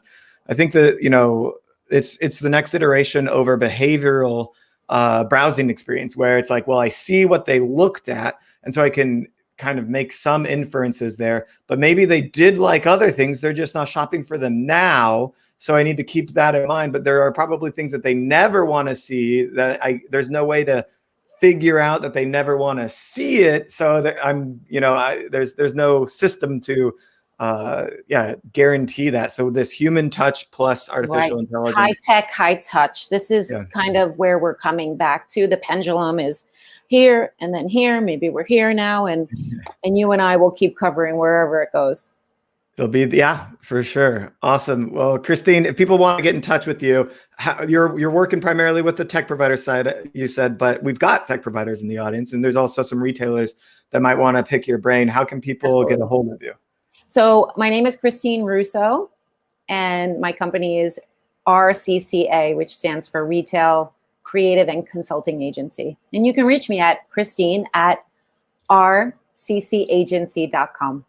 I'm going to put that in the chat here. Just one second. I typed it wrong. Let me find it. Take your time. Oh, there it is. Should have had this ready. Sorry, everybody. All right, here we are in chat. Eric's saying Pandora's got the thumbs up, thumbs down. Oh, that was the one. Okay. Yeah. Where's Pandora at anymore? Everyone's on Spotify. It's like MySpace. Spotify came along just like Facebook came along. By the way, you've got a Matrix background. Love the Matrix. Do you like how I did the AI vibes? It perfectly aligns. Talk about robots really taking over. My background is usually a Matrix theme. I just changed. Oh, is that right? Yeah. What do you know? I'm doing the same thing. Thanks, it's just one of my favorite movies. But everybody, if you want to get in touch with Christine, you've got the email address right here. Christine, thanks so much for your time today. It was really great chatting with you. My pleasure. Thank you so much. All right. With that, Olivia, are you ready to come in and showcase some technology? We're going to do 2 back-to-back, what I would consider groundbreaking AI technologies that really change user experience in a way that improve on-site conversion rate. And so the first one is Olivia from Phoenix Commerce. Olivia, how's it going? Hey, Derek. I'm doing well. How are you?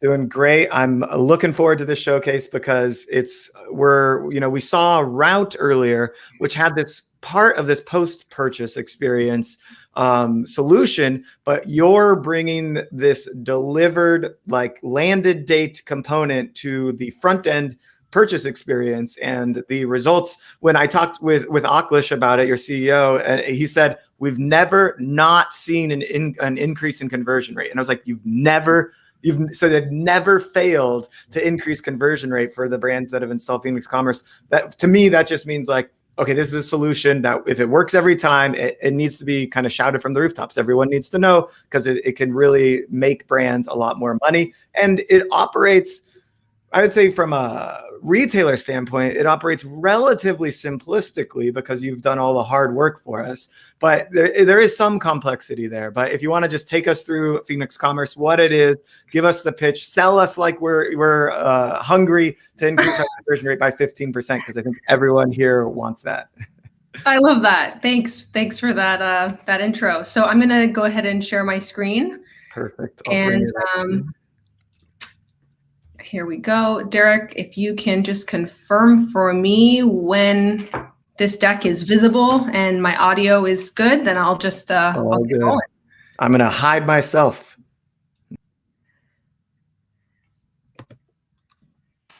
Can you see me and 100%. hear me and see my screen? Yes, looking good. Okay. I had a call early this week where I was talking for about 2 minutes on mute, so that was a disaster. So I like to confirm. So thanks, Derek, for hosting this event. My name is Olivia Reese. I lead the sales team at Phoenix Commerce, and I'm really excited to talk to you guys today about transforming your brands into these really customer favorite shopping experiences. Of course, with this event being so focused on AI, this is particularly exciting because Phoenix Commerce is really on a mission to bring AI to every element of commerce.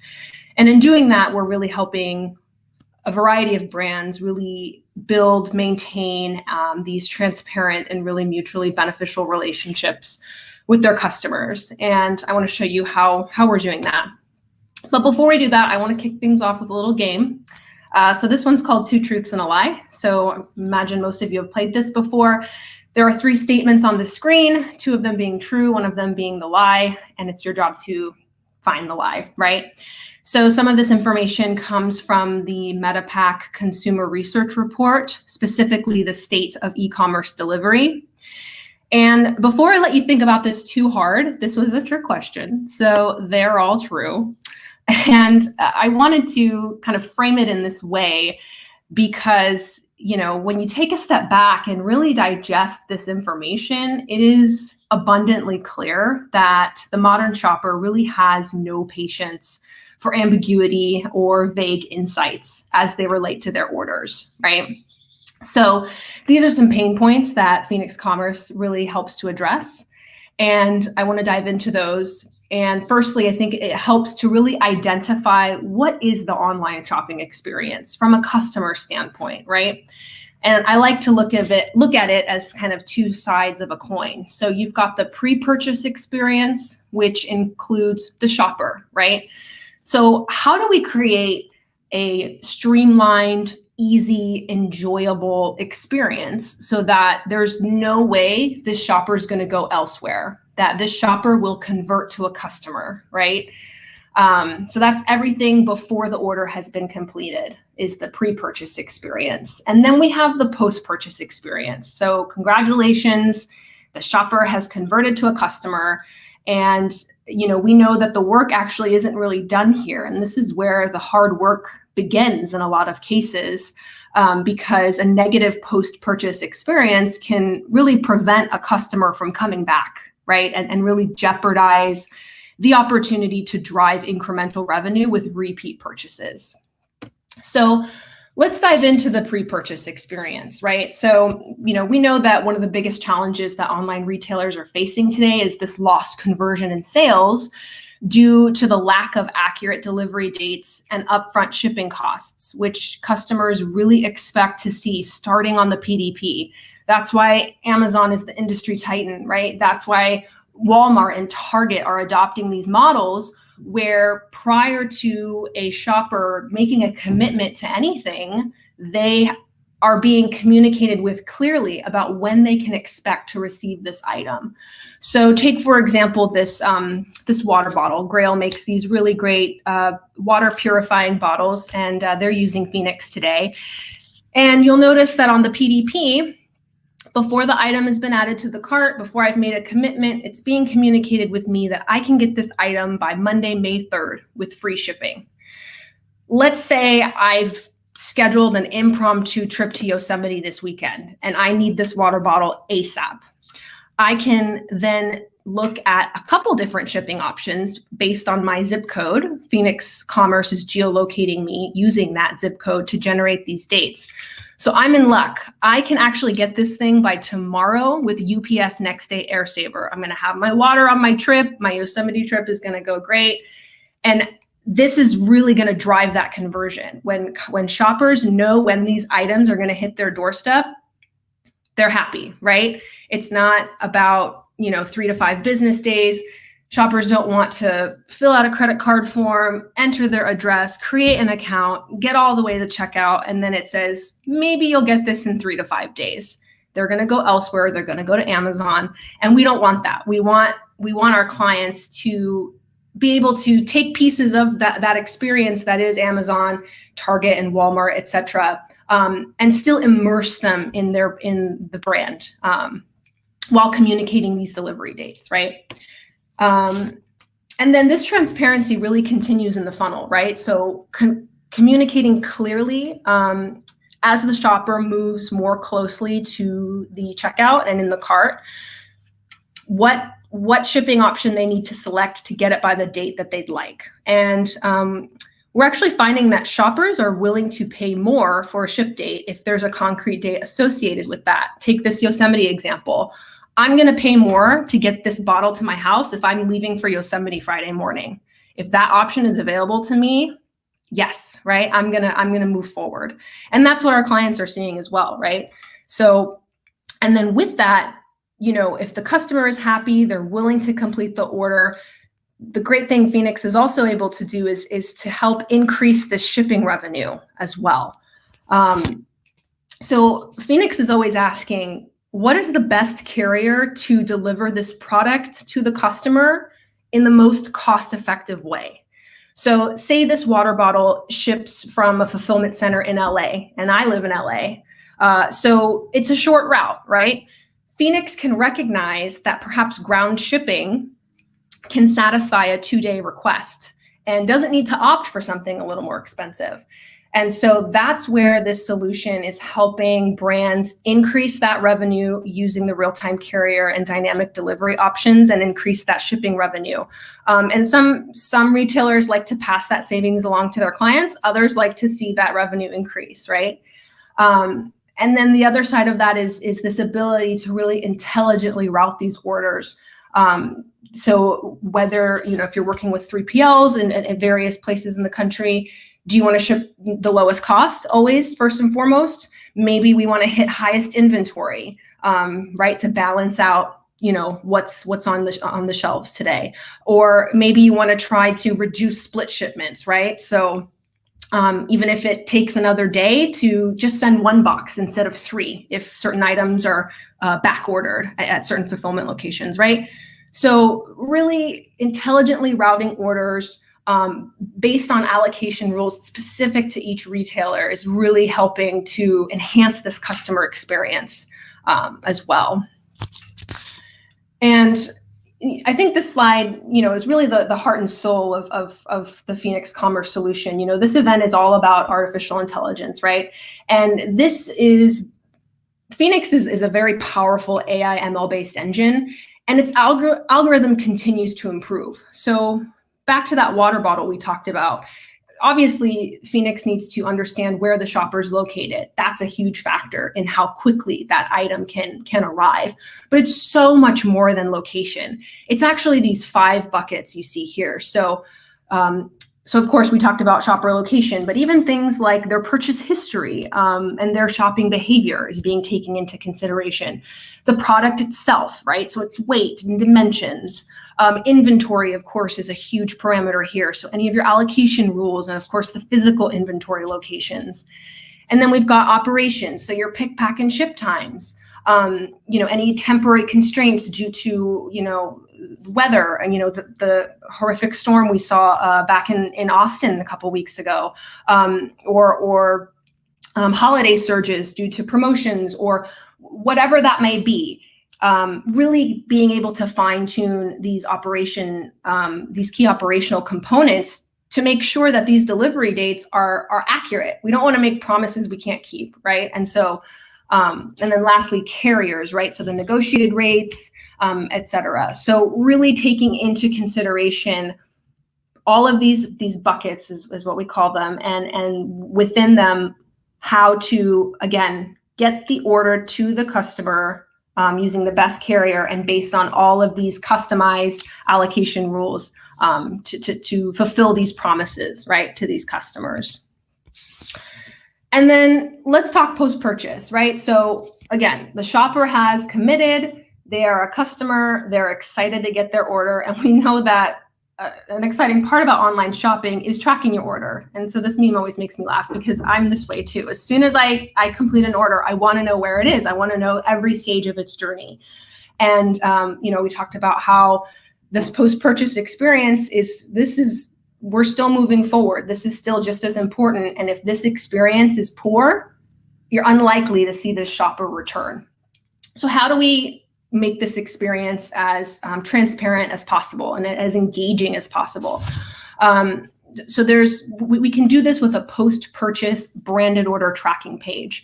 So this kind of serves two functions. One in that it's practical. So just like a UPS or FedEx tracking link, the customer receives an email, your order's been completed, and they can open up a web browser tab that takes them to this branded order tracking page. And they can watch every step of their journey with regard to their order.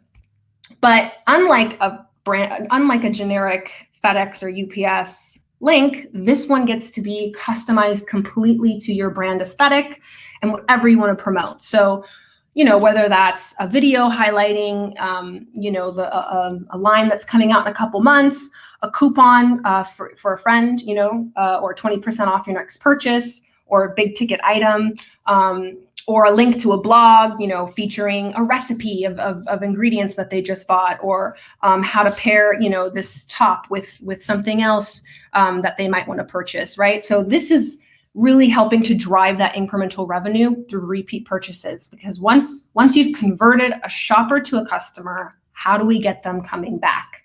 And this marketing tool, if you will, really helps these customers kind of fall down the rabbit hole of your brand, because we know shoppers like to check this frequently. And why not link everything related to your brand and your aesthetic to continue the experience and to bring them back to purchase more, right? So with this, of course, the customer experience is amplified, and we see this incremental repeat purchases go up, and also a pretty significant decrease in those sales inquiries. Where's my order? I'm confused when it's coming. So continuing that communication, continuing that transparency through the funnel. So we start on the product page, everything in between to post fulfillment, using artificial intelligence to provide these accurate delivery dates on the product page, and to really enhance this customer shopping experience. As technology evolves, especially in the age of COVID, we all know online shopping is, it almost feels like brick and mortar is, I don't know what's going to happen, but I do know that e-commerce is a place to be focused right now due to so many different variables. And so Phoenix, again, we're in the business of really bringing AI to every element of commerce, and our clients are seeing pretty great results with regard to increased conversions, lowering cart abandonment, and of course, we talked about that shipping revenue as well.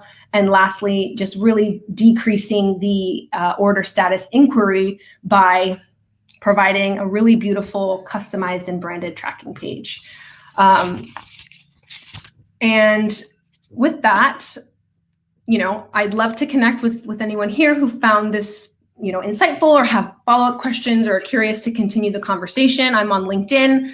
Please reach out. Derek, again, thanks for hosting me and all the other speakers today, and to Stephanie for getting us all organized and ready to rock here. I really appreciate it, and I appreciate everybody tuning in.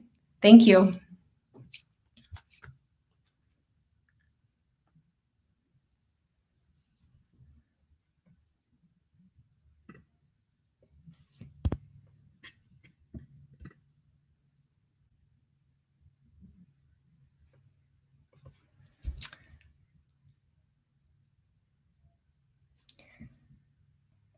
Looks like Derek, is Derek here?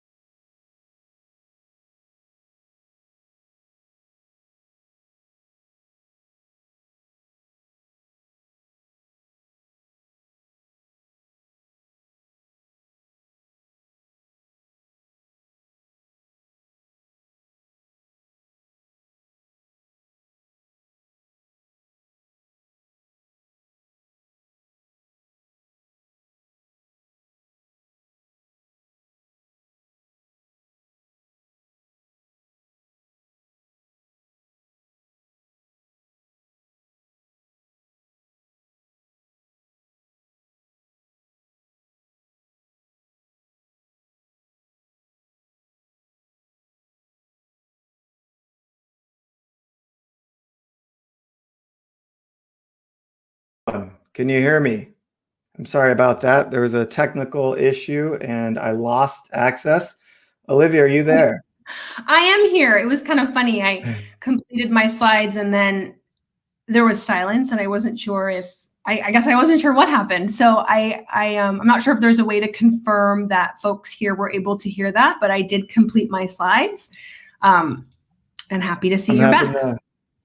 I think I'm gonna just hang with me, everyone. One more second. I'm on my mobile hotspot and I'm having problems here. I'm gonna swap over to the Wi-Fi, which I hope is back online.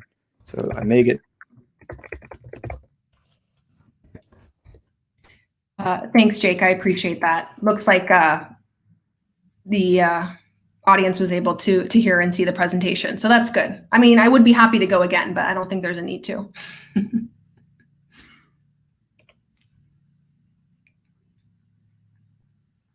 And Derek's internet looks like it's not working. My calendar is pretty open for the next couple minutes, so maybe I'll take over the show here.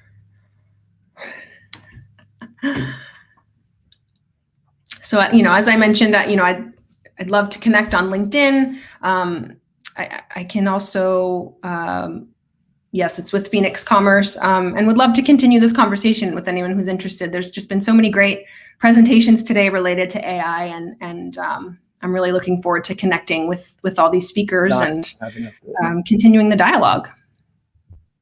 Olivia, can you hear me? I can hear you. Oh, I swapped back to the wrong.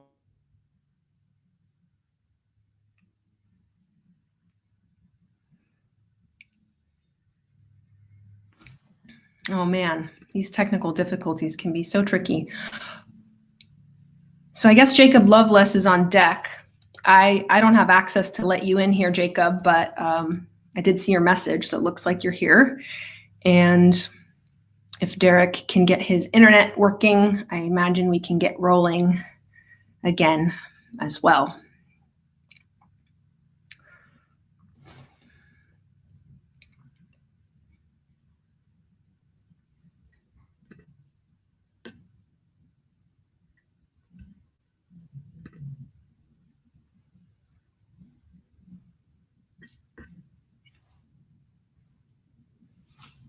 All right, maybe Derek's gonna hop back in. Let's see. Great question, Jake. Does Phoenix work with Shopify, WooCommerce, Magento? Yeah, I should have addressed that in my deck. I apologize. We are e-commerce agnostic. So yeah, we work with all e-commerce platforms. We work with a lot of Shopify online retailers, but certainly work with other platforms as well. Absolutely.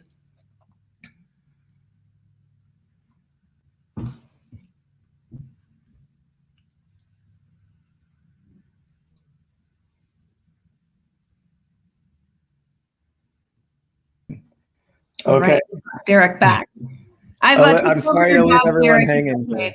I took over your job, so I'll take it from here. I can't hear you very well, Olivia. I know that you finished your presentation. I'm going through a technical difficulty, so I'm going to bring you off, bring Jake on, and I'm sure that he can continue the show. The show must go on. I'm just going to swap you guys out right now, try and prevent as much dead air time as I can. Thanks, Olivia. And Jake, you're coming on screen, giving you full control. If you want to share your screen as well, I'll add that. I might accidentally ditch out in a second, but I trust that you can. Okay, let's see. And can everybody see this? I guess that's the first question.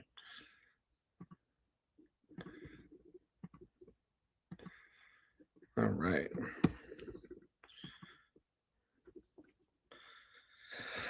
All right. So my name is Jake Loveless. I'm one of the co-founders at EdgeMesh. And today we're going to talk about site speed. It probably matters more than you think. Site speed is kind of, I always say speed is an enhancing drug. I mean, it takes your existing site and kind of lifts all your existing metrics. But I mean, the reality is that, making a site faster can be a silver bullet for kind of so many metrics. that we look at, like ARPU, like conversion rate, like abandonment rate, things like that. And kind of conversely, a slow site is just, it's almost impossible if a site is slow for you to actually kind of achieve these main metrics. No matter what the product is or what the marketing is. I mean, customers only have so much patience. And when we talk about how speed impacts a site, there's really kind of first and second order impacts. So, the first order impacts are the things that we can kind of directly measure, kind of A/B test. And these are things like the conversion rate, total revenue, or, average order value, the bounce rate, the bail ratio, cart abandonment rate, cart to detail rate, things like that. And then there are kind of these nebulous second order impacts that are a little bit more difficult to measure, like search relevancy, ad relevancy and rank, net promoter score, things like that. And here's the reality. So if you had a store that was 5 seconds and you changed nothing, same product, same marketing, same everything, and you were able to decrease that page load time to 3 seconds, you see almost a 91% increase in conversion rate. And that's based on data that we've seen across our stores, but it also matches other studies lots of other customers have seen.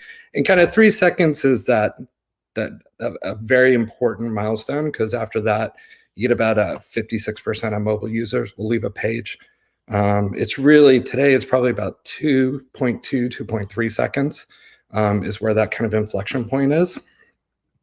But to give you a feeling of kind of the impact on conversion rate, again, taking that 5 second store, and if you were to shave off, say, half a second, you'd see a 14% lift. Shave off a full second, you'd see about a 30% lift. Shave off a second and a half, 57% lift.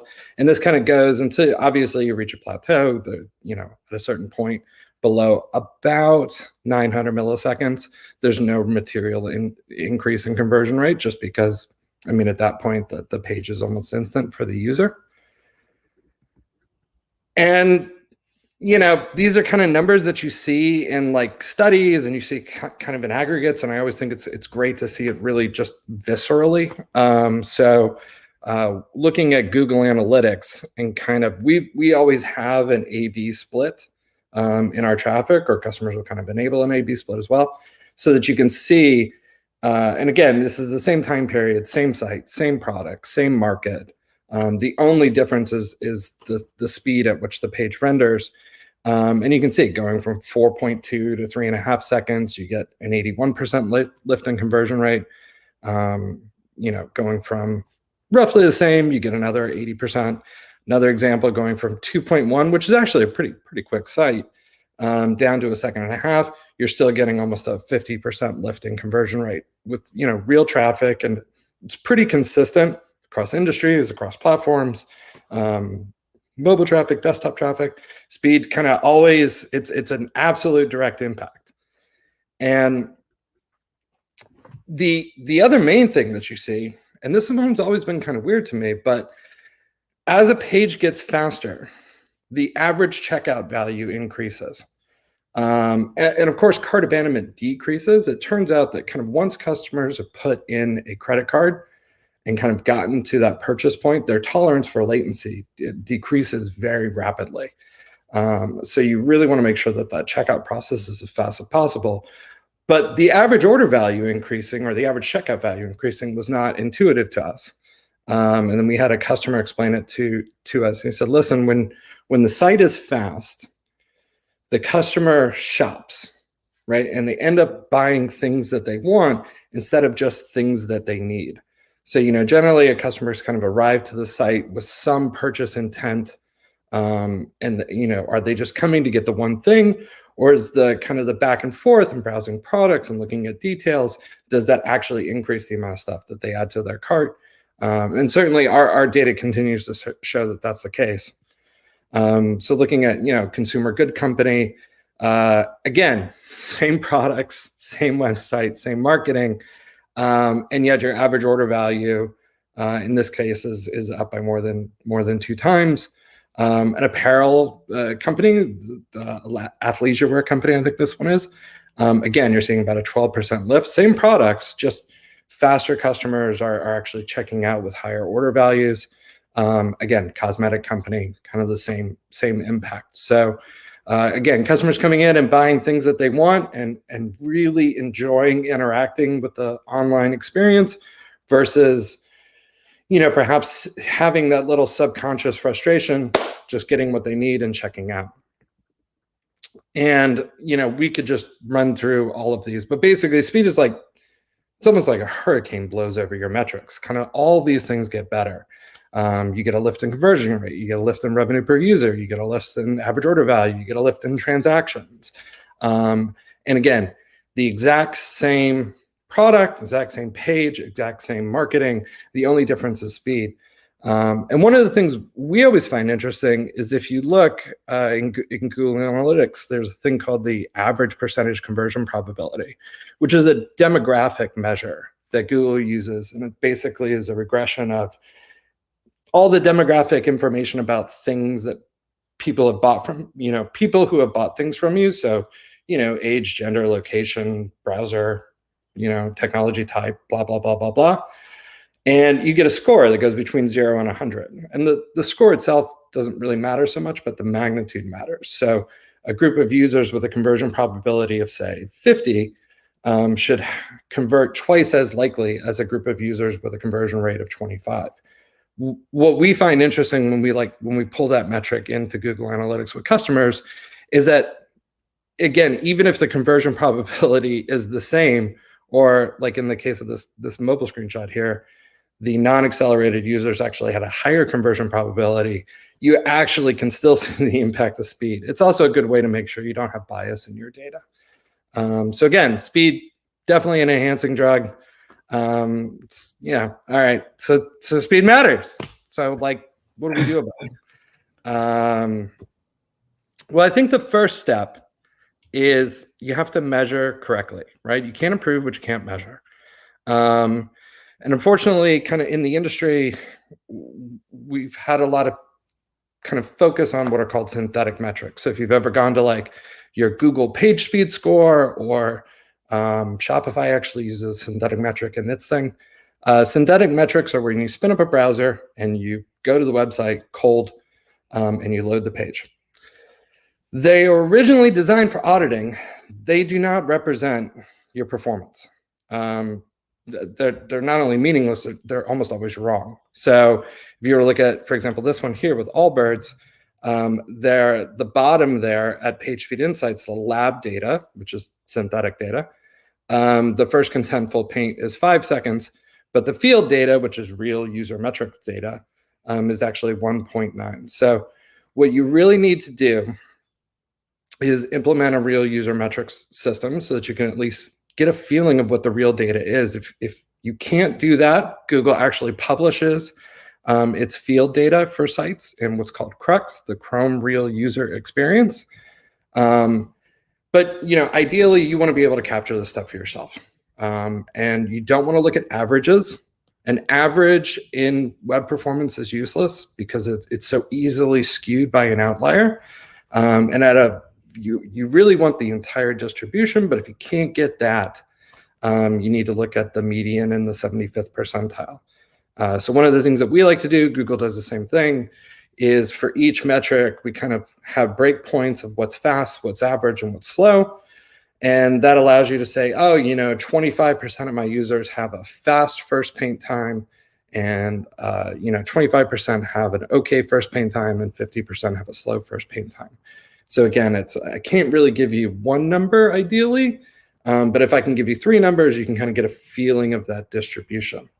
And again, the outliers matter, right? So if 10% of your customers are experiencing a 9-second page load, that's 10% of your customers who just aren't going to buy anything. And the right way to think about kind of how outliers impact your business is nobody gets to your site for free. You've either paid with content or you've paid with advertising dollars.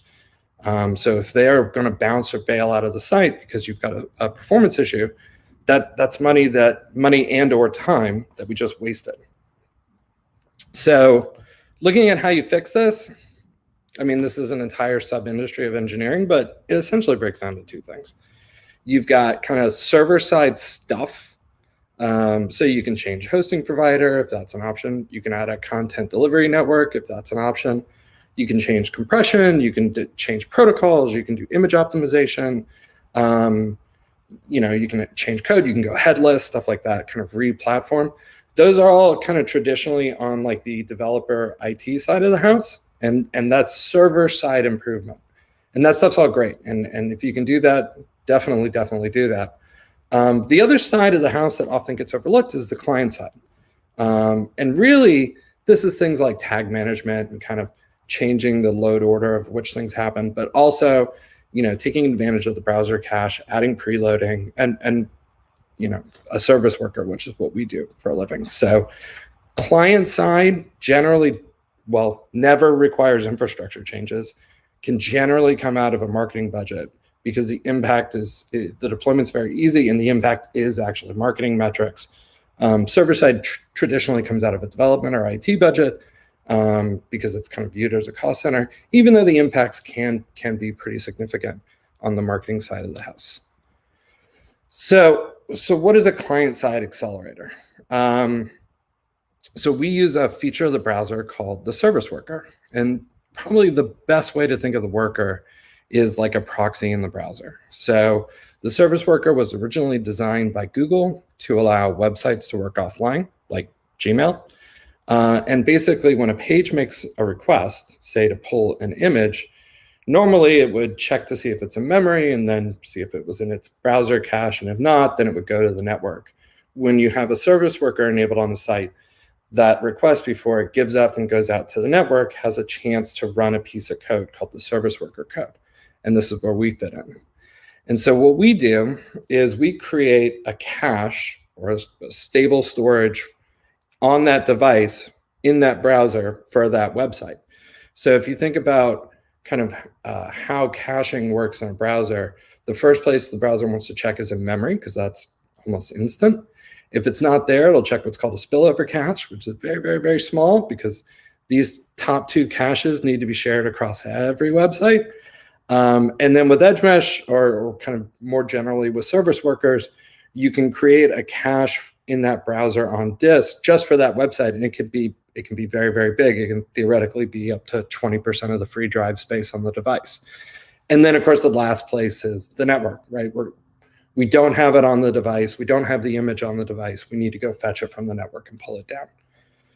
And again, kind of seeing the impact here, you've got basically, I'm going to try in memory. If that fails, I'm going to try spillover cache in disk. If that fails, now the Edge Mesh code comes in and says, oh, you want this piece of JavaScript. I actually have it here in this cache that I created, and here it is.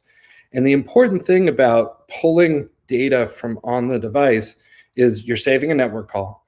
These things can all happen in parallel. And of course, they're really, really fast. It's a lot faster to pull something off the device's local disk than it is to go fetch it over the internet, especially on mobile.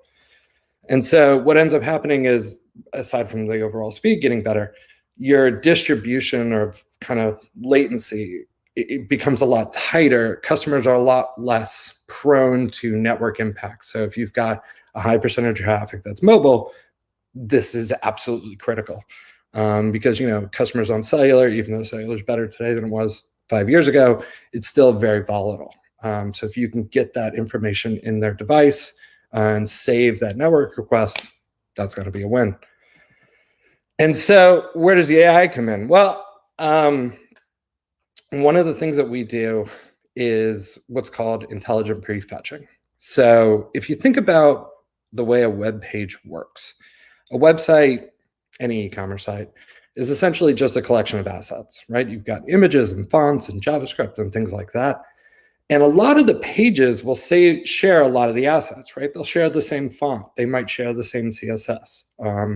So you can imagine a website as a collection of assets. And so what we do in the background is every time a page loads, you're kind of sending to Edge Mesh how long each of the assets took to fetch. And in the background, EdgeMesh is keeping track of which assets were requested and what their latency was. And so once the users finish loading the page, so they go to the home page and the page is loaded, now they're actually reading the page or interacting with the page. We may have, a couple hundred milliseconds to a second to do some work. So the EdgeMesh client will call out to the backend and say, hey, I've loaded this page and here's what I've got in my cache. What should I run ahead of my user and pre-download? And so this pre-caching or pre-fetching or pre-downloading is totally dynamic. It's based on where real customers go and the assets that they need. And what it allows us to do is, in effect, hide the latency, right? So when the user clicks the detail of a product, a lot of that page's assets have already been preloaded and popped into the cache. And one of the things that we have to do, and there's kind of a lot of math that goes on in the background here, but kind of breaking it down, if you had two assets, say a.javascript and b.javascript, and one takes 200 milliseconds to load and one takes 400 milliseconds to load, what you want to decide which one to pull in first, you want to maximize the expected value. So the slower asset that maybe has a lower probability of need might actually be more valuable to pull in, because if you do need it, the 450 milliseconds is pretty painful. And this is what kind of the back end of EdgeMesh is doing all the time. It's doing something on the order of about 4 billion metrics a day. And the impact of that is kind of the median cache hit rate for our customers is 62%. So that means if you take a website, and the average website has about 180 assets, 62% of those on every single page load never even need to go get pulled from the server because they've been effectively pre-cached or cached intelligently. And these small kind of cache wins and small parallel performance gains actually add up to big numbers, right? So this graph kind of shows, as if you imagine, obviously, if 0% of the page was cached, it's going to load like it loads. And if 50% of the page is cached, it might end up actually loading twice as fast. And so we kind of look at the impact of this across all of our customers. And we have a couple hundred customers now. So looking at the impact of this, timed interactive, which is really, really important for a conversion rate. Timed interactive is essentially how long it takes until the website can be scrolled and clicked and add to cart and the things that kind of matter. The median customer is seeing about a 55% lift, right? So that means you're literally cutting their time to interactive in half. A page that used to take 4 seconds now takes 2 seconds.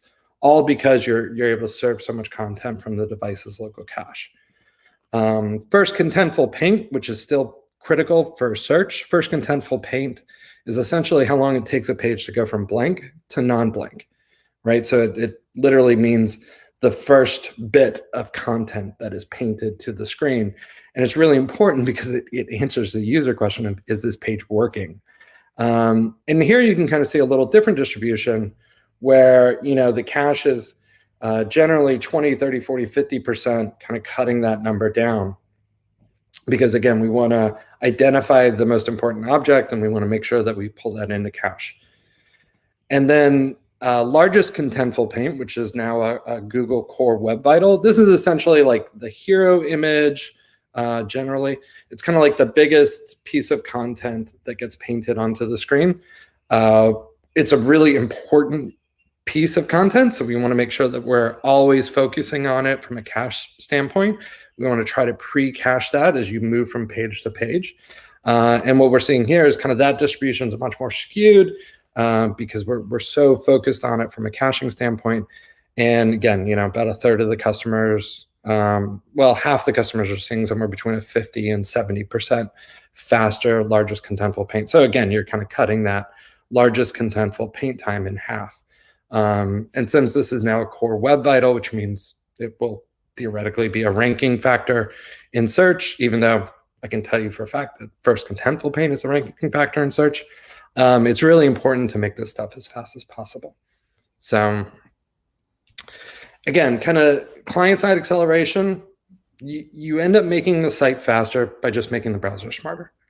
And you can do this on any website.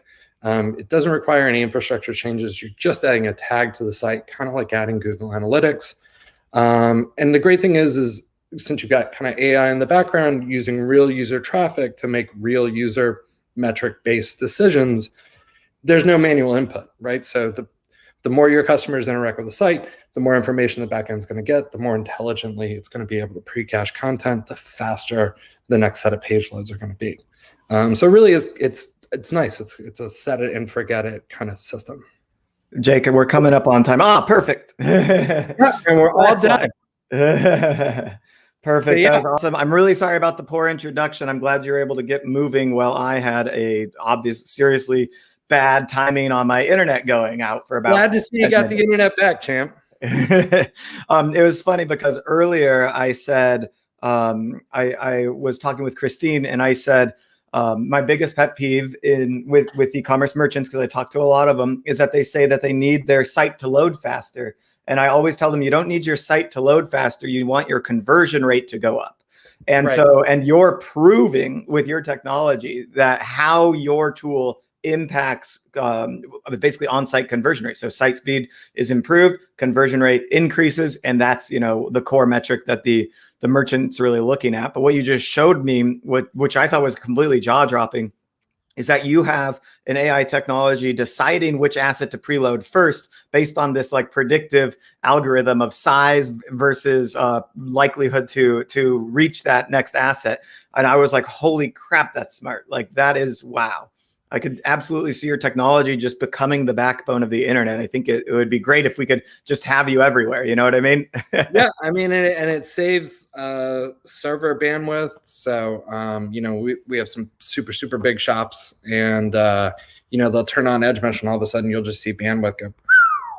Nice. And it's just because caching on the device is the way to go, man. It's always easier to pull the picture off your phone than to pull it off the internet. Yeah, so it's really incredible technology. When do you recommend at like certain, let's say, page views a month or maybe revenue a month for a merchant to invest in Edge Mesh? Yeah, I say speed is an enhancing drug. So it takes your existing traffic and site and kind of enhances it. Yeah. Until you get to probably about 5 million in rev, you probably your money is best spent on acquiring traffic. Which, yeah, you can make an argument that speeds will do that, but advertising will do that much more effectively. Yeah. But once you've got kind of a consistent level of traffic, and you want to just kind of pump up that conversion, you want to be at a revenue place where doubling the conversion rate makes a material impact to your business. Yeah. So around 5 million a year is probably a good place to start. I bet even smaller shops can use it. And also I'm thinking of businesses that maybe have invested a lot in their blog, and there might be, you didn't say that you improve organic search rankings, but if the pages are loading that much faster, I'm imagining there's some sort of secondary impact here. There definitely is. It's just I can't measure it anywhere explicitly. So yeah, it's not a straight A/B test. It's a before after thing, and so many things impact how that could change. For sure. Yeah. For sure. Although Google has said the core web vitals, which are kind of their metrics for performance, will go in search. But again, I can tell you for an absolute fact that first contentful paint is in search today because it leads to search abandonment. People search for something, they click cat sweaters, they get to a page that's blank, they don't know that it's working, they hit the back button. So yeah. Cool. That's funny because I think that's the other pet peeve that I was hinting at with merchants is that they're like, Shopify gives me the speed score. I don't know if you've seen this.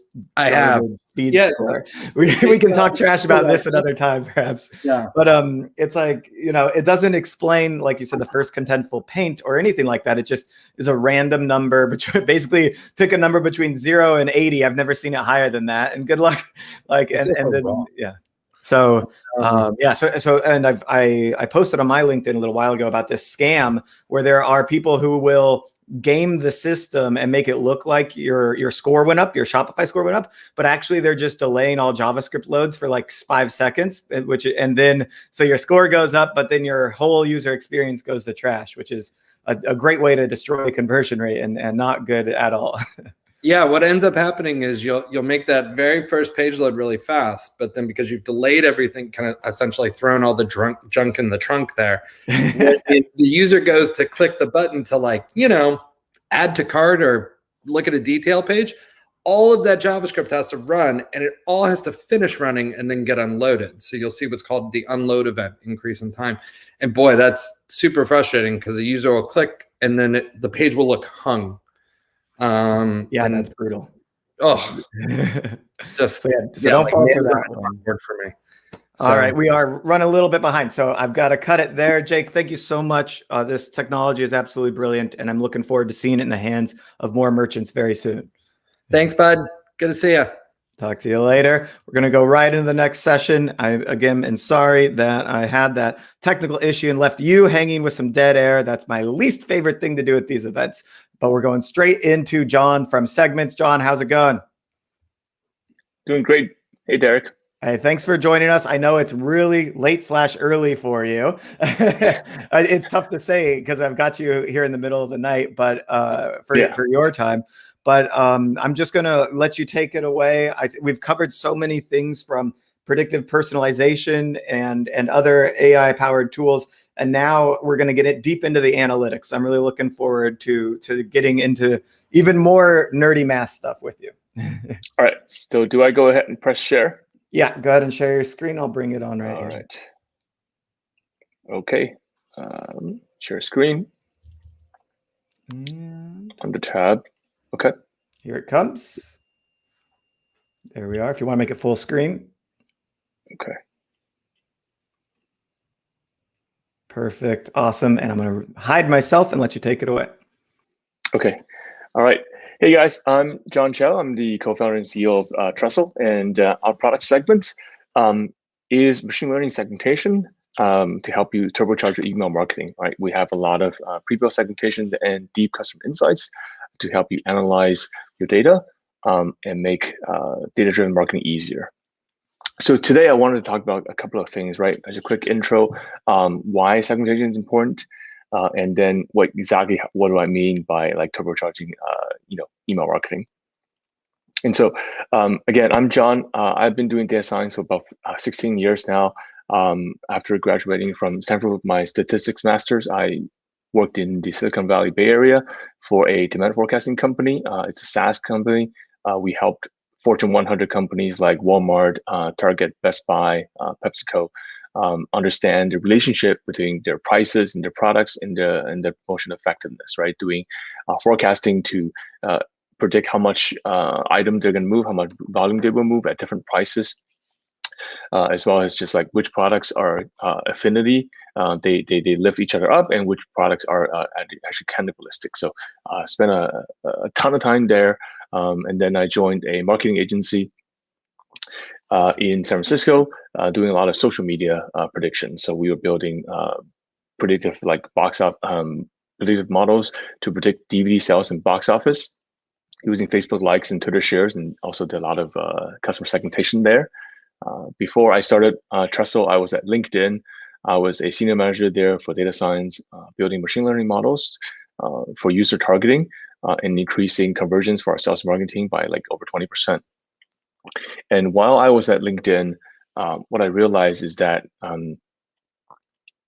obviously data is very powerful and very transformational, helps a ton of business value, but 90% of the world really don't have access to the type of technology that we had at these high-tech companies, right? I'll give you an example, right? Before I left, our data team at LinkedIn had like 800 people in it, right? 99% of the world probably does not have an 800-person data team, right? Nor should they have that, right? So it just got to me where like I thought that data is so powerful, but a lot of people don't actually have access to the type of technology that large retail and high tech is able to enjoy because of their scale. And so how do we make that possible, right? Like I really wanted to help every e-commerce brand to be able to thrive with data. And so by making sort of these type of enterprise grade analytics and tech available for entrepreneurs, right? The Shopify crowd, everybody who's doing things on their own, figuring things out, and able to scale and move their business forward by really making this interface between people and data more human and compassionate.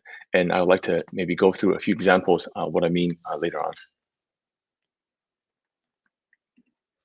Okay, so why segmentation, right? I think this is I love to talk about this, as it's been a couple of years, but continues to be true, which is that 96% of marketers agree that doing segmentation increases CTR, click-through rate, and precision of your targeting and personalization. So why? Right? It's pretty simple, right? It's like when you can niche down and figure out like say 20% of your customers are probably opening email a lot more than your other customers, right? Like we've done this so many times that it's like drinking water for us. Like we just look at your active loyal customers, and we can prove time and time again that those people are probably spending like 35 times like an average order value and revenue per person, and they're opening emails at a much higher click, usually like 40%, 50%, sometimes 100% higher than your average customer. And so when we can prove those values by creating segmentation like in front of our customers, they go, wow, like I never think of things this way. And we have a lot of really great tools that people leverage in Shopify in terms of email marketing platforms, such as like Klaviyo, Active Campaign. They're really awesome at giving you the triggers to segment your customers and then help you build some flows. But what it doesn't do is doesn't help you try to explore the entire space of what is possible, right? Like uncovering the revenue opportunities using machine learning. That's where we come in, and we can help you do a lot more sort of precise lifecycle, or in terms of like product replenishment type of segmentations. So again, my question to the crowd is like, what kind of segmentation strategies have you tried? And we hear a lot from customers saying like, oh, we try to do like demographics, we try to do like age or gender, stuff like that. We try to do region. The data has evolved so much, right? That like we're in the sort of the digital customer journey along with it, is that the traditional sort of demographics way is sort of less effective because you can actually get really niche down in terms of which customers are buying, what is the context of their browsing behavior, shopping behavior, based on the stuff that they shop with you. It's actually more effective. We've actually been able to see this with data that it's actually much more effective to have those type of segmentation strategies, like life cycle with RFM, and then based on product purchases, based on their spend and recency of their purchases, you can actually see better lift. So sort of, I mean, not to say like the demographics, isn't important or effective, but we have actually more data with Shopify. You can actually do a lot better targeting, a lot more precise targeting using the data that you have already between your Shopify and your email platforms. We're really fortunate to be mentioned twice in Shopify Plus marketing materials last year. So we were in the future of e-commerce in trend 5 in terms of retention and increasing repeat sales. This is like a no-brainer to me. Ads always will become pricier every year, right? Like last year, I remember in the summer, in the beginning when COVID hit, people were like, wait, like I'm not sure. But then they're like, oh, actually, April and May was like really big for a lot of stores. And then the Facebook ad cost like tripled, in a couple of months in the summer there, and people were like, wait, should I continue or not? Because I don't think I'm profitable, not getting the same ROAS as I am. And that's, I like to think that largely because you have really large retail jumping into the fray, right? Like there's just all the offline stuff they used to do, they cannot do. So they move all of that budget online, and they suck the air out of the room, right? Like everybody's bidding on the same set of customers. And when you have a really large brand outspending and moving that entire budget online, you're going to see like costs go up, right? Go through, and that's just not something that we will see reverse of trend, right? Like I don't think all of a sudden everybody will be going back and rushing to the malls anytime soon, right? And so I think e-commerce has definitively like changed in 2020 because of COVID, because the how powerful, how much the late majority, sort of the belly of the curve in terms of technology adoption, has seen e-commerce. So that I think will continue to be really important to how do you be smart about where you're spending and making sure you're optimizing your spend using more targeted approach using the data. Again, this part we mentioned briefly about the customer journey, and so when you try to picture, Google Insight actually has this. They talk about the number of digital touch points that people go through, right? Like they say, like, oh, for buying a lollipop, you're probably going through somewhere between 10 to 50 touch points.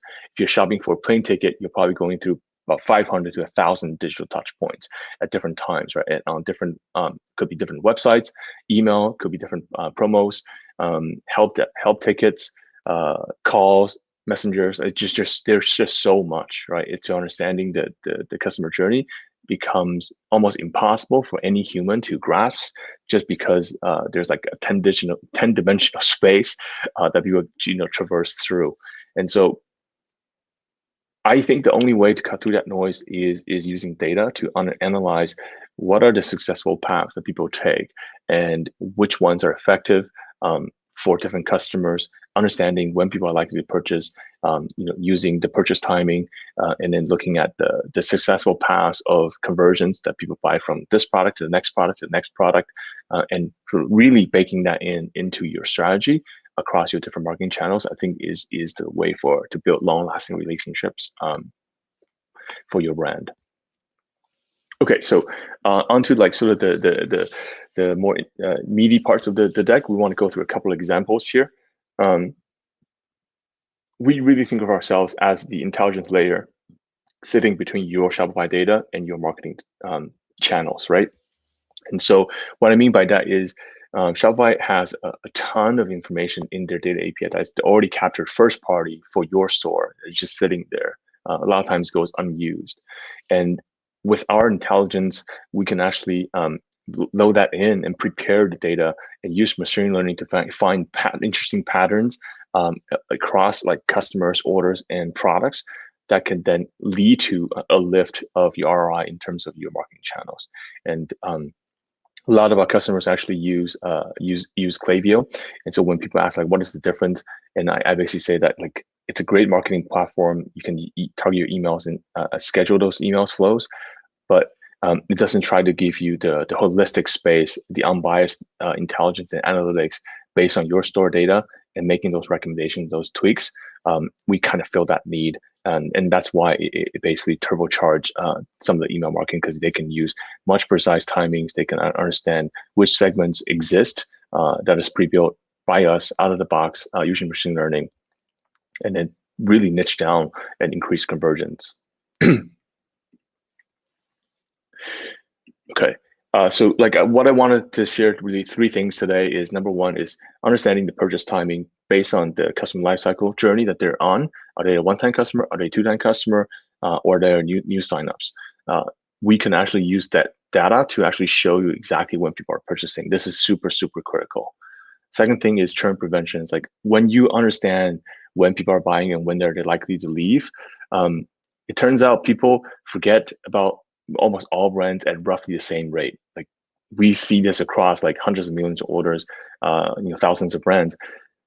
We see very similar patterns emerge in terms of when people churn. Obviously, some variations between like food and bev versus like a fashion store, but it's like strikingly similar, like how people go through the purchase cycle and when people forget about you. And so this is like, I think it's just a part of human nature. And when you need to target, you need to really learn the data to do it. The third thing is the customer CLV, right? So customer lifetime value is such a elusive metric. A lot of people all the time are asking questions like, well, how do you calculate customer lifetime value? So we actually have customer lifetime value calculated as a 2-year forward-looking predictive value available to you immediately and at every single customer level. And so that really helps brands find the best customers and then be able to focus more of their energy on the revenue generating segment versus the people who are sort of like one and dones or people who are not spending any money with you, right? So using that, we're going to talk about a little bit with in terms of acquisition and retention. All right, so the first thing is like cart abandonment, right? Like huge topic, but this one we did something really cool with one of our brands, and I want to share with you in this case study, which is just by learning when people are like abandoning their carts in terms of the purchase timing, really makes a huge difference in terms of the conversion rate on your like abandoned cart recoveries, right? It turns out like about 87% of the customers actually drop the cart within the first hour, right? And so when we actually look at the data, and so this is just a mock data for a demo store, but we actually saw that out of everybody who purchased, right, for the time to their first order happens typically within the first hour is like around 80%.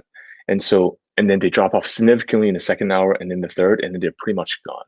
And so when we shared this data with one of our brands, he immediately he's like, wow, this is like a gold, right? So he immediately went back to change his abandoned cart flow, because he used to do the default, and the default used to be 4 hours.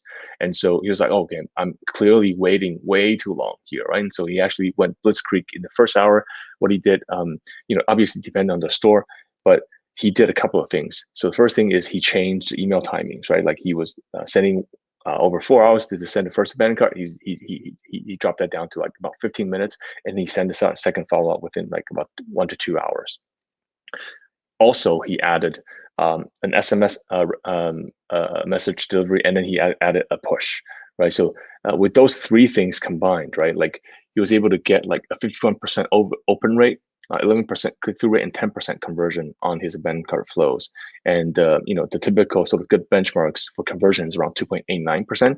So he like literally crushed that metric just by fixing like something super simple, just based on the data on when people are converting. And this is his quote, right? He basically was saying like, when you can replace the guessing with science, right, you will make more money. And that's just like it. I'm so happy to see that, because I'm like a math nerd, and so I really believe this. So it's very really exciting to hear that from coming from a marketer. A second thing I wanted to share is around churn prevention, right? So we talked so much about like life cycle and purchase timing.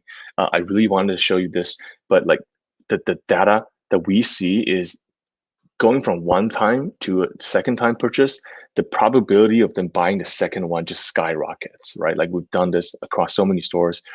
Is that like, if on average the one timer is able to buy a second time is, let's say, 30%, the probability of that the second time person will buy the third time is like usually double that, like about 60%. And so it's much more likely that they will stay with you a longer period of time if you can get them to the second purchase and a third purchase, right? Not to mention probability. So how do we do this? So Elite Beauty actually wanted to better understand the customer repurchase patterns, specifically around reordering the same product and returning the shop again. And so again, mock data here, but what we can see, this pattern is very consistent, is that we see usually a large spike. It's kind of like a playground, kind of like a slide. That's what I like to describe the shape, but we usually see a ramp up to a huge spike around week 2 and week 3. Most of the repurchases happen, and then it drops down to sort of this like flattened out area in the middle for about 8 to 10 weeks, and then they largely go away after that. And so we call this the beginning is the active period, where we typically see about 35% of the orders actually happening within this time frame, and then the at-risk period is about 50%, and then there's maybe like 10 to 15% at the churn period. And so what this is like most when I show this data to most people, they're like, oh wow, so like I really need to like target the peak and then the sliding differently, and then the churn, right? So like I was like, yes, exactly, right? So like this is life cycle journey. You're understanding when people are purchasing, and you want to use different strategies when they're still like with you, very actively engaged, opening emails, buying stuff, versus when their like attention starts to wane and they're dropping off, and then versus when they've completely churned. You got to try different things to try to win them back. And so really using this to anchor your post-purchase flows, your nurturing flows, can have really big, significant impact in terms of conversions. And so, like what Ilia Beauty did, I think is super advanced. Is what they did is like based on every single product line, right? And they actually went back and pushed us to find the data for the replenishment times across different product lines.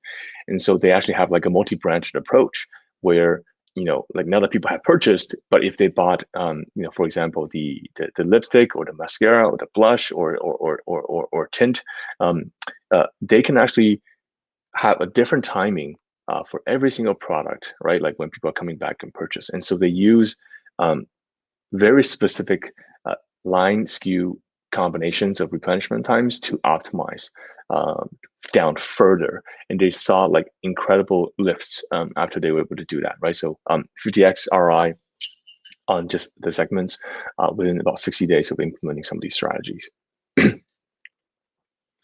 And so again, the quote from Albert, who's the VP of like commerce data there, is that they've always known, like anecdotally, it's like, oh, it's probably 100 days, probably 120 days, people coming back and purchasing, right? Based on like our own experience, based on the agents.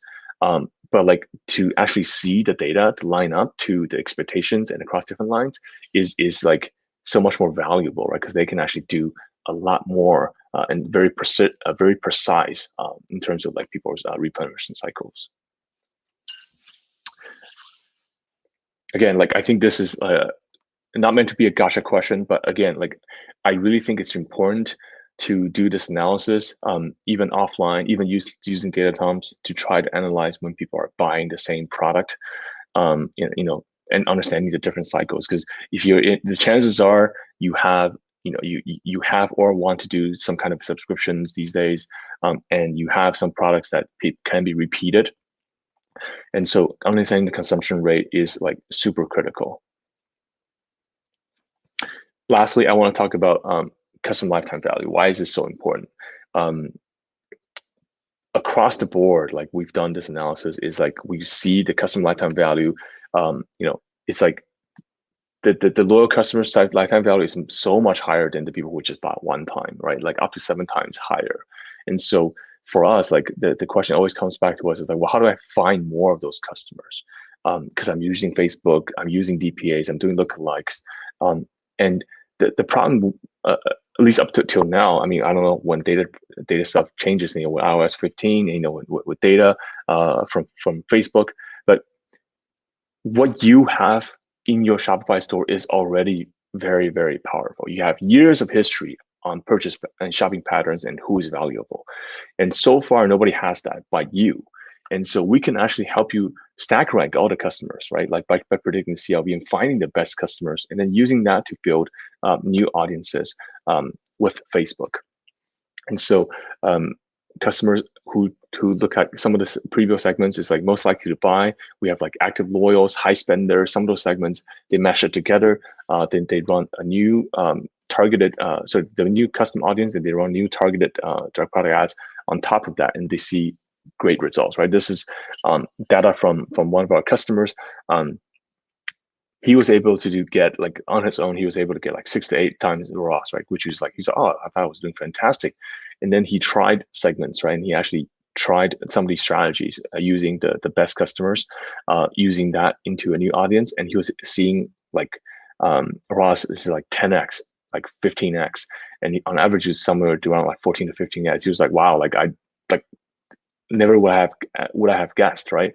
And but I feel like it's very obvious, like painstakingly obvious, is that Facebook uses a lot of the pixel and the event data firing, which cookies expire, as everybody knows, right? So 30 days, 90 days, it can be blocked. And so it doesn't have the historical, like all the history that you have in your first party data in your store. And so it's not surprising that, when we can provide Facebook a good signal to start with, they can do a better job finding people that are just like that, who will likely spend more with your store. Again, like this is a quote from, this is actually a review on our store, but he basically talks about, Rich basically talks about how effective and what he did in terms of Facebook and using that to build the targeting and acquisition and retargeting. Okay, so really quickly, the key takeaways, right, for today is just using purchase timing to really understand the lifecycle journey, figuring out your abandoned cart flows. That's something that everybody can do today, and then go back and sort of improve your abandoned cart flows. Churn prevention. We hate one and dones. We just spend so much time acquiring a new customer. If they only buy once and they churn, it hurts profitability. A lot of the brands don't make a profit until the second or third purchase. And so how do we get them to the second purchase is so important. So using purchase timing again to niche down in terms of understanding who is at risk of churning out of the one-timers, and then so on, is like super profitable. Third thing is using customer lifetime value to understand who are your best customers. Are you proportionally spending more time on your low value customers or actually on your high value customers? It's something that's strategically can have a huge benefit to your ROI.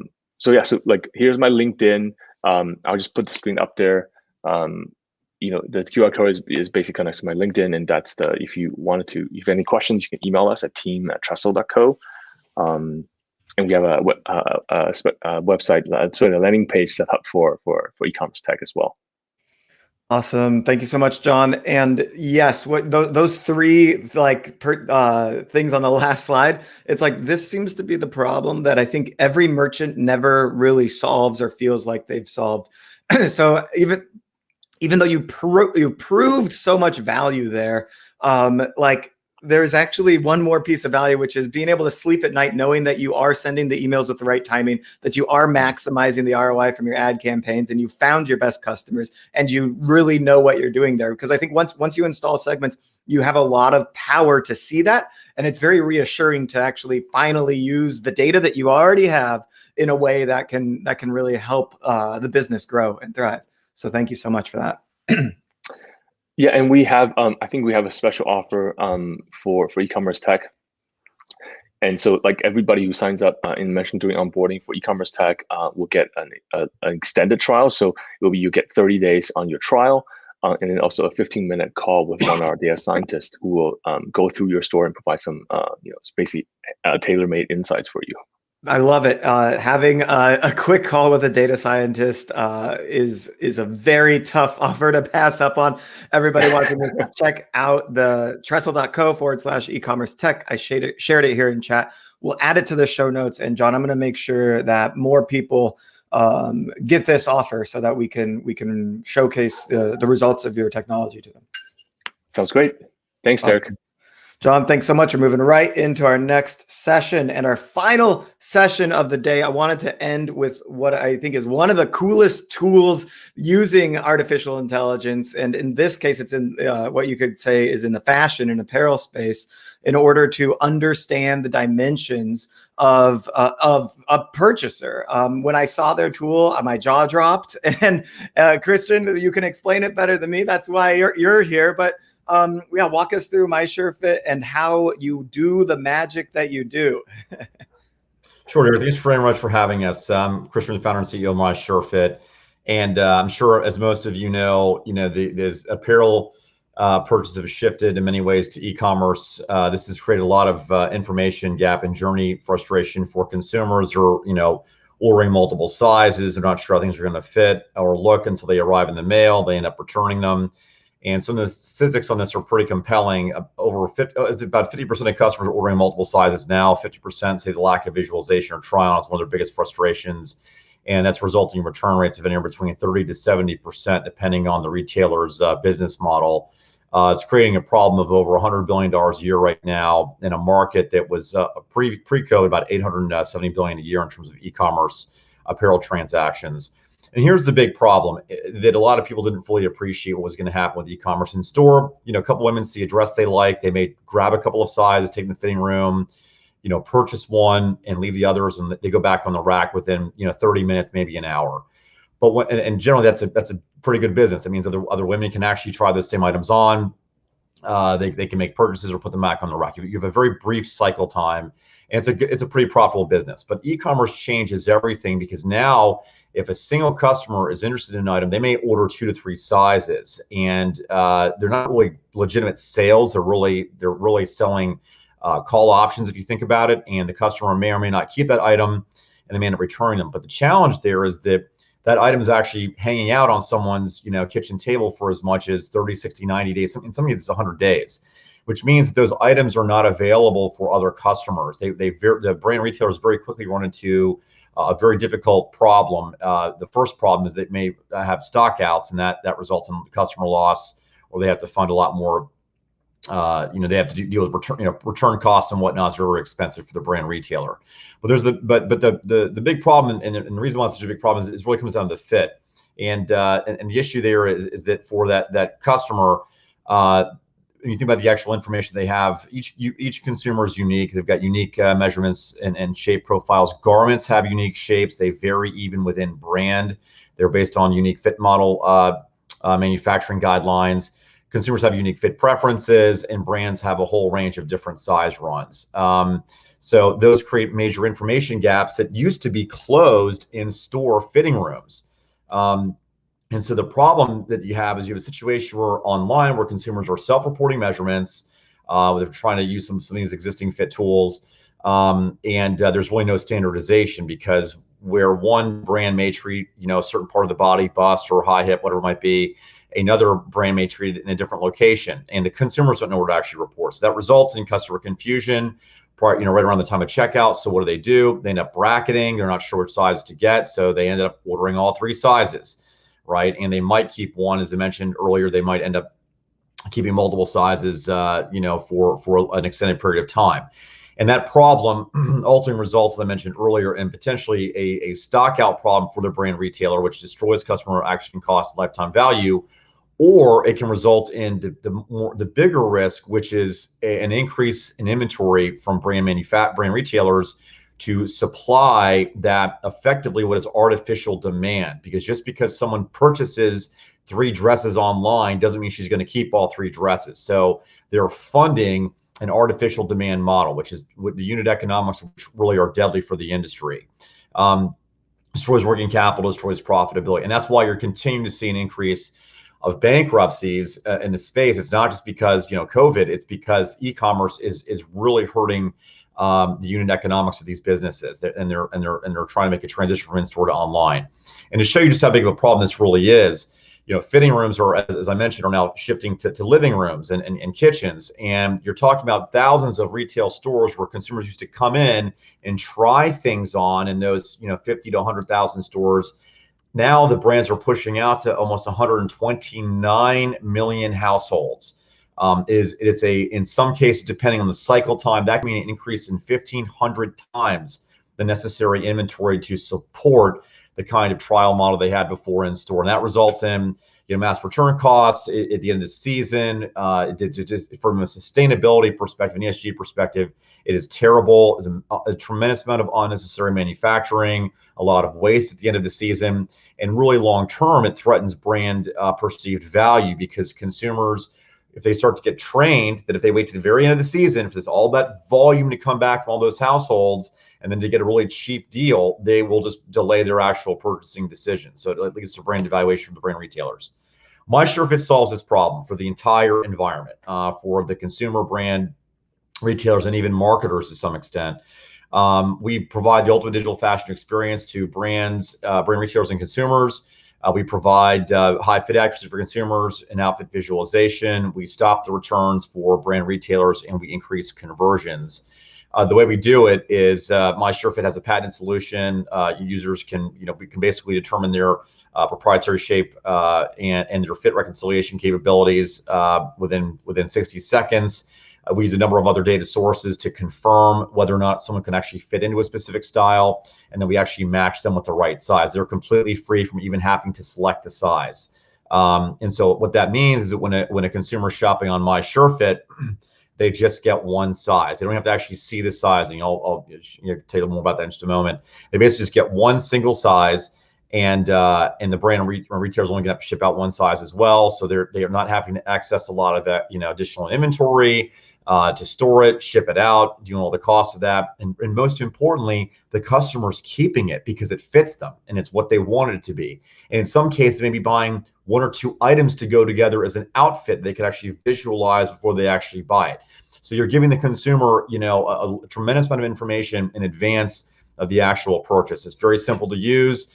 Consumer can use our app or our web-based activation capability. They can upload their photo in about 60 seconds. We determine a unique 99% accurate shape profile for that consumer, and we reconcile that information with other data that we have, machine learning and AI, to ensure they're going to get the proper size for any garment and really help them avoid any false positives for items that wouldn't fit them. We also provide a virtual reality, augmented reality fitting room, which is all patented. They can always see garments on their body. They can mix and match, put things together within brand or even across branding, depending on how the consumer is actually using it. Essentially, we want people using My Sure Fit no matter where they shop, whether it's a major brand retailer, multi-brand retailer, a large vertical, or other online marketplaces. For example, we provide My Sure Fit as sort of as an example that people can shop on. Here's a simple web demo of one of our customer experiences. She basically can put together an outfit, top and a bottom. She can see how they actually look together. When she goes, when she goes to check out, she just selects My Sure Fit. She's freed from the confusion, that shopping cart friction at checkout, right? And then she can even, before she checks out, get feedback from friends, see what they actually think, to get a sense of whether or not her friends like it, or maybe they'll recommend a color change or a brand change, whatever it might be. And then they ultimately check out and they have a really, really good experience. We're about to release, very exciting, it's sort of in beta right now, one of our really exciting features for digital styling called My Sure Fit Wardrobe. So now we're combining visualization with fit, as well as styling capabilities digitally using the platform. You don't have to wait for an outfit to arrive in the mail to see if you like it, or to have to ship it back. You can do all of it digitally using augmented reality and your 99% accurate digital fit experience. Here's a look at My Sure Wardrobe. My Sure Fit Wardrobe, your digital stylist. We'll create a personalized wardrobe just for you, with only items you love that actually fit. Using your measurements and body shape, along with your style preferences, our proprietary technology filters through tens of thousands of styles and selects only the ones that are the best match for you. Instead of wasting time and energy searching through endless styles, trying to find what you want, swipe through outfits that perfectly match your unique style and shape from all the greatest brands. Your style and fit are unique. Instead of looking for it, spend more time enjoying it. Get My Sure Fit Wardrobe, where your perfect style meets your perfect fit. Complete your style profile to get started. So just to give you some proof of validation, we now have well over 200,000 users on My Sure Fit. We have thousands of customers, thousands of orders, over 22,000 I think it's sold now, across 250 plus brands. Our average user sessions have been very strong, higher than expected conversion rates, better than average industry reorder rates, and most importantly, a return rate of less than 1%. So our technology works. We're now opening up, and a lot of customers explain why they like it. I'm absolutely obsessed and in love. And I love that I don't have to worry about returning because I already know that it's going to fit. It fits perfectly.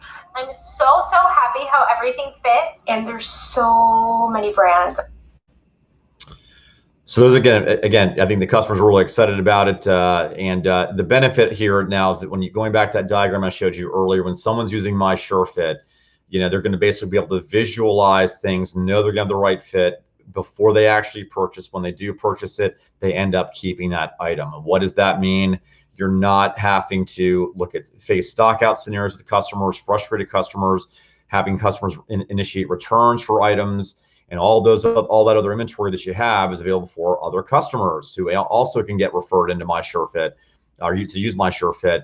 And that means you have happy customer journeys, referable customer journeys that make the entire ecosystem and environment more profitable. On the consumer side, good satisfaction, referability, lowering customer acquisition costs, extending lifetime values, protecting, optimizing working capital through optimal inventory control and fulfillment control, and maximizing profitability at the end of the day, because this really increases unit economics dramatically compared to not just e-commerce, but even in store.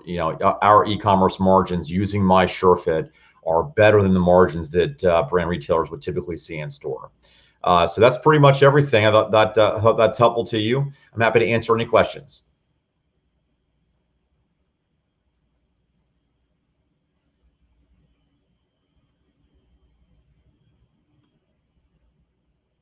Oh, sorry, Derek, I can't hear you for some reason. Just give me 1 second, please. Here I am. I don't know there you are. Great. Sorry. So I was going to say, you were talking about retail, and and I honestly believe that you could improve the retail experience. Like, people should actually walk into the store and do virtual try-ons rather than real try-ons, because it'll be faster, it'll be easier. Correct. Well, think about My SureFit as being sort of like Apple Pay. It's like a calling card. So once they're My SureFit enabled, where they activate from home in their privacy of their home or their office or hotel room or wherever, they're active. Their account is ready to go. I also expect that some brand retail partners may want to have activation capabilities in their stores, so that once someone is activated, no matter whether they're shopping online or in store, they can visualize and mix and match in cases where a retailer has something that somebody likes perhaps in store. Bam, My SureFit, have to worry about the sizing. They can get the sizing. And perhaps there's another garment that they want to match with it that isn't in store, or a size isn't in store. The brand retailer say, hey, don't worry about it. We've got your address. We've got your sizing. We're shipping it today. You'll have it in 2 days, right? It solves the problem. So they get the benefit of information that can be gathered in store, but you're really protecting the consumer experience and managing inventory much better. You're also locking that customer in a lot better, because once they've experienced this and you've got their data, they go online, they're offline. It doesn't matter. They are not choosing their sizes. You know who they are. You know what they've purchased. You know what they like. So it's incredible. You're set to disrupt all of it's. What's interesting is that I'm sure your nth level game could be becoming the fashion brand, I guess. But you know what I mean? You've got the core technology that transforms how people interact with brands, and just like Amazon sold other people's books and then ended up creating their own products. I think you've got such a powerful technology. I'm sure it will become proliferated. You're just getting started with orders coming in. This is set to take off. COVID accelerated it, but it was already well on the way. I think it'll combine nicely with other elements of personalization and segmentation that we saw from John and LimeSpot and Octane, because once we know your sizes, we could also let you know of products that have become available. We can change the email sequences to cater towards your size. And then most importantly, you reduce that. I always found the size selectors to be super annoying on websites. It's like, I gotta choose my size shoe. I gotta choose my size shirt, my size pants. I'm a wide, and it's like what, it's just in there. So the less, friction, the more friction we can reduce, right? The take away, the more purchases will be made, and you already got the data to prove it. So. Yeah, well, the sizing issue, even in store, is frustrating, right? I try to explain to people, and I wrote a paper on this years ago. And when I looked at the whole, problem, the whole challenge, to me, sizing was just a language. You've got billions of languages out there. What does medium mean? What does large mean? What does it mean, right? So, and it varies, right? And then you have all the vanity sizing that's in there. So it's very confusing for consumers in general. And then when you get online, and there's some tools that are out there to try and do certain things with it, but we free the consumer and the brand retailer from all of it. They just say, what's my size, right?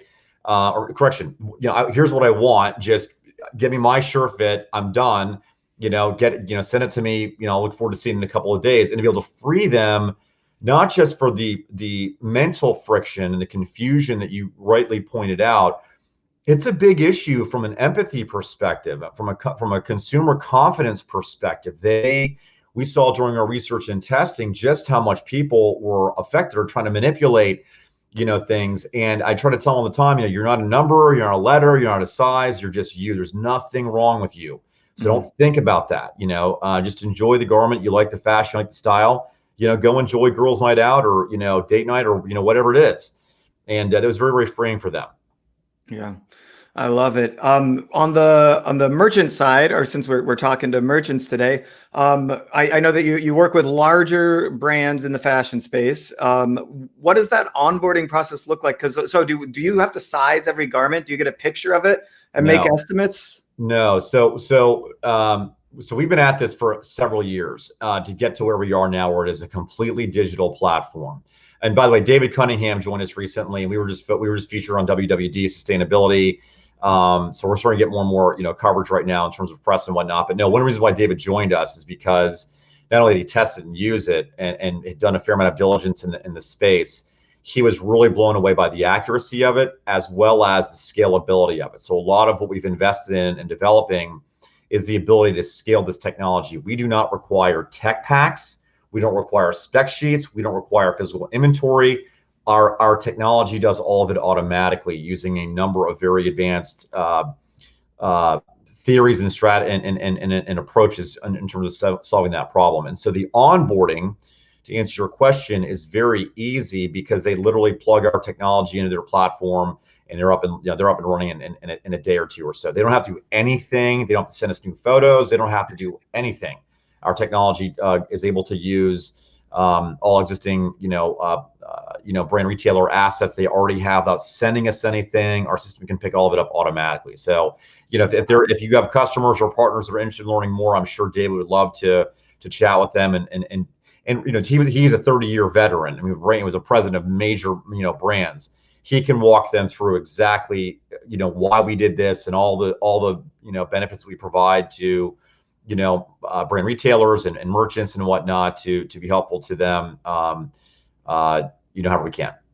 I love it. This is amazing. I'm looking forward to seeing big things in your guys' future. You've created something, a really differentiated technology using artificial intelligence, which is the theme of today's show. And I think we can see how, with that, the vision of what you created, now bringing it into the reality, which I'm sure took hundreds and thousands of dev hours and a lot of banging heads against walls and all that stuff.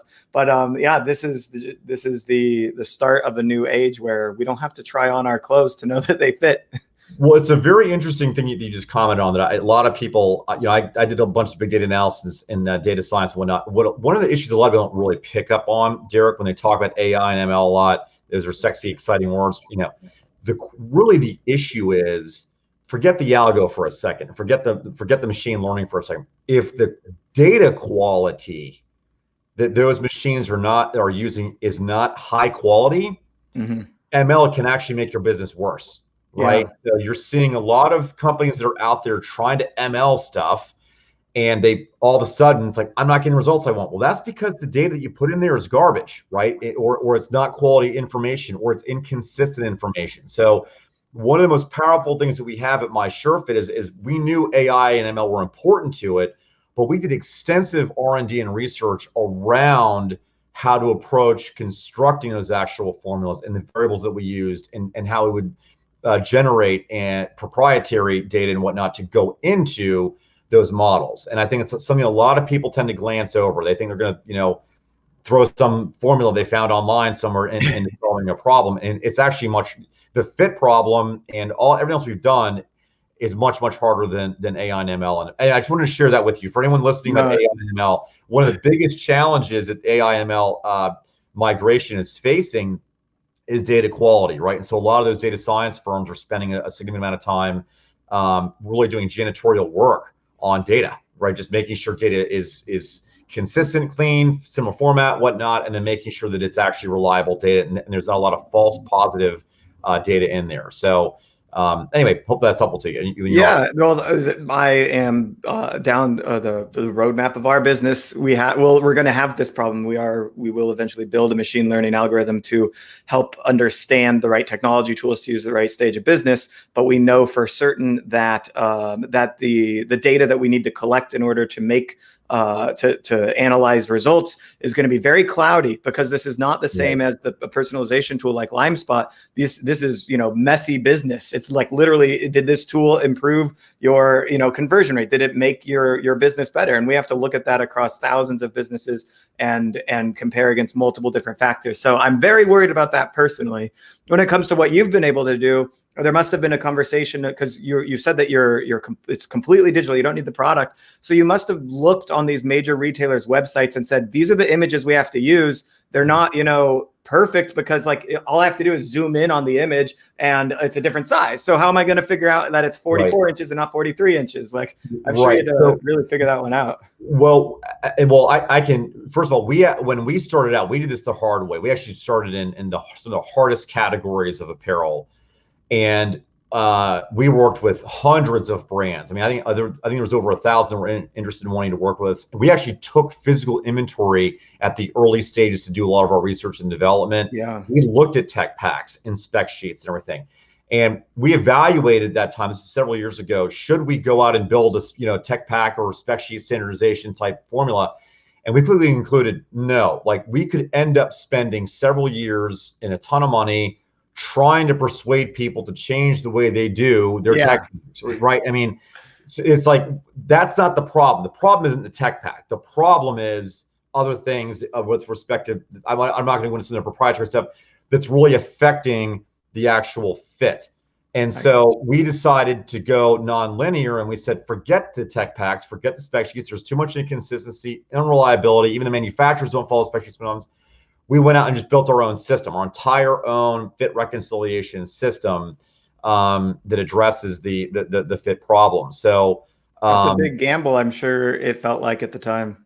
Yeah, well, my thinking, look, anytime you're trying to innovate, and a lot of people, 90% of most entrepreneurs or people that think that they're doing things in an innovative fashion, they're really just making incremental linear changes. Mm-hmm. Real innovators are gonna say, what's if there was no restriction on the dream or what we could do, what would we do? Oh my gosh, it's impossible. We can't do how can we do it? What do we need to do it?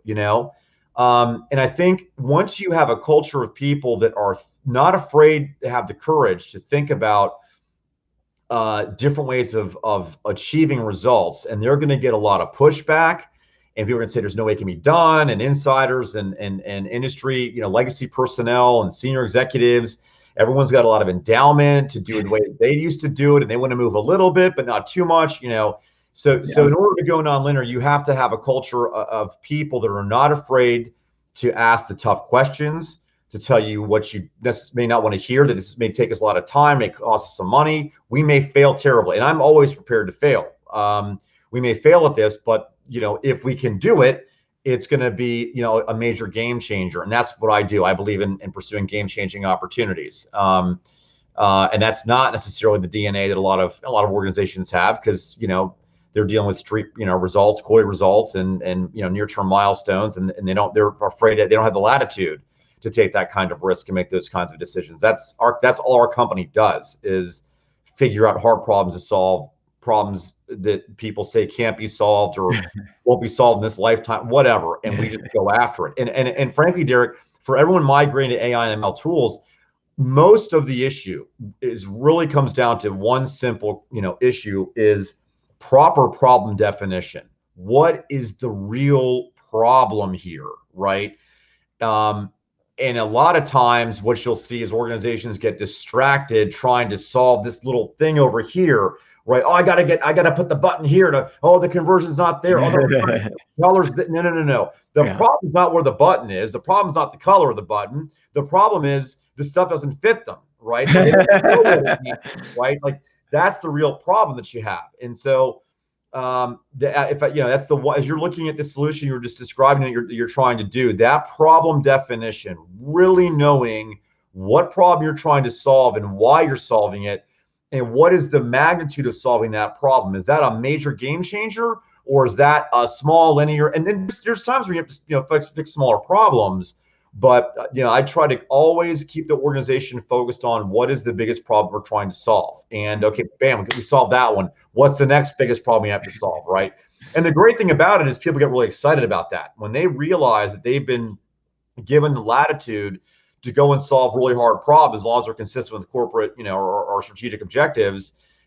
They'll change the world for you. They'll do things that you never thought they could actually do. It shouldn't, the ideas shouldn't be coming from me. I may have a vision and some dreams, but ultimately those people have to go out and be able to make that happen. So if you can empower those people to remove the restrictions and remove the fear and all the short-term pressures and penalties of things, then you'll be amazed what people can actually do for you. I love Sorry it. for going off on a tangent. I know this is good business advice. It's perfect for me. I feel like I just got a little bit of a coaching session here. It's perfect. I'm sorry. You started about AI and you're trying to do something with your company. I thought, hey, I'm trying to help you so you're not wasting a lot of your time going through. I know that I have a lot of mistakes and failures in my future. Trying to do something like you said that's never been done before. We all do. We all do. The greatest core competency we can develop is that muscle, the ability to get back up. You can get punched in the mouth. It's okay. Get back up. One more day, one more time, every day. Right. And that's where you start to change things long term. So I hope that's helpful to you. Yeah. Thank you so much. All right. I'll let you go. Everyone, that was my sure fit. Christian, great advice. Good talking, just general AI and ML, as well as seeing that product in action. We're going to see great things from you in the future. I'm sure of it. Thanks very much, Derek, for your time. Appreciate the conference. Yeah, absolutely. Talk to you later. Bye. All right. With that, we have reached the end of this event. Wow, so many amazing technologies. I think, hopefully your mind isn't spinning too much. Some of these may apply to you immediately. Some of them may not apply to you at all. If you're not in fashion and apparel, then maybe the last one, you'll use it as a customer, but you will never use it as a brand, and that's totally fine. The challenge from this point forward is thinking about how you're going to roll out these technologies that can significantly improve the business. Which tool should we start with? Which tool is a no-brainer win? Which one is going to require me to invest some of my own time and resources, invest my team's time and resources? Which one's going to take a longer time to return on that investment? And this is a tough question to answer. As you heard me say, I'm trying to build a machine learning algorithm to actually answer this question. And I promise it's not going to be easy to get to that endpoint. And we're a long ways away. We're being completely transparent with you. We are starting with basic reporting and using my knowledge of the industry, but it will eventually move into that direction where you will have a clear roadmap on the tools you should be implementing, and you'll be able to understand how they're going to bring you return on investment. It is, unfortunately not your job, but is your job to keep an eye on the technology landscape. You run an e-commerce store, a retail store with an online presence. You are in the technology space. You have an opportunity, and as well as the cost of the mistakes, of improving conversion rate, of improving retention and loyalty. The options and opportunities are out there. There are many different ways to make more money. It's all about figuring out which ones are right for you, what the strengths of your organization are, the stage of your business. The margin of your product can also impact some of the decisions you're making, and also even the marketing channels, right? So we heard from segments by Trestle, and if you are doing advertising and also Shop Fluency on Facebook and Instagram, immediately those two tools kind of come to the front runner. Whereas if you're doing more content marketing and have a large blog following, maybe it's Edge Mesh and using the that tool to increase page speed, load time, and therefore increase conversion rate, right? Or maybe you get a lot of returns and exchanges or broken items or something like that, and then route should be where you start. So I can't answer this question for you. All I can do is show you the options. You can actually book a consultation with me where we can look at this more in depth, and I can try and give more specific advice to your business. You can go to ecommercetech.io, hit the Get Advice, it's free button, and we book a call and we just talk about this the same way that we talked with all the technology companies today, except that we're just looking at your business instead of the industry at large. Really enjoyed having you with me. I hope you had a great time. If you have any questions, feedback, leave them here in the comments. Email me, derek@ecommercetech.io, DERRIC @ecommercetech.io. I know you probably got a ton of emails from me today. That's part of the Hey Summit software. I promise that we won't be sending out that many emails in a day unless it's around an event that you registered for.